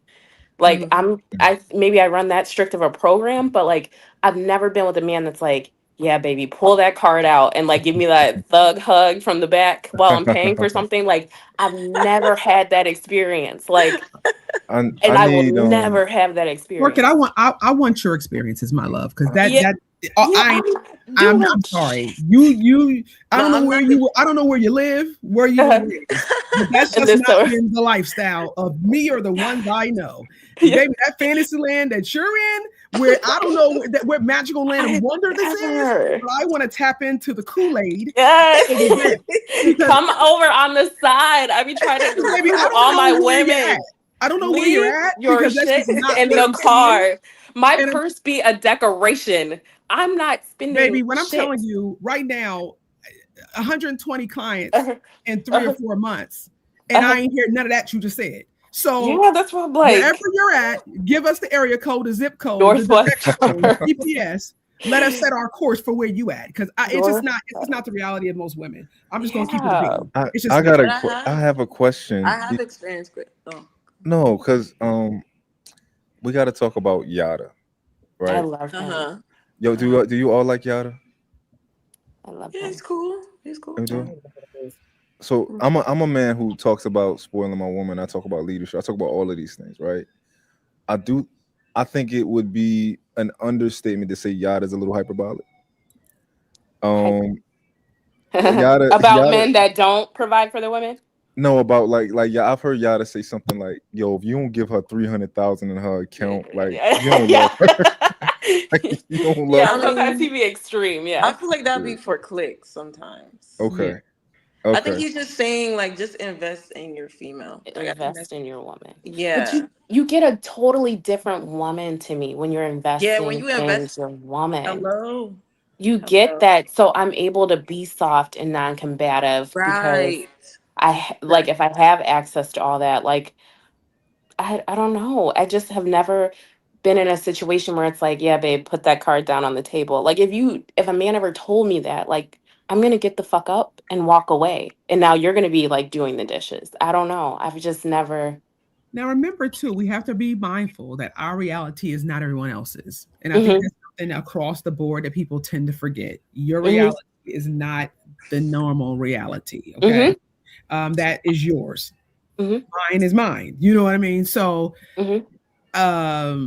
if we did a poll right now and asked women how many times have you had to lay down the money or you had to lay down a card, I'm more than sure that it will be a little different of an opinion. One Mhm. thing I will say, I do think that where if your standard is that you don't want to deal with those type of men, you you don't have to, right? You don't. If you Agreed. want, there are women who's like, yo, this is I want a man who don't want me to put down, who it will be offended if I try to put down my card, right? Hmm. And you can date those type of men. And if she says she's in an area where like Mhm. it's a well off area, and Mhm. the guys who are asking her out are giving her that energy of like, what I gotta do. I'm like I want you to be my woman or whatever. I dig it, but I do think that women can achieve that if they just want it and they have those boundaries and standards. Mhm. Right. Your Yeah. That's what program you got to be Definitely strict from the personal time you're preference. young. I'm gonna tell you this: your program better be strict from the time you're young. Establish boundaries and don't ship, don't let them skate across betwixt or between. Okay, you better Mhm. have those boundaries set from the beginning. But again, that goes into your background. Has someone told you that those should be the criteria? This should be what what you're going after. Some people have not been given the proper criteria. You're trying to figure this out while you're in flux. So it is what it is. I That's why I respect people and where they're coming from, and Mhm. I respect where people are coming from because everybody's not the same place. Mhm. I think I just saw it early that I knew that that's what I wanted out of dating and relationships. I think I just saw early I wanted to be provided for. So I don't know. Did you grow up that way? Did you grow up seeing that like I your was spoiled. father? Okay, I was spoiled. spoiled, but my mom and my dad weren't together, but they were really cool friends. But I watched my mom kind of struggle as a single mom, and I knew I never wanted that for myself. So even when I had children with men who were like well off. So I have a 7 and a 6 figure baby daddy now that I'm not married anymore. So like I knew for my children, I never wanted them to struggle a day in their life or ever ask for something and they don't have it. Like I never wanted my children to live with lack. So my children have been able to live very full lives, and I think I was intentional with that. Okay, So that's always been like from the moment I started dating. That's always been something that's like you're not going to put me on the struggle bus. okay. I'm not mad. I Hmm. dig it. Okay. So, Bree, you gave us. I'm sorry, Barry. You gave us an example of what men are. What they trying to make you pay for. Fly girl, do you have any gripes? Do you have anything that you love? Like, tell us about your dating experience and like what it's looking like. I've been experiencing lack of emotional intelligence. Hmm. Um, it's just a mismatch with that. Just the simple fact that Black women are assumed to just be always aggressive and loud and combative. When you meet a man that has that in his mind all the time, or he's been used to that, and you're not that, they kind of shy away from you. Like I hear a lot of men, they say, "Oh, want my woman to be calm. We don't fuss, we don't fight. She listens." And then here I come, and then you're like, "Oh, wait a minute, you different." Like, and there you're not prepared for what you asked for. You're like, "Why aren't you arguing with me? Why aren't you doinking me in my head? And why aren't you like, threatening me?" I'm like, that's not me. So I think very logically, and I don't really just like fly off the handle with things. And I feel like when I meet guys and we actually get down to it, they're not healed in that space to even deal with me on an emotional level. They're not ready for that, and they always end up sabotaging it because they're not ready. What are some ways that they sabotage it? Um, I'll give an example. The last guy I dated a guy. We were dating majority of this year, and we literally stopped dating because of like literally nothing. I noticed that he had a tendency to make like assumptions about things and not actually uh just ask. Yeah. Like if I don't talk to somebody all day and I talk to them all the time, I'm not going to assume that they're ignoring me. um I'm going to ask like, oh, hey, how was your day? What's going on? He was the type that like would assume the worst thing, make up a scenario, and then just stop talking. I don't have time for that. Mm, We're okay. grown. I'm very transparent. I like to communicate. So if there's anything you ever have a question about, and he's told me like, oh, I have an issue with assuming. And I hate that. I hate when people assume anything about me. So he'll assume the worst and then act off of the assumption. And here we are. We're not dating anymore because of it. We Interesting. literally we didn't have an argument or anything. We literally went on a date. Our last date was probably like a month and some change ago. I want to say like before Father's Day, and by that following week, we stopped dating. Mm. There was no argument. There was no disagreement or nothing. We just stopped dating. Okay. Do y'all feel like the men that y'all do y'all feel like y'all often meet men that are emotionally intelligent at all? Was it rare? 50 They're married. 50. I would say 50. 50-50. How about you, Fly Girl? Yeah, I meet them. They don't be single though. Gotcha. They Gotcha. don't be.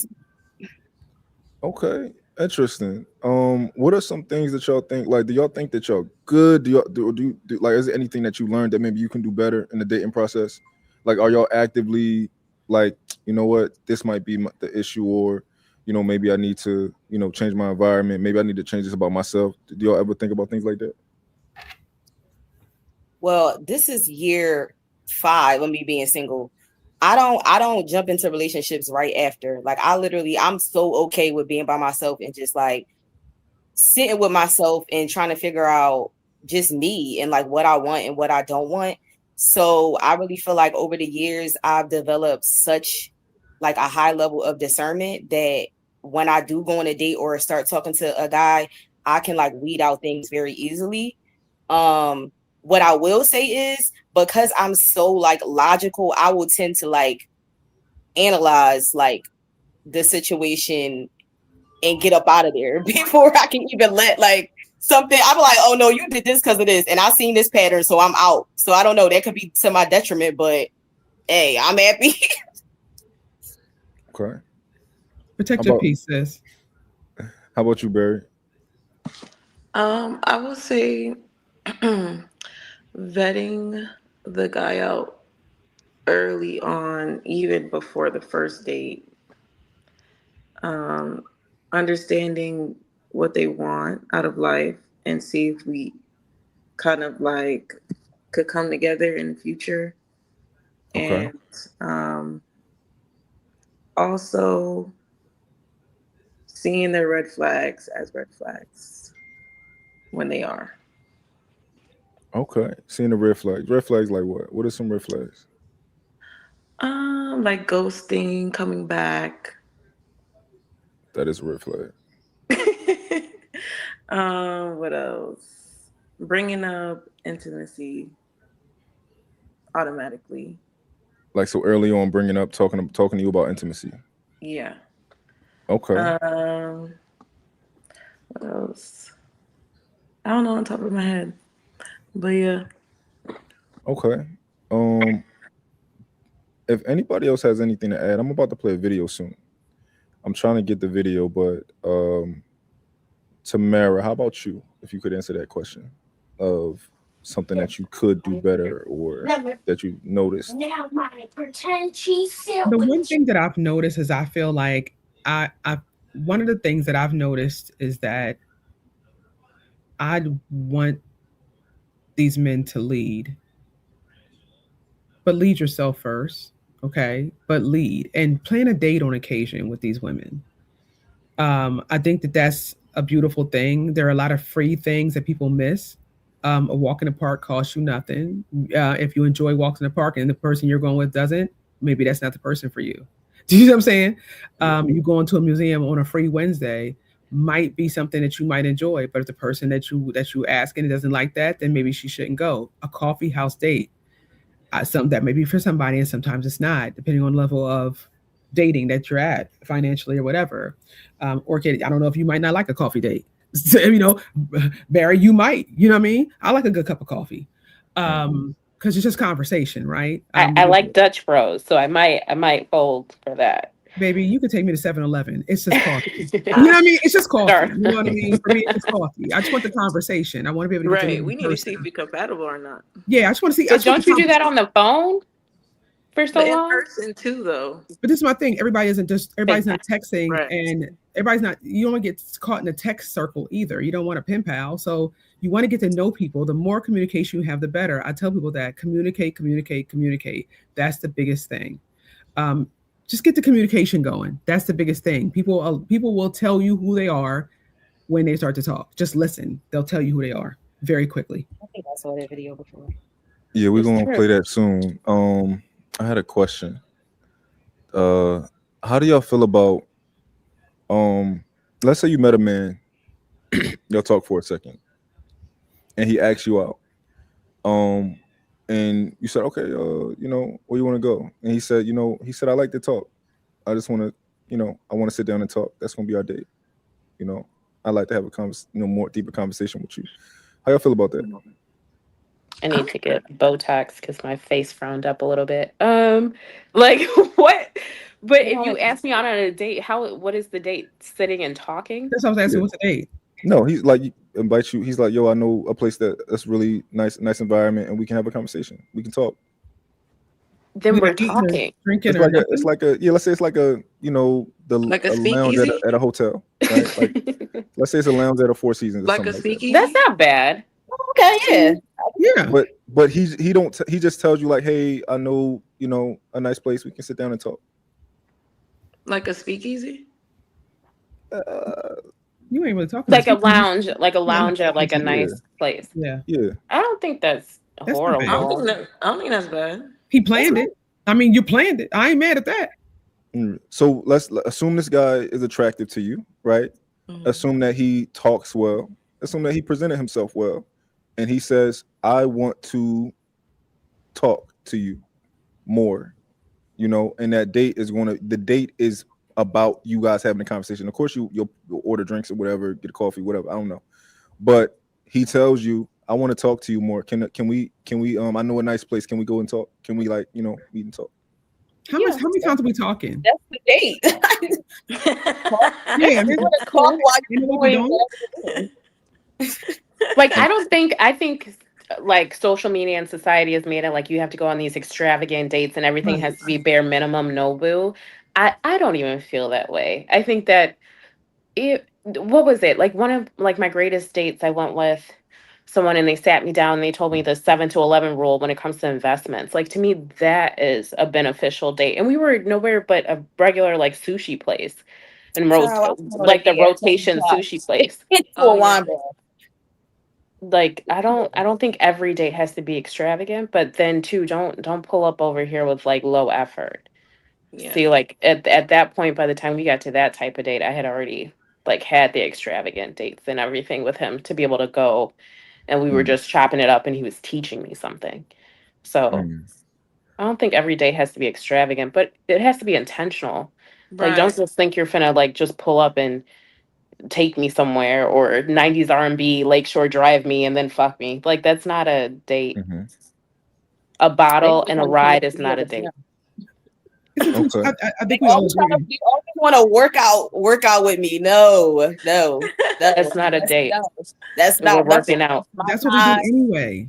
I'm working out. That's not a date. I'm locked in. I got headphones on. You're not about to get to know me in no gym. Get out of here. Or somebody will say, And "Oh, all let you're me gonna do let me is know look where at you're, me. or let me know where you're going to be, and I'll meet you there." No, you're not. No, you're I'm going to not. meet you where you planned for us to go. Right. Let me I know would what say, time. yeah, I agree. Yeah. Like very intentional, like planned out, at least planned, and you're executing something, and it's like, okay, you did this. You meant to see me today. You know what I'm saying? Like something where it's like, this is a date. Like this is the date. Today's the date. It's Sunday. Like you know what I'm saying? Yeah. Okay, so to what I said, how many of you are yay? How many of you are nay? You know, I mean, we're doing that a couple times, but after that, I mean, I think now you're doing too much. I don't want to keep talking to you. I'm not your counselor, but go ahead. We could Okay. talk, but I mean, not like that. Yeah, we're I just want to talking. date. We just talking So about the it's first just time that talking y'all. every time. No, we talking about one day. Y'all thinking too far. Oh Oh, no, okay, no, okay. that's beautiful. That's good. I was about to say, I'm like, wait, That's what I was wondering. Like, how many times what are we are we doing this? talking about? Yeah, I don't know. I mean, do yeah, I don't know. Maybe y'all talk. Y'all had a good conversation when y'all first met, real quick, right? Y'all talk for 10 minutes, and he like, yo, I'd like to talk to you more. Can That's you, Uh, dope. That's dope. I mean, somebody who wants to sit down and have a conversation, I think is wonderful. Why? I mean, yeah, let's do yeah. it. Hmm. Yeah. Okay, We cool. could talk, but not for too long. We can also talk while we're shopping. We can also talk while we're doing other things. Oh, oh, Like, she. don't do too much. Calm down. All that damn talking. Ain't enough talking in the world. Oh, yeah, she need a certain type of guy. But you say you find him. You I get so them. Yeah, so I I'm know not that's right. worried. Hmm. Let me play this video for y'all. Okay, and we're gonna talk about it. It's so interesting to me that men want to be the prize or they think that they are the prize. You feminine ass motherfucker. Who told you your pussy was good? Who said your lip gloss was popping? You're a man. You should want to win the prize. That's your gender role. You're not even destined or designed to be the prize. So what are we talking about? And when you really break it down, it's so disturbing how these men rather compete with women than to work on themselves as men. Okay. Okay. You got it, girly pop. You guys really have lost the plot. And you guys have brainwashed yourselves into thinking you're bigger than the program. The program being that women are God's gift to earth, God's gift to a man at that. So before y'all get up on here and try to pop your pussy in the comment section, take a look down in your pants. I know it might not be anything grand or exciting, but it's what you have. Okay? So let's remember that and let's act accordingly. Okay? Okay. Hello. I love you guys so motherfucking much. Bye. Okay, what are your thoughts? First thoughts. Yeah. It's gonna get a lot of clicks. Hmm. Like I said, Orchid, did Yeah. you like that Mm, or no? it was like in and out. I think there's a lot of angry men. I mean, even with me doing men in the chat, like the men that be like, no, I'm not paying for shit. I'm not doing shit for a woman. What does she bring to the table? Blah, blah, blah. Mhm. It's a lot of fucking men child type of men out there. Yeah. Boys, really, is what I call them. But yeah, there's men that want you to do something, be something, and trying to figure out like why they got to do so much. I don't know. I think different men are bred different. Mm, So you like to be a real provider, man. You're bred different. mm, Otherwise, most of these men be asking women what they bring to the table. Why the fuck would a woman have to bring shit to the table when she can make another you? That's the way I mm. look at it. We're gonna talk about that. What are We're gonna y'all? talk about that. We're gonna talk about that. What are y'all thoughts? Who else? I mean, Orchid just ate that. I ain't gonna sit here and hold you. Okay. She ate it. I mean, let Okay. me tell you this. Now, her language was colorful, but I won't say she was all the way wrong. Hmm. Yeah. We talked earlier about who went to church today. It says he who finds a wife finds a good thing. It didn't say who Hmm. find a husband, who lift your husband up. It didn't say that. It said he who find a wife finds a good thing. So remember Hmm. that. Remember that. Gotcha. So I think that's one of those things I think that society has kind of messed up. Orchid hit it on the head. There are a lot of angry children in the world who are like, oh yeah, I ain't giving a woman nothing. I ain't doing this. I ain't doing that. Well, I got to take her on a date. Well, I'm a homebody. I stay in the house. I'm supposed to sit in the house with you and watch Netflix. No, my guy, I'm not.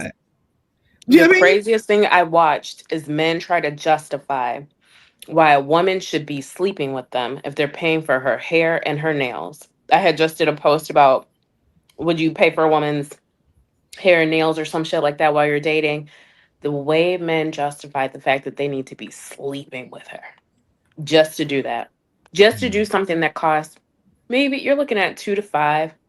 As Black women, we wear weaves, all that good shit. But she might be a silk press girl. That might be cheaper than that for you. But it was that type of Well, conversation. okay. Do you think that so most men, at least from my experience, right?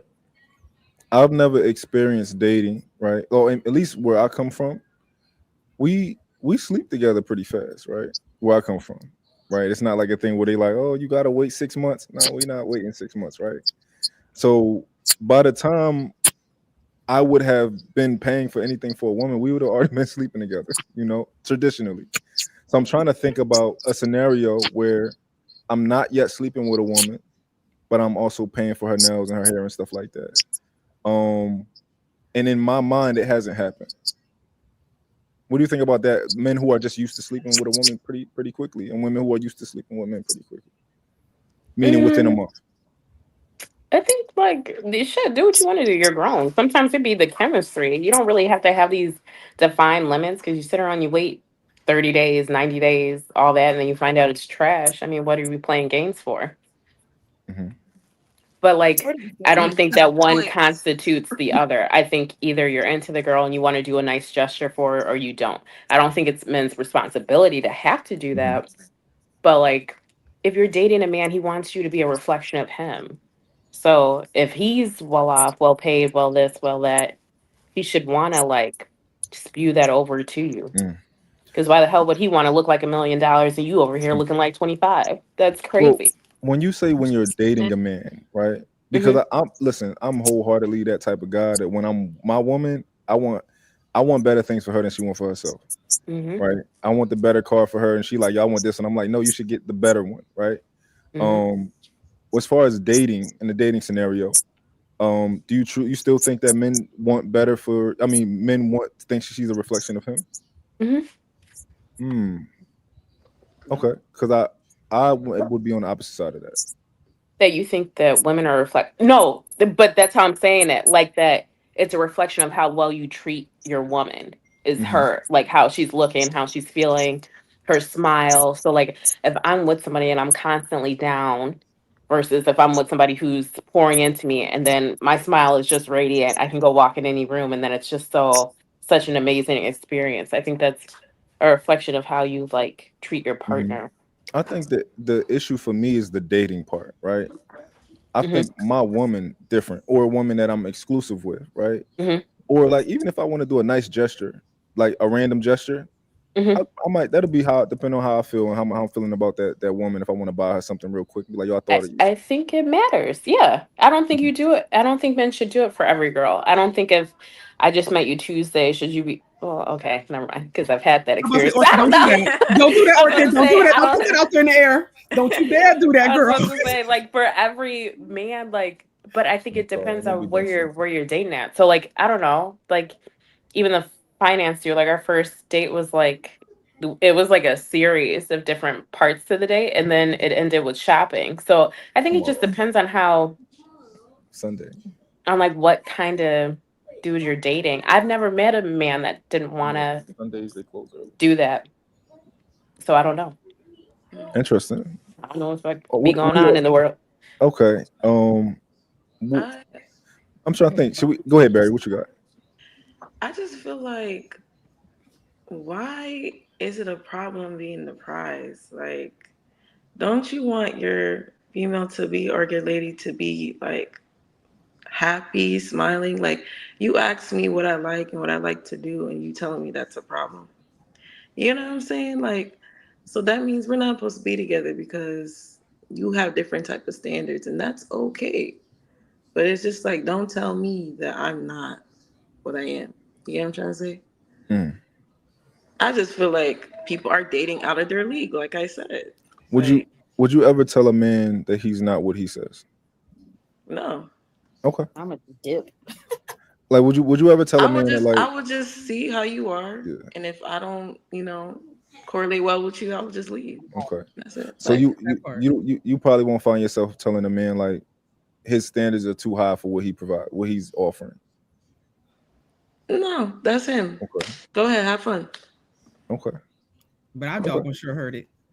I've heard it. I I've heard it heard it a though. lot. I heard it I've though. heard it. But I've heard it. I'm not the one that I don't always say like, oh, this, that, you're doing this wrong. Like sometimes you can find it. So who am I to Yeah. say you can't find what you want? Okay. So Okay. it's just not me. Okay. That's fair. That's fair.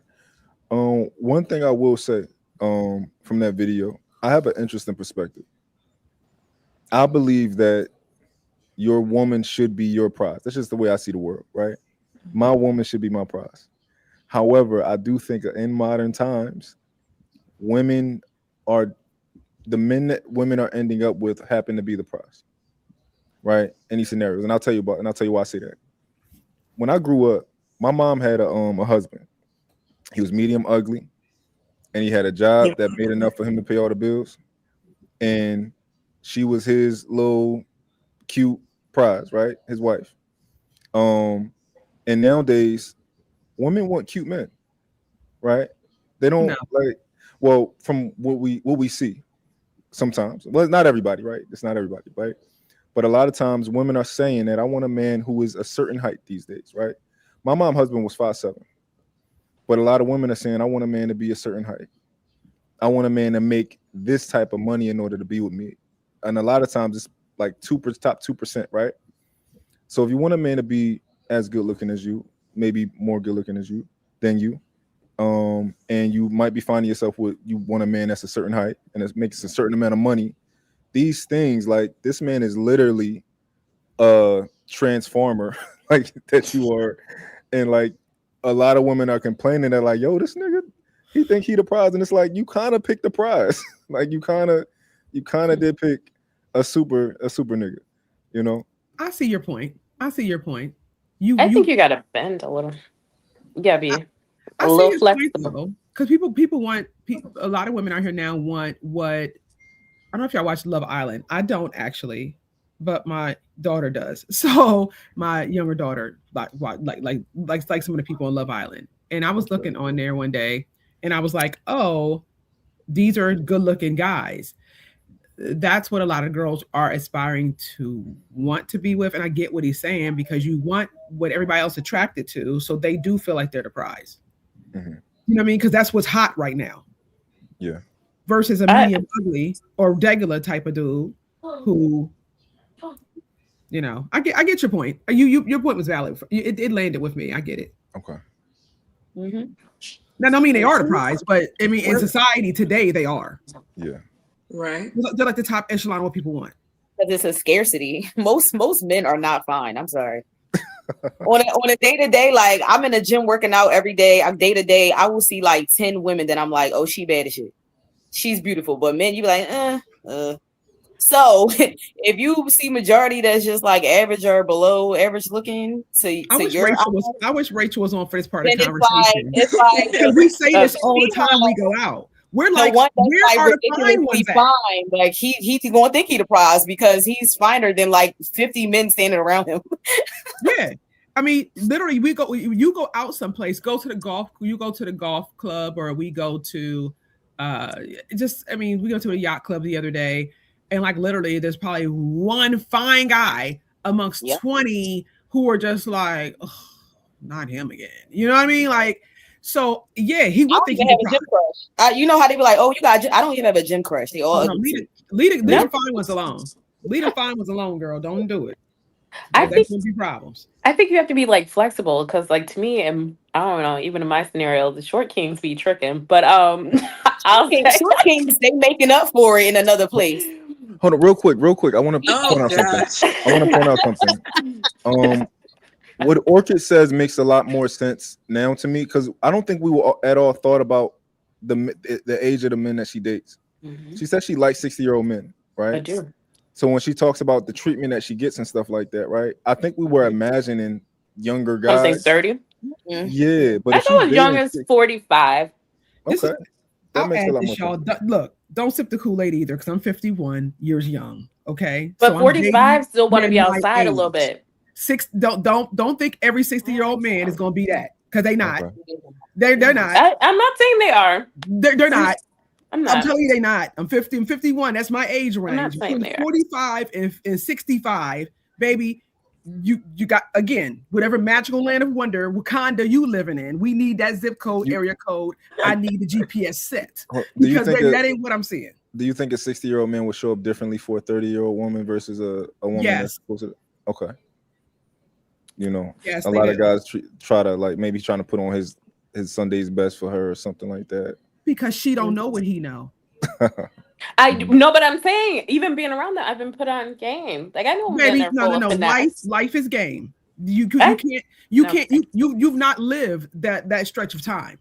but That's you. no, I'm When saying I when might I not was your have age, I lived said that the stretch same of thing. time, but I'm not like You can't. oblivious. I didn't say you were dumb. I didn't say you were oblivious. Hmm. I said you don't know what they know, and you Hmm. don't.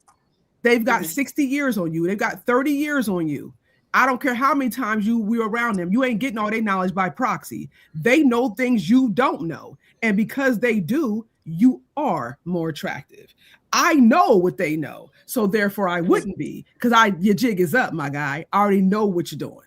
That's all Mm. it is. And that's no dig to you. That's just saying I've been here longer than you. That's it. Hmm. I'm not no But smarter. do you I've just think been here age has longer. to do with like maturity and da da da da da? Because there's No, some let's in not their take it. 60s No, that let's not take it they too far. don't know shit. Yeah, let's not take it too far. I'm just telling you that's why a Hmm. lot of older men will date younger women, because you've not been here as long as we have.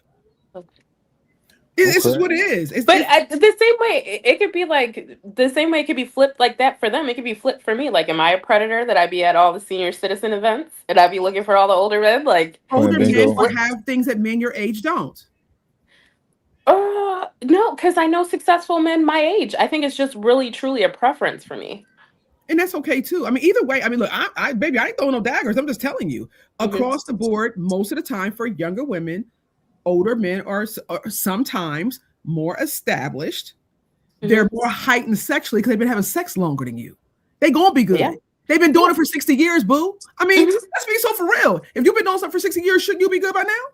I would Hmm. knock your head off That's too. not what it You know what I mean? is. I'm not saying That's not across what the it is. board. I'm not saying across the board. I'm just saying if you've Hmm. been doing something for a long stretch of time, if I was Skills mastered. Yeah. skills mastered is all I'm saying. I'm not saying it's going to be for everybody. I'm saying the skills are going to be different. It's going to Hmm. be a little bit more unfamiliar to you because of the fact they know things you don't know. It is what it is. It ain't what it ain't. That ain't no dig to you. That's just keeping it a bean. Now, young girls always get mad when I say that. So they gonna choose you because at the end of the day, you're younger, you're fresher, you ain't been here as long. Hmm. You know, another thing that I'll tell you my experience, right? And this is I think is another reason that why men end up being surprised with some of the women that they end up being with. My whole life, as an adult, uh, the women who I ended up with wanted me more than I wanted them. Um, they Hmm. I never asked anybody to be my girlfriend until my current woman that I actually have now. But I ended up being with those women before, and that's because they were persistent, right? And I feel like a lot of women end up pursuing men and don't realize it, right? Where you're in a situation where you want the ring, and he's like, I don't know, and you so badly want him to marry you, or you so badly want the relationship with him. That was most of the situations I've ever been in was a woman pursuing me, wanting more from me, and me just kind of like, well, she loyal, so why not be here? But it wasn't what my body and heart necessarily chose. But I'm with a woman that I actually chose now, so it's a different experience. She's my God, my gift from God, right? So I think that's a part of it.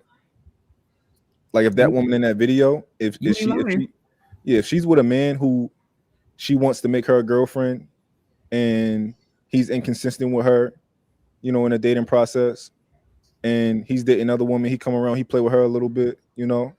Like, shorty, you want him more than he wants you. It just is what it is. And what y'all think? And I think too, men know who to pull that on. They don't just randomly pick who to do the shit to. They know who to pull stuff like that on. So it's like, how do you present yourself to them? And like, do you make requirements known? Because if you don't, they're just going to toy with you as much as they fucking can. Like, people like to think that men don't have options, especially if you're talking about like men with money, they have options. So they could toy with you however you want them. People can only treat you the way you allow. So if you allow the bullshit, they'll bullshit your ass to the end of time. If you let a man come into your life and tell you like, "Oh, I'll be with you, but I don't know about marriage. Oh, I don't know." But you know marriage is top priority for you. Don't even fucking waste your time with him. Bye. Adios. Why would you sit there and play in his face? Because he's finna play in yours. So you entertain what you want to see out of your life. If somebody's telling you, "Oh, I don't do gifts, I don't do trips, I don't do this for women," and you know that's a priority for you, why would you even play? Like I think I watch everything and how men like even the little things that they post on social media or how they describe things or how they do this or how they interact with this. So if I'm seeing you move away, but I hear your mouth is saying something different, I'm going based off of your actions. I'm not going based off of your mouth because you can finesse anything. Men will finesse you out of your pussy so fast, you'll want to try to get it back and it's already gave up. So like you have to be aware. Like a lot of the men and men enter the chat, they have wives, they have girlfriends, and they're speaking like this even about the cheating stuff or the this or the that. So I watch all of that. Like men will say anything to get you, but it's their actions that should be what keeps you and keeps you or even reels you in because their actions will tell on them every single time. If a man's inconsistent, he does not fucking like you, he does not want you like that. You might just have some good cat and a good mouthpiece, but he can go on to the next girl that'll be dumb enough to subscribe to his BS if he wants to have multiple women, if he wants to cheat, if he wants to do this or that. So they know where to be and who to pull this shit on. That's well said. I said, it was funny. You guys asked me a little while ago was something I learned from my experiences, and that's one thing I've learned is I want a man who I don't want to say it like this, but the only way I can say it like this, I'm just say it the only way I can. I want a man who loves me more and wants me more than I want him. He has to want me more. And I think that's the criteria I did not necessarily subscribe to early on. If there's something I could change, I would change that part of myself. I would have wanted them to want me more. And so what you said about, your present spouse, your present girlfriend being your choice, I think that was beautifully articulated because I think if we listen to what the men are saying, they're telling us. He just told us the secret sauce right there. And if we miss it, we missed it. You know what I mean? Orchid just told us, she just gave us some wisdom right there. If we miss it, we miss it. Don't romanticize the situation and make it something that it's not. If he wants you, he'll show you that he wants you. He'll treat you different. He'll move with you different. But if you let him continue to finesse you, he gonna finesse you. Maybe you let him slip, they gonna slide. I get out of there so quick. I agree. And that's something I think that I didn't do before. I wasn't as agile. I didn't move as quick. Now I'm moving very, very fast. And one day I was on another show before, and a girl was like, "Well, you 50, you gonna have to move fast. You ain't got much life left." I was like, "Well, damn, bitch, I do got a lot of life left." Let me tell you this: my life. I got as much left as I want to have left. I believe wholeheartedly that first of all, I'm in the best shape I've ever been in my life. I had a brain aneurysm, by the way, guys, 3 strokes, and I was paralyzed for a year and a half. So I lost 225 pounds in the past year. Just ran 2 5Ks. I'm at the best place I've ever been in my life, mentally, physically, spiritually. I'm in an amazing space. Well, you had 3 strokes? 3. Wow. You look good. You still look good. Thank you. I'm very blessed. God is good because you do not look like what you've been through. It took me a year and a half to regain my full mobility. I was paralyzed on my right side for a year and a half. So imagine having all this in you and being paralyzed. It was a trial, but I learned a lot of life left. Like, so I hear people say, "Oh, I got more behind me than I do in front of me." Like, that's weird to me because you should never speak that over yourself. Even think that, Or even think that. But I really appreciate you adding to this message today that you wanted her, you love her, you went after her. I think that is something that we have to be mindful of, that we have to keep in our mind, no matter who says they're the prize, ultimately we are, and that man should love you more. He should be coming after you. And that doesn't mean he got to chase you now. Don't be doing too damn much, but he ain't got to be no track star to get you. Don't do too much of that. If you are, that means you need some healing yourself, but allow somebody to pursue you in healthy ways. and see what that feels like. I feel there's a nurturing, there's a care in that's different.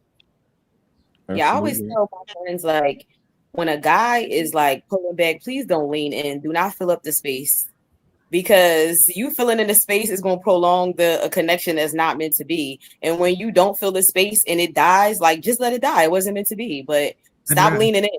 Stop leaning in. Drake said in his one song, he said it's a rollie, not a stop. I think sometimes we got to remember that some things are rollies and some things are full fucking stops. Excuse my language. Some things are full stops. Let it be a stop. Just stop it. Right. And we can't be upset when somebody put a period somewhere and we'd be like, but ain't it a comma though? You don't want to make this comma. You don't want to keep on going. You know what I mean? Like, you're trying to convince them. No, like she said, when it's done, it's done. It's dead. Your job is to keep on pushing. And if you need more time to get over that situation or to get yourself, in alignment, then do that. But I think that we all, men and women, have to bear some responsibility for the things that we've done in our lifetime and how things have come. I'm not saying you're been all right, but you ain't been all wrong either. Even a broke clock is right twice a day. So I think we're just learning. Everybody's learning. Do y'all remember the comment that I said I wanted to address later on that Orchid said? I don't remember what it was, but I remember I was she done said some stuff. She said something. I said we're gonna talk about that. I should have wrote it down because it was very dang, it was good too. There's been so much sauce on here. I don't even know. Everybody done dropped some gems. I'm sitting over here literally. I don't know if y'all can see me. Like, I've been taking notes from what you guys have been saying. I'm gonna speak about all y'all. I'm not gonna use your names because you ain't gonna kind of come back to me later on and be like, Dr. T, you owe me. But I'm gonna speak about this. I have to speak in Vegas in 2 weeks, and this is something I want to be able to talk to people about. Is about some of the things that I've learned along the way from the people that I found amazing and profound. And I'm definitely going to be highlighting you guys and talking about this conversation because I've learned a lot in just listening to you guys. It's funny, all of you are different versions of my life. You're me at different versions. This is the funny part. This is how life works, right? I can see myself in each of you. And I'm like, what a beautiful journey it's going to be for you. Man, how beautiful. You guys are beautiful now. But man, once you get to this space, I can't wait to see what your brain is doing then. If you're this profound, you're this beautiful on the inside, on the outside, and now, I can't wait to see who you're going to be. I can't wait. It's going to be an amazing journey for you. I just wanted to speak that life into you guys very, very fast because I am very impressed with you. Thank you so much. Very impressed. And what a dope young man you are. How articulate and profound and emotionally connected you are. And lean into that, give that to the world. They need more of that. Yeah. They need as much of that as they can. I think a lot of men, and I'm not saying all, a lot of men need to be held accountable for their behavior by other men who are moving correctly. And I think that you're in position to do just that. So I will say thank you. I appreciate that. I wanted to talk about that last thing that I was taught, that Orchid said, but I can't remember what it was. We'll have to probably save it for next week. Because we gotta close. My son I told him we was gonna leave at 5, and he hovering around me now. Mine's doing the same. They want to go to the store. They're like, my bad. Yeah, but I appreciate everybody coming today. I enjoyed it. I hope that y'all enjoyed it. I hope that you got something from it. My goal is to have conversations where we can disagree, we can exchange perspectives. I can give you the male perspective and try to articulate it in a way that you've never heard it before. That's my goal. Is to kind of just understand each other more. So I felt like we were able to do that today. And I appreciate all y'all for being here, and we're going to do it again next week. If any of y'all want to come back next week, feel free. I'm doing it next week, same time. So let me know if that's what y'all want to do, because I'm about to start, I got to start getting people for next week. So, yeah. Any last words from anybody, from each of the people? I'll say I think it was a beautiful experience. I always think it's good when Mhm. people can come together. They have differing opinions and they don't beat each other down for them, but they can talk through them and try to understand why they think the way they do. Like, it's not for everybody to want a 6 or 7 figure man or to understand that lifestyle, but you can tell me your perspective and then I can learn something new, or maybe there's something out there that I'm missing. Like, I like that when people can articulate their standpoint and then they don't have to beat the other one up for it. And it's not for clickbaits and all this and that, but it's a genuine conversation. So I think this Yeah. was a great time, especially with like Black queens, because we get so much bad rep. Like, we are so against each other. And I do not think that's the case at all. Yeah. Mm-hmm. I've learned a lot from you guys. I truly have. I mean, just sitting here soaking it all in. I'm proud of this melanin magic. I'm not even gonna lie to you. When I look at my people, I am more hopeful than I am disappointed ever. I would be Black every lifetime and five after that. Um, I wouldn't change anything about this journey, although mine has been non-traditional. I wouldn't change anything because I feel like that what has developed from that is beautiful.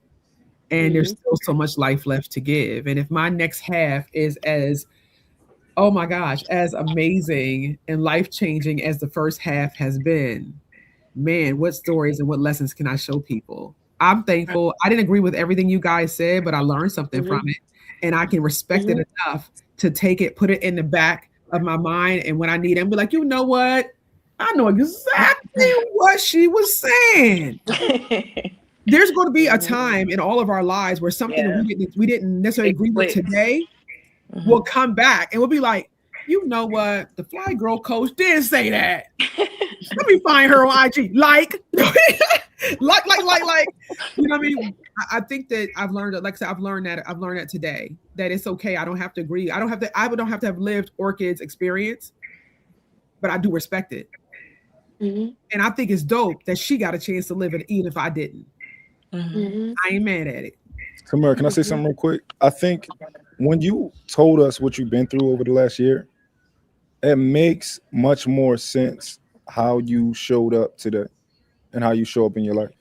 Oh, thank When you. you say I had 3 strokes, I was on, my thing things were wrong with me, and that a lot that would have taken a lot of people out, right?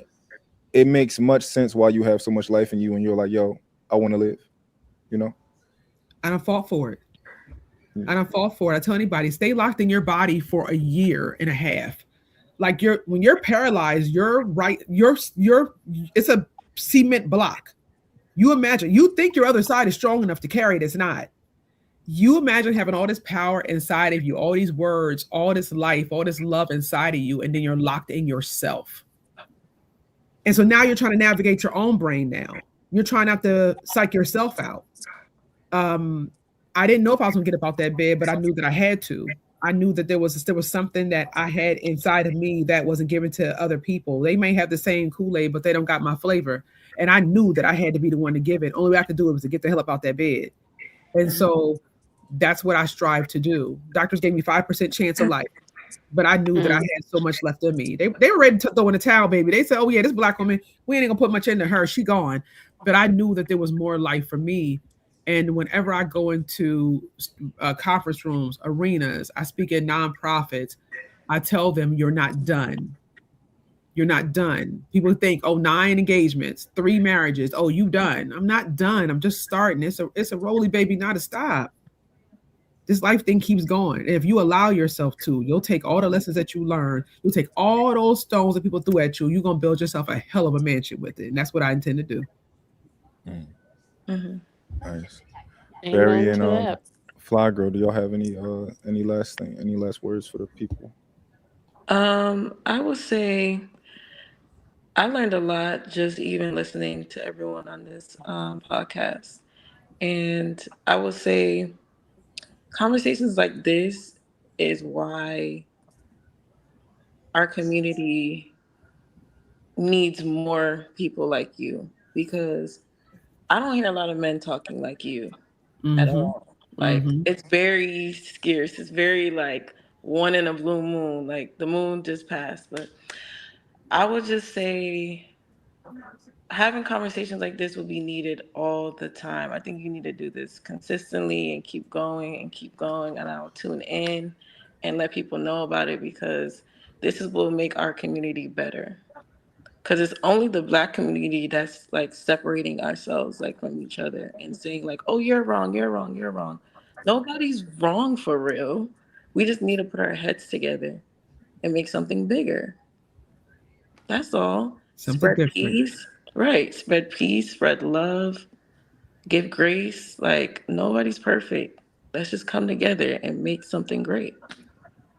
That's all. We're Thank you. Like all I this. alike. appreciate that. We're Like this. honestly we're all alike in a lot of ways Right. because there's so much love in each of you. Like it shows up different, right? Hmm. But man, is it valid and man, is it powerful? Each of you keep going, man. Mhm. Don't stop letting your voice be heard and let your light shine so bright, man, that it blinds everybody around you. Take up all the space in every room. I'm telling y'all, as black people, I'm a little bit older than some of you, just a little bit. Don't do too much. Don't do too much. Don't put too much sauce on it. But we need your voices. We need your love. We need your discipline. We need your lessons. The younger ones that are coming behind you guys, y'all old heads of somebody. They need those lessons from you. They need this young man to say, "Hey, look, this is how a young man should move." We need the fly girl coach to say, "Hey, this is how you take time for yourself. This is what I learned in these 5 years, and this is what you do for yourself." This We need Orchid to say, "Hey, this is how you get high value men to see you.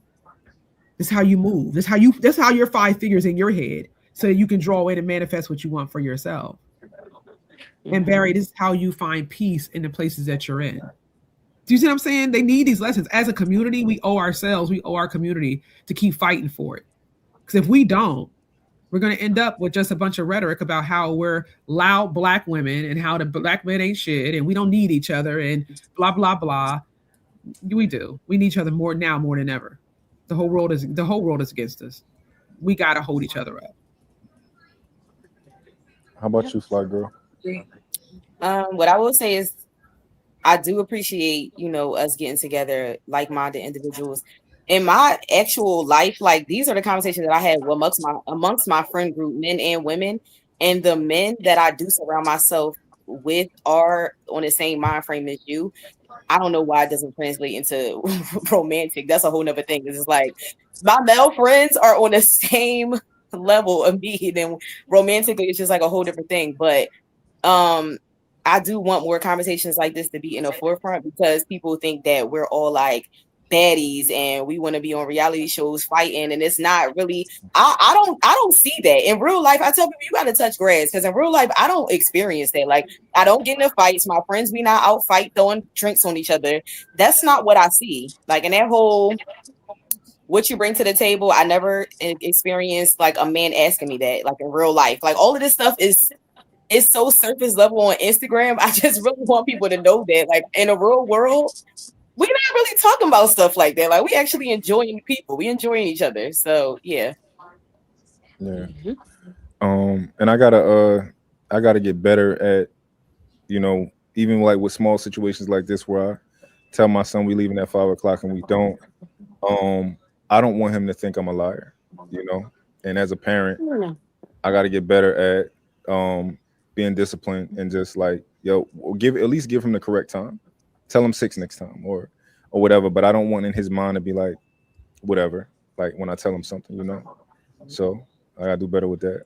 I think our time frames are different. Where are you from? I'm in Philly. In Philly? I'm in Atlanta.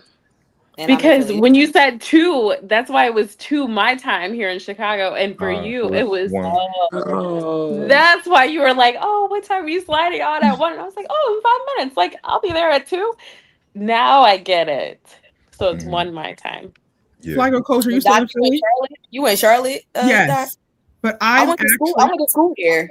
where? I went to JCSU. Did you? Mhm. Okay, so I am an adjunct professor at JCSU. Oh, Yes. Small world. Yes. And That's I will be speaking back in Philly. Guys, you gotta be there. You gotta be there. It's gonna be a time. When? I'll be speaking at Drexel. They're giving me the date this week, so I'm speaking back in my Okay. alma mater. I'm pretty excited. My Man, girlfriend just graduated with her master's from there. my daughter is getting her master's right now from there, so she's a legacy. I'm pretty proud of that. Oh, Nice. Yeah, but 8,000 strong will be in that joint. So all to see the kid coming back home. So this is gonna be pretty amazing. I'm telling people from a kid from North Philly that's speaking for 8,000 at Drexel. It ain't half bad. Yeah.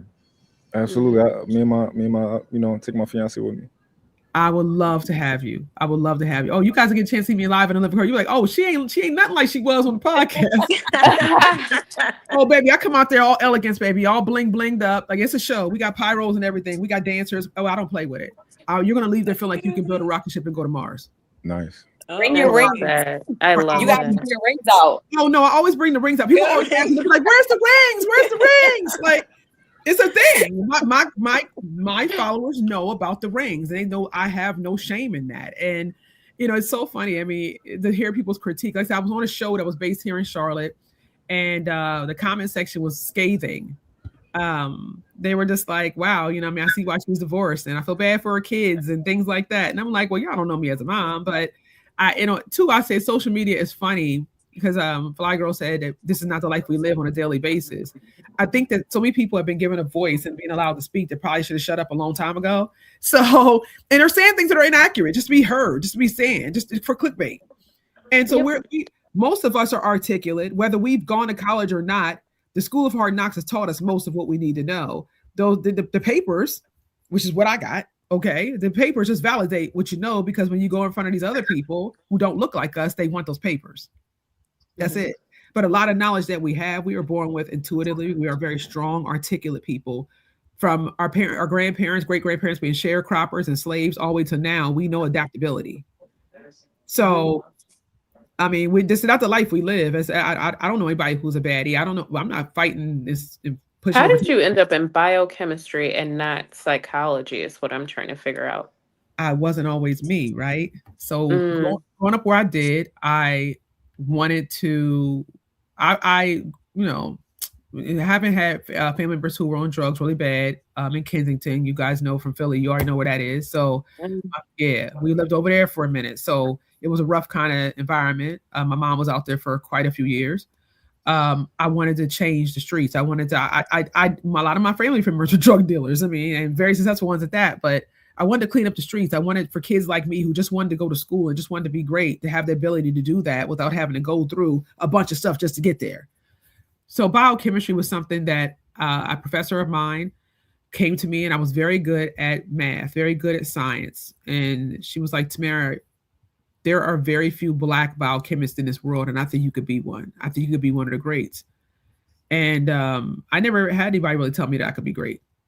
I wanted to see what this biochemistry thing was about, and I did, and I fell in love with it. And actually, that's what I teach. I do classes at high schools and things like that to teach kids about science and how they can love science and math and all those things they say we're not good at, which we are. If we can count dope money, we can count all things. If we can get those weights right, we can do chemistry. So biochemistry just came as a kind of a dare to myself. Like, what is the hardest thing I could do? It was forensic science and biochemistry.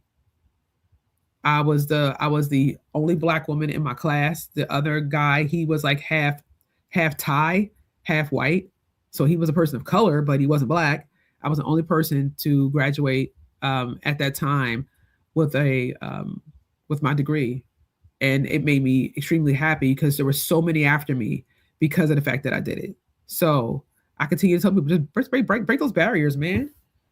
Break those barriers. Show the example. Biochemistry is pretty amazing, and you can do anything in the world with it. It translates a million places. So, yeah, I don't know. I did it because I could. 5 degrees because I can. I mean, kudos to you. Yeah. Keep on going. Black women always get bored and just go get another degree or something like I'm bored. Let me just go get a certification or something. I don't know. I just want more money. I'm like, what else can I do? What else can I master? What other example can I show? I just feel like I always felt like you're only as good as the people that you inspire. You're only as good as those people that you help to eat. So if I'm eating all by myself, then I don't feel like I'm that great. But how many other people's plates can I get filled? How many other people can I help get jobs? Or how many other people can I push to be biochemists? like if I do it, maybe they'll see that they can do it. So just needs to be an example. That's it. Mm-hmm. That's beautiful. And I think that the nine proposals and the 3 marriages pale in comparison to all the wonderful things that I got a chance to do. Yeah, that's so small.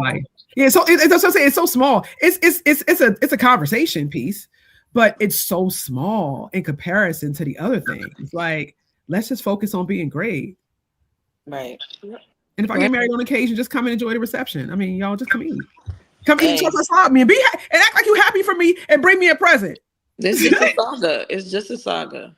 It's just a saga. It's my dynasty over here. Right. One of my friends, they just got married for the 3rd time since we've been friends. And I don't care.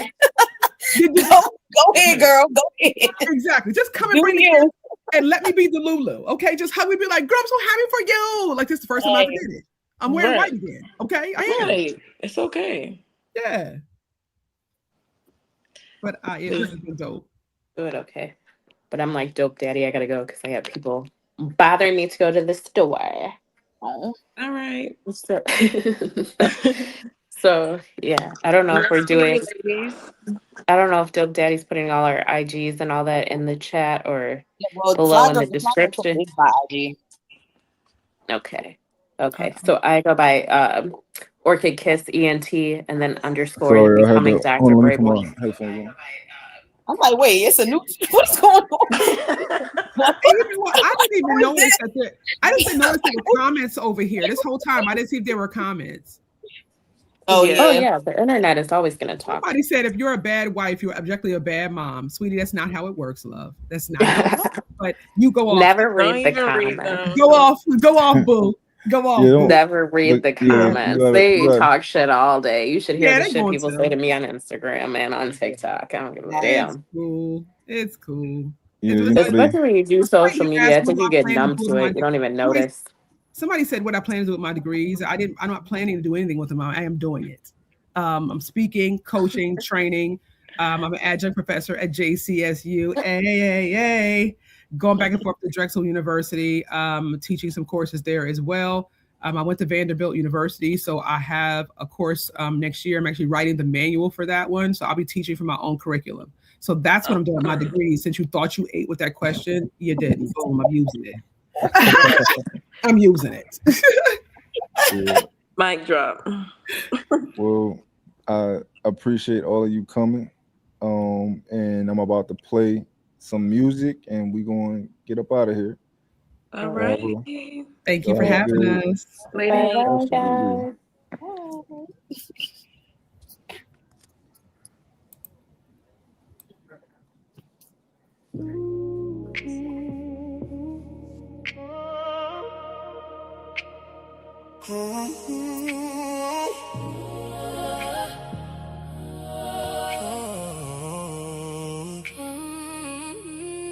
Come and talk to me. Come and talk to me. I really wanna meet you. Come and talk to me. Tell me where you might go. Yeah. Can I talk to you? I really wanna know you. Come and talk to me. Come and talk to me. You ain't gotta hide from me. No. I really wanna meet you. Can I talk to you?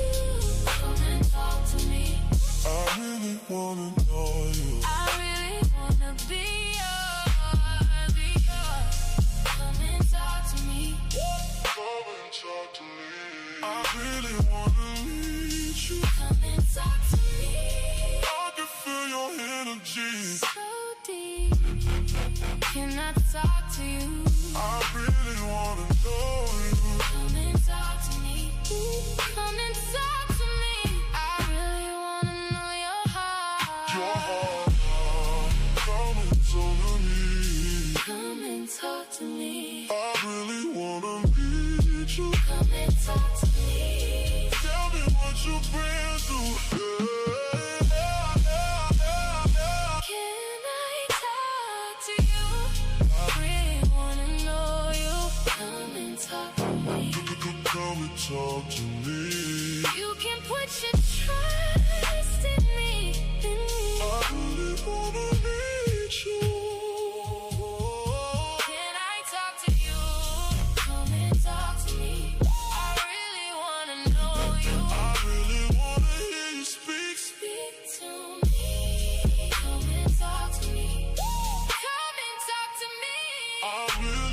wanna meet you. Come and talk to me. I can feel your energy. So sweet. Can I talk to you? I really wanna know you. Come and talk to me. Come and talk to me. I really wanna be your peace. Your peace.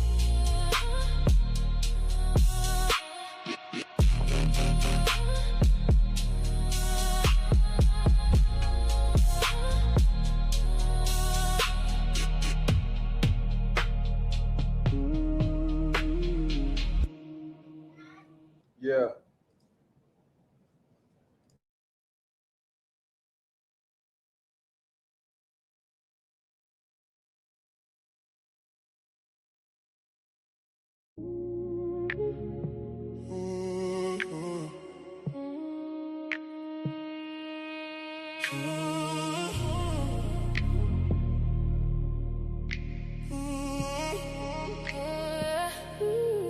Come and talk to me. Come and talk to me. I really wanna meet you. Come and talk to me.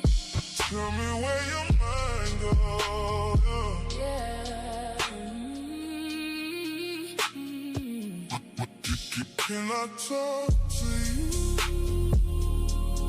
I really wanna know you. Come and talk to me. Come and talk to me. You ain't gotta hide from me, no. I really wanna meet you. Can I talk to you?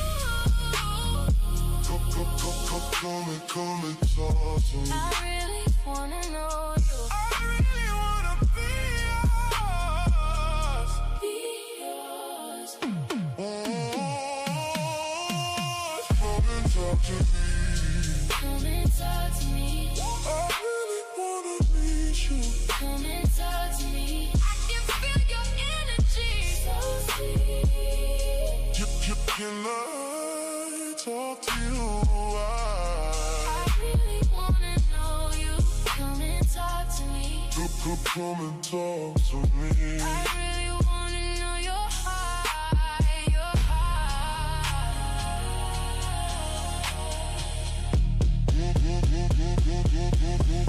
Come and talk to me. Come and talk to me. I really wanna meet you. Come and talk to me. Tell me what you've been through. Yeah, yeah. Can I talk to you? I really wanna know you. Come and talk to me. Come and talk to me. You can put your trust in me. I really wanna meet you. Can I talk to you? Come and talk to you. I really wanna know you. I really wanna hear you speak. Come and talk to me. Come and talk to me. I really wanna meet you. Come and talk to me. I can feel your energy. So sweet. Can I talk to you? I really wanna know you. Come and talk to me. Come and talk to me. I really wanna be your peace.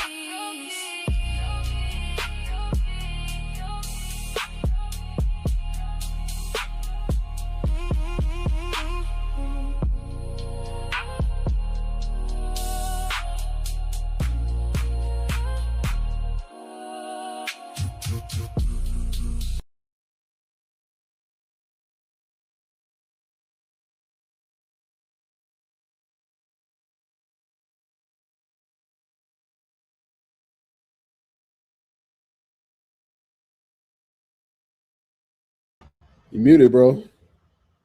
What up, my boy? What's going on? I didn't know that was you in the comments. Yeah, that was I me. thought it was What's up, somebody bro? else. What's going on? No, I mean, if you gotta go, bro, we can chop it up Saturday. No, Would I you got go a couple live minutes. Sunday, right? Yeah, I'm gonna go. Yeah, Friday, Saturday, Sunday. I'm gonna do something. But I'm curious. How, the echo chamber. How do you think it was? Well, of course, the women, they come in with a certain mindset. But That's what do you think? What do you think about the echo chamber and stuff like that? well, that's the issue with it. It's like you weren't. I've heard you talk and you've heard me talk on different occasions. Yeah. This it was just women's echo chamber talking points. I should have specified Yeah. because it's like now I'm not saying that I caught the first maybe hour or so. Then I had to go do Okay. my live stream, and then I came in on the last 10 or 15 minutes. Yeah. So, bro, it's just same old, bro. Yeah. Advocating for education, which get your education and do whatever you do. That's cool. You know what? She's not Hmm. here anymore. I don't want to specify. I don't want to specify her, but Yeah. it's just the same old conversation. Okay. And I'm noticing. Go ahead, Oh before. no. I was about to say, we broached a few topics, right? And I think that at least two or three topics, I do think that I was successfully able to get them to see the perspective of, a wider perspective. For example, right, when it comes to the men being the prize, right?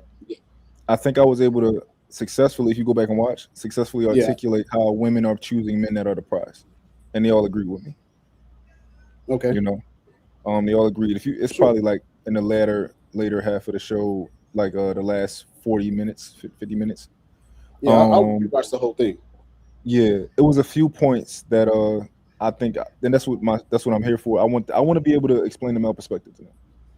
Yeah. Open up their mind. And when we talked about the one woman who said men who they want men who are willing to get their hair done and stuff like that the first when they dating and stuff like that. Thought I did a decent job of articulating how um I'm not into that, and that don't Right. necessarily make me whatever she thought that would make a man who don't want to do that. And because I'm the type of man who I want to provide for my woman, Right. 1,000%. That's how I get down. But at the same time, if we dating, I'm not getting your hair done necessarily. And if Right. if we not physical, like that's probably not going to be something that like hair done to me that's maintenance. I think that would imply something that I don't want to imply. Yeah. And Um, yeah. go ahead. Go ahead. No, go ahead. I'm done. No, it's just when it comes to certain things that women talk about, it's like I think it's an echo chamber when, generally speaking, women don't call their behavior out to other women. Yeah. To me, if it's in this is a matter of just conversation, right? So Yeah. if a woman says something that's egregious or something that's ridiculous, majority of the time they'll have women either not saying anything or for them either not saying anything, or if they comment on whatever they're saying, they'll be like, I know that's right. Mm, Some aspect of that. yeah. So that's what I was saying when I said that it's an echo chamber, because it's like, bro, I was listening to it was somebody was interviewing Shaq, and Shaq at his age of probably pushing late 50s, something like that, Yeah. is having the same conversations as what the 20-year-olds are having. Mm, In these mm, conversations, and I understand, most people are doing it for a clout type of thing. Most people are doing it to just build their social media presence or what have you. yeah. There's only a few handfuls of people that are trying to actually get down to the nitty gritty and to really get people to understand things Mm, from one angle to the next. So when it comes to when I hear this, like this certain things, and I really don't want to. I wish I was here. Like I said, I wish I didn't have to do my live stream. Otherwise, I would have tried to pull up earlier. mm, But one of the things to fix the issue is to have call out bad behavior, yeah. call Well, out the inappropriate, thing is, if the women agree, they don't consider it to be bad behavior. You know. and that's Um. So it's more of a thing where they just think, oh, we disagree with men, and I think that's why I'm here, so that because I don't want them to just have a position of let's agree to disagree. No, I want to have a conversation with you, and I think that I have the skills to convey to you the other point of view. yeah, So for hopefully sure. over time, that's my goal, is to over time having these panels. Like I don't attack them. I don't want to attack them. I don't want to, I want to gradually change their perspective.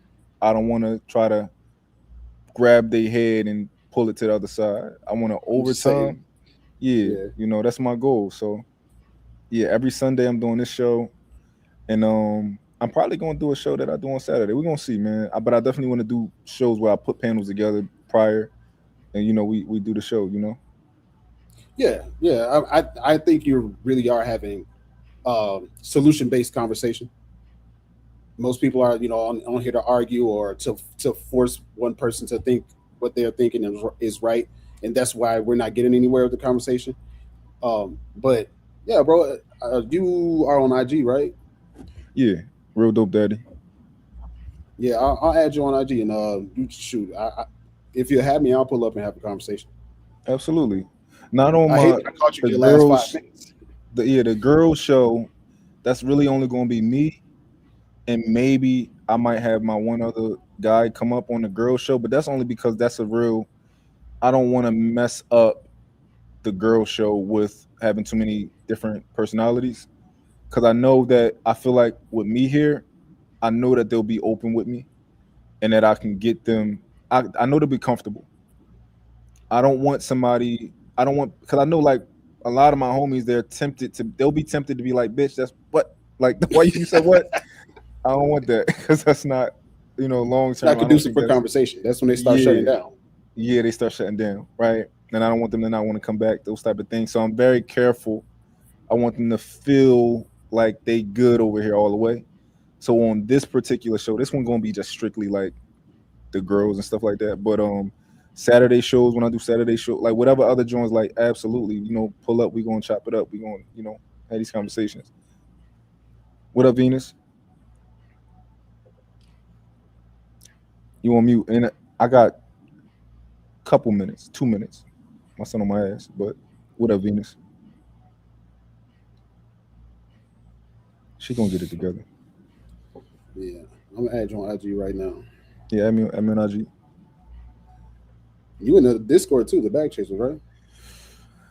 I gotta be in it, but I ain't been in it in over probably a year and a half. I ain't actually been in it and looked and all that. But I'm in it for sure. I've been in it before one time. Gotcha. Venus, you alright? Your audio alright and stuff? Oh, she okay. That's not working. So let me kick the other one, and we're gonna add this one. Okay. Hey, Venus. Hi, Spaces. Hey, Mont. How you What's doing? What up? going What on? up? Question. I didn't hear most of your show. I'm sorry. I'm gonna go try to listen to some of it when I can. But I Okay. think I seen you say this in a clip too. What is the men are the prize thing? So I never said men are the prize, right? Let's get there first. What I did say was Oh we no, watched I the video. seen it in a comment on Instagram somewhere. Me and you follow this I think she white, she look white. Oh, the This light skin. girl. I don't follow her. I just saw her. I just But I commented on saw the your video. comment on there and I was like, Yeah. So this is my thing, right? What I articulated to the women, and all of them agreed, right, was that the women these days, right, often. No. So I'll start here. When I grew up, my mom had a husband, right, her first husband. He was 5'7". He was medium ugly, and he had a decent job that paid all the bills, right? medium I'm ugly is crazy. medium ugly, right? That's what Charlemagne Stupid. says. Yeah. Stupid. But yeah, okay. And my mom was his light skinned baddie. She was his thick light skinned baddie, and that was her man. He was her prize, right? In modern days, right, what a lot of us men are hearing and what a lot of us are experiencing is women are opting for men who are as attractive as them or more attractive, right? They're saying that they want a man. They don't want a man that's typically 5'7". A lot of them are saying that they want the man that is tall or 6 foot and up. And a lot of them are also saying that like they want a man who can provide, pay all the bills, not making 40,000, which is the average 50,000. They want a man that's making decent money, right? And I was pretty much articulating that when you think about it, they want emotionally intelligent, all these other type of things. When you think about it, you just build Voltron, right? And this man essentially, you just got a prize. Like this man is wanted by so many women. It's not like it was in the past. So a lot of women are choosing men who literally are a prize, are the prize, right? And I was pretty much articulating that. Like throughout my life, Venus, um, all the women that I was with wanted me more than I wanted them, right?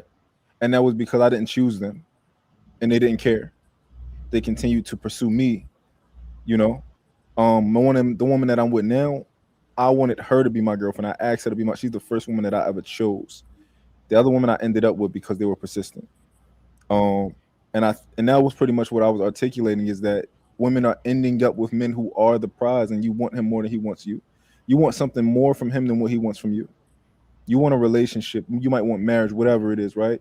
You are essentially begging that man, and you know, and all these type of things. What do you think about that? So your perspective of the prize is whoever was being pursued and won over. That's who you're calling the prize. Sounds like. In a realistic Whoever's most sense, desired. yeah, in a realistic sense, you want that man and he don't want you, yes. And a lot of other women want him, yes.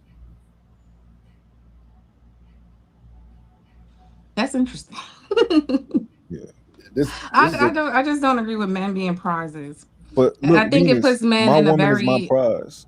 right, but let me say this. I think it puts But, men in a very feminine position when they speak like that. hmm Because of what you said, right? You're the one being pursued. That you're not the one in control of anything. Somebody's pursuing you and attaining you.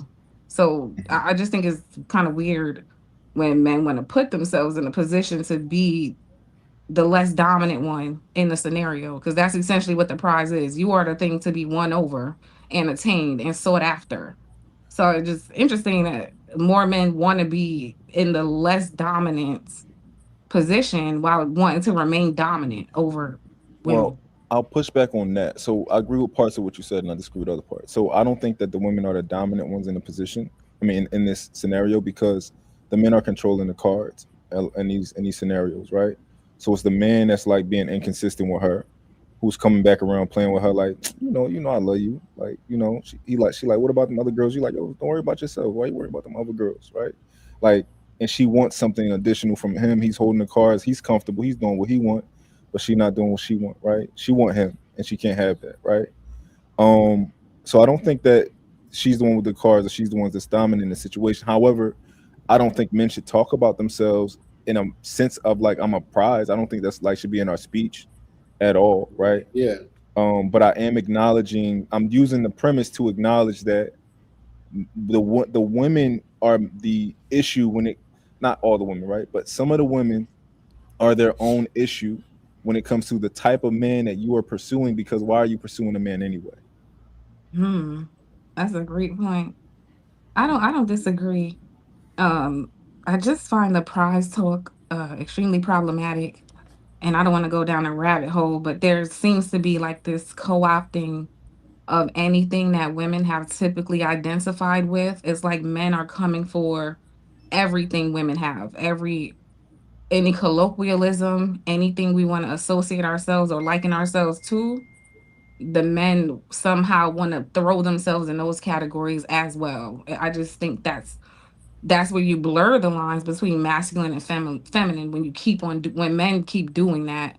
Like if women are the prize, come up with another name for what men are.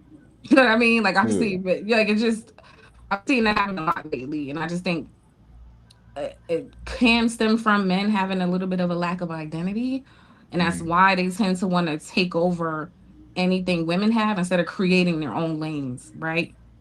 Yeah. Like I I, seen a clip of ASAP Rocky calling himself a bad bitch, literally, right? So men want to be the prize. I'm the I've been bad bitch. wild. I'm the this. Like it's just I just think that's problematic for men. Like So y'all, do you you, should come up with your own things. You know what I'm saying? And just stay over there. That's what I think.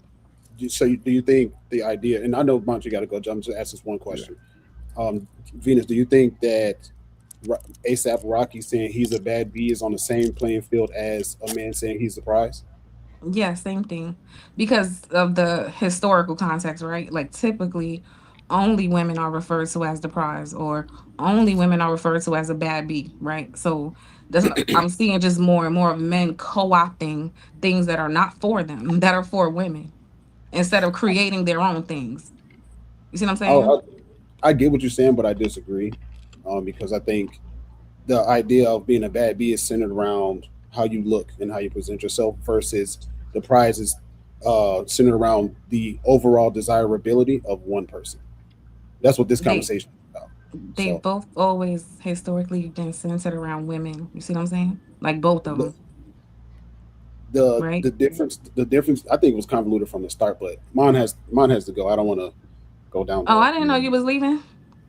Yeah, I gotta get out of here, but I don't fully disagree with you, Venus. Like, I think your point is cool. I'm not gonna push back on the idea that like you, as long as you understand my premise and you're just saying, yo, I just don't like when niggas say that shit because it sounds girly. I mean, I'm not gonna push back on that. I dig it, you know. But I think the men are just dealing with the premise. That's all. Like, I don't think that they like want to be the prize or nothing like that. They just like, oh, they just trying to convey a message. But yeah, I don't disagree with you. Okay, you gotta go. So But we'll yeah, we'll do this debate again. But no, I don't understand your point. So make that clear. all right, bet. Because men are supposed to be conquerors, right? That's what they say. Yeah, The conqueror is the one who wins the prize. The conqueror is not the one that's won over. The conqueror is the winner. So you can't be both. So just think about that. we gonna talk about that, and when we done, you're gonna understand my perspective, and I'm gonna win. Okay, I'll catch you Right. later. All right, bet. All right, bro. All right, bro. Have a good one. All right, you already know.